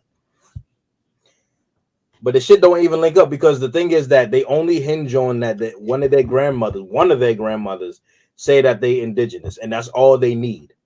That's all they need, and they tracing a lineage back from that grandmother, like the brother, real black gentleman said. You know, you have all these different grandmothers. You have two Yeah, but grandmothers. You got four now great we're grandmothers. talking about So the inheritance. lineage Now, is now we're already talking skewed. about now we're talking about inheritance because inheritance must not equal your lineage. Right. Like okay, you have one grandmaster who's indigenous. Okay, what culture are you doing right now? What culture are you? That's why I say you never see an Egyptian have an argument with the rest of Africa about the Egyptian thing because the other Africans will literally smite them out of existence because they're just asking simple, okay, why are you now worshipping Islam if you're just an Egyptian? Why are you bring out your ancestors to display to white people if you are Egyptian? Like it's not even a lineage thing with the Egyptian argument. It's an inheritance thing.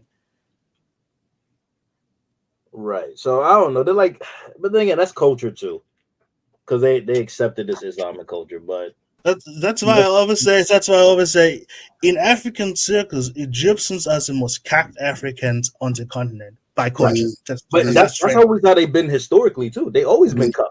the Egyptians are mixed with Greeks and Turkish because they were being invaded, they were being conquered by the Turkish, also by the Greek. So Egyptians are mixed people, but that's what they are. But there's some, some of them will tell you what they are. They are the same there. Concerning the Black Americans, the problem is the Black Americans will be isolated from any other whatever happened in that territory. You have to understand, compared to the Caribbeans, who will still be fed up continuously with replacements of people that be died in the plantation farm, wherever they're doing there. The Caribbeans are always having people coming in to replace the dead, and they're able to see who some of the languages that the Africans they will still speak. That was go to Trinidad and Tobago, they speak like almost like Akwa Ibom there. It's some of their food and everything. You If you got go to single passage. Jamaica, Yep. Jamaica have some of the Africans names in some of their food and una and all that kind of stuff they speak. But the problem with apart from the Caribbeans that come towards the southern part of United States, place like Louisiana and all this area, a little bit came towards that place. And a lot of the other ones you see in America that came, or some of them would just be bred by using one black man and white man to have sex with a lot of African women. They started having children there. They started selling these children too. So it was like horrific thing there. So most of them have more white ancestors into them than even the native Indians. The native Indians never really liked them. They were even slaving them. So anyone you see that grow up his hair very long, take a picture, possibility that lady just a slave to the native Indians. That's just the truth. There's nothing like, oh, yes, some Indians do have slept with some African women. And if they're close to that aspect of it, I think they have right to claim if they want to claim if their forefathers native Indians who slept with an African woman and they have But children and but all this. in this case, a lot of them don't. That's why a lot of them don't trust DNA tests and stuff like that. So Yeah, like, that's a, most of them, but it was just few because if you check what they call the people they call in that Florida area, those people that fought in that creek or swamp, they call them. I forget what they call them. the Great Dismal Swamp. Yeah, there's a black, Yeah. but they have name they call them the creek. They call it, is it the Creek Indians or whatever? Oh, the So Creek. Oh, okay. You talking about the Seminoles? it is seven. Look, the Seminoles actually might be the majority, the native to fight for their freedom. But if you check what is going on now even the native Indians and the Africans are together. When that comes to money, what's going on? The native Indians say these Africans are not with them. Even when they basically live in the same territory, but the Indians are saying because the government's kind of like release money for the Indians. Now the Indians say, no, no, no, no, they're not part of us. These are Africans. We don't really know them. But when people want to claim the Indians' heritage, say, oh yeah, I'm from the Semina people. Man, sorry, even at that time, the native Indians already started sharing themselves away from you, right from that battlefield. If there's actually battlefield that happened there, you understand me? So it didn't really. It's not like they're not like the Maroons, you understand, of Jamaica who went to the jungle. That way by Sisi Usabot come out of that. You look at the Usabot is a Maroon guy, you understand me? So the truth of the matter is they can claim, but majority, 99, at least 98 to 99% of their DNA is purely uh, the Englishman or the Frenchman or the Portuguese man or whatever happened at that time in United States, whatever they were doing at that time. That's why some of them have this kind of long hair, whatever they want to. Majority of Black Americans have just a majority of them have white ancestors. That's just the truth. They might hate them because of No, that's true. But so does everybody. So like me, for example, my family from the Caribbean, right? And I only ended up with 4%, literally on both tests, 4% European DNA, 4%. I'm like 95% like African, 87 something West African. So yeah, because we kept to ourselves. yeah, because it's a possibility. It's at that 70 something, right from when one of your ancestors will be, taken from Africa, possibility in Africa, might have contact with a European. You understand me? Then after that, all the next dealing was from people that are from the same West Africa. You understand me? So they were just still continuing having relationship with Black people and everything. You can look. You cannot really blame Black Americans because they don't have the taste of the food.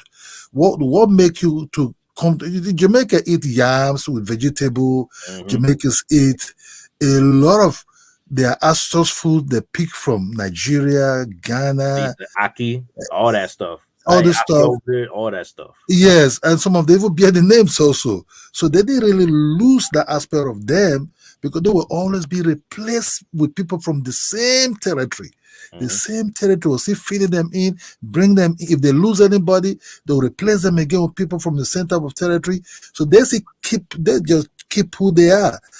But for the Black Americans, they have to adapt some of Scottish, some of these ragamuffins, Scottish, Welsh, and Irish that were just, this the bastards they brought from Europe. They adopt these people's character really, not the real English people, but the Scottish and the Welsh and this other one. That's where that's where Black people in this country really get when they say y'all and when they do like everything that we think is Black. It's like it's really Scottish, like English, Irish culture. That's even what it is. Even the soul food. Yeah, parts of the soul. I won't say all the soul food, but parts of the soul food. Yeah, that's part of the soul food. Part of the soul food and the barbecue, whatever they talk about. These are like the what they call them again. They have names. They call it this English. I call it sometimes savages. You understand? The Scottish savages. You understand me? That's what they look at. Because the British are very cruel. That's where they descended from. Yeah, the British are very, very cruel people. So they just brought some savages from Scotland, Welsh people, and put them in the same area. Then the Black was, because those was also oppressed, the Black people were most close to these people. So some of them have Indians, some of them are, but majority of them have, white inside them. The more lighter they are, the more they started meeting themselves as mulattoes continuously. You doubt to see it. But those are people like you that your ancestors just went deep to the Africans later. Possibility what happened in Africa before they brought them to Caribbean might be that 4% because they just dilute it. You understand me? They just wipe away whatever is there. Look, nobody's really pure anything. If you come to Africa now, due to some possibility of traveling, airplane, and everything, people are dating people for everywhere. You understand? You see, Right. so before you used to take, after you travel to Africa, you used to take balls. Even when plane newly arrive, it take weeks even for you to arrive there. But now, boom, few hours you're somewhere else. You meet people in the internet. You're dating people. So the mischief is changing slowly. You understand? Only that, yes, Africa still retain some of the highest DNA as possibly 100%. Some of them depends how far you communicate with other nationality. Yeah, it started coming down already. It doesn't really, as long you just know you're a black man. If you're a black man, like you sound, I could hear for your voice, you're not, you have descendants of West Africa. You understand? I could hear it in your voice.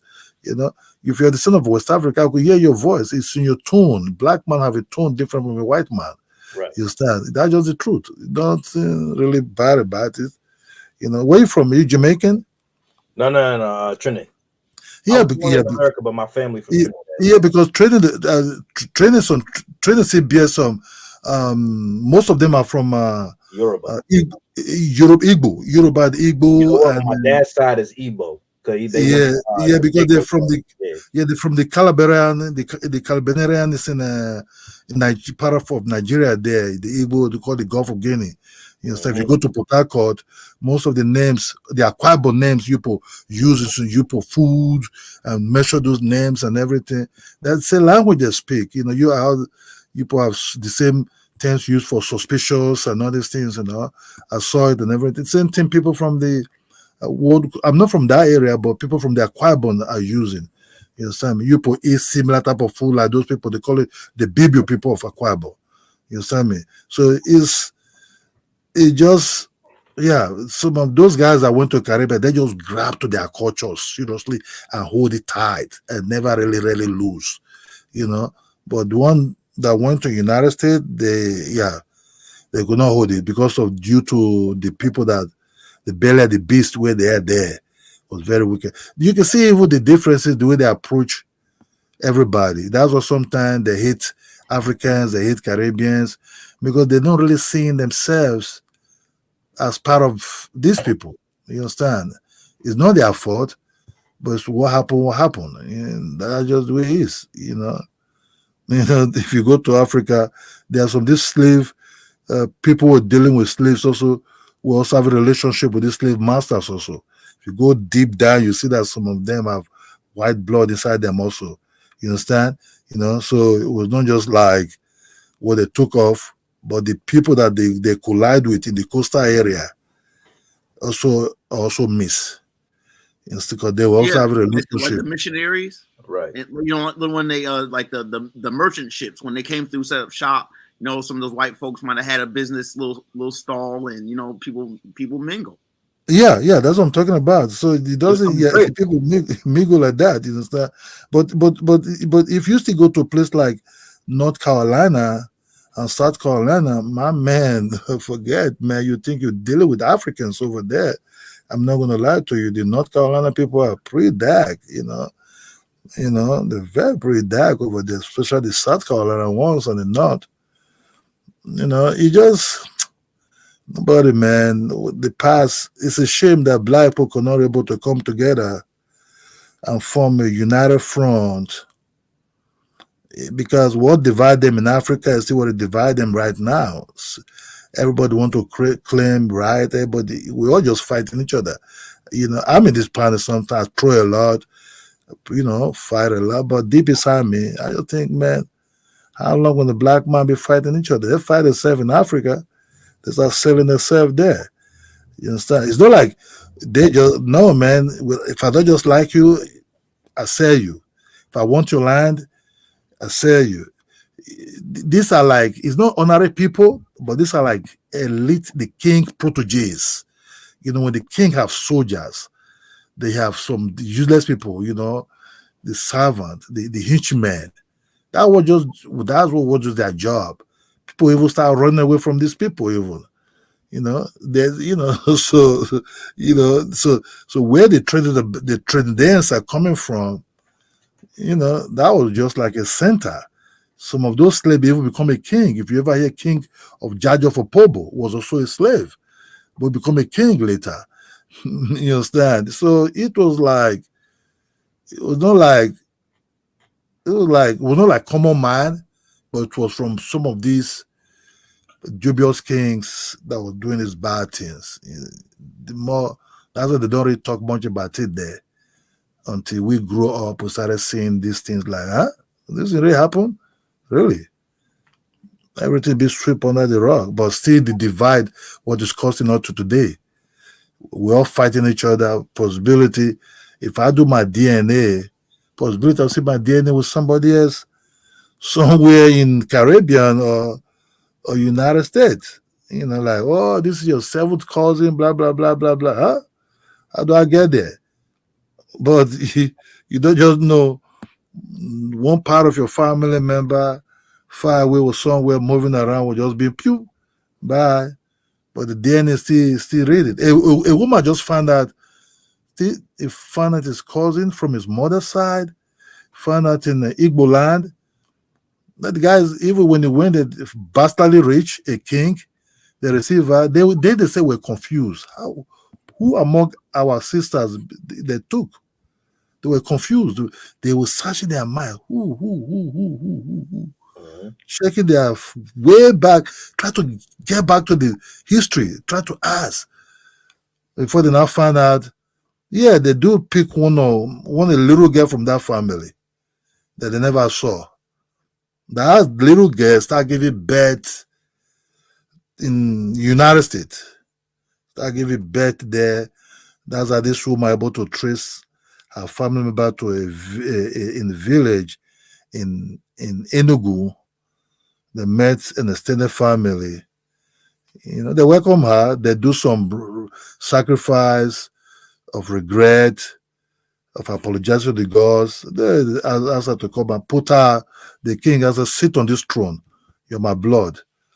And that's just the way it is. Nobody hates anybody really in Africa. Because if Africa have to re-give their full DNA, you really see the book will get opened. Like everybody's a victim. Everybody. Nobody's spared out. It might not be directly from your father's children, it might be directly from your father's brother children or your father's sister children. So the DNA will just be coming out. Whoa, what happened? There's some of this king that's still in that post. Some of their possibility might be chased out of that truth. That's just the truth. Because we can still trace our ancestors to 10 generation. We still know their names from the 10th downwards. We still live in the same land. Some of this 10 generation owns the same land, a farm and everything that we still hold on to the family. But what happened by this kidnapping and whatever is going on, nobody really knows. Not all was being sold. Some of them will be kidnapped. Yes, some of them will be sold by some of these henchmen. Tribal war, dominate the other tribe.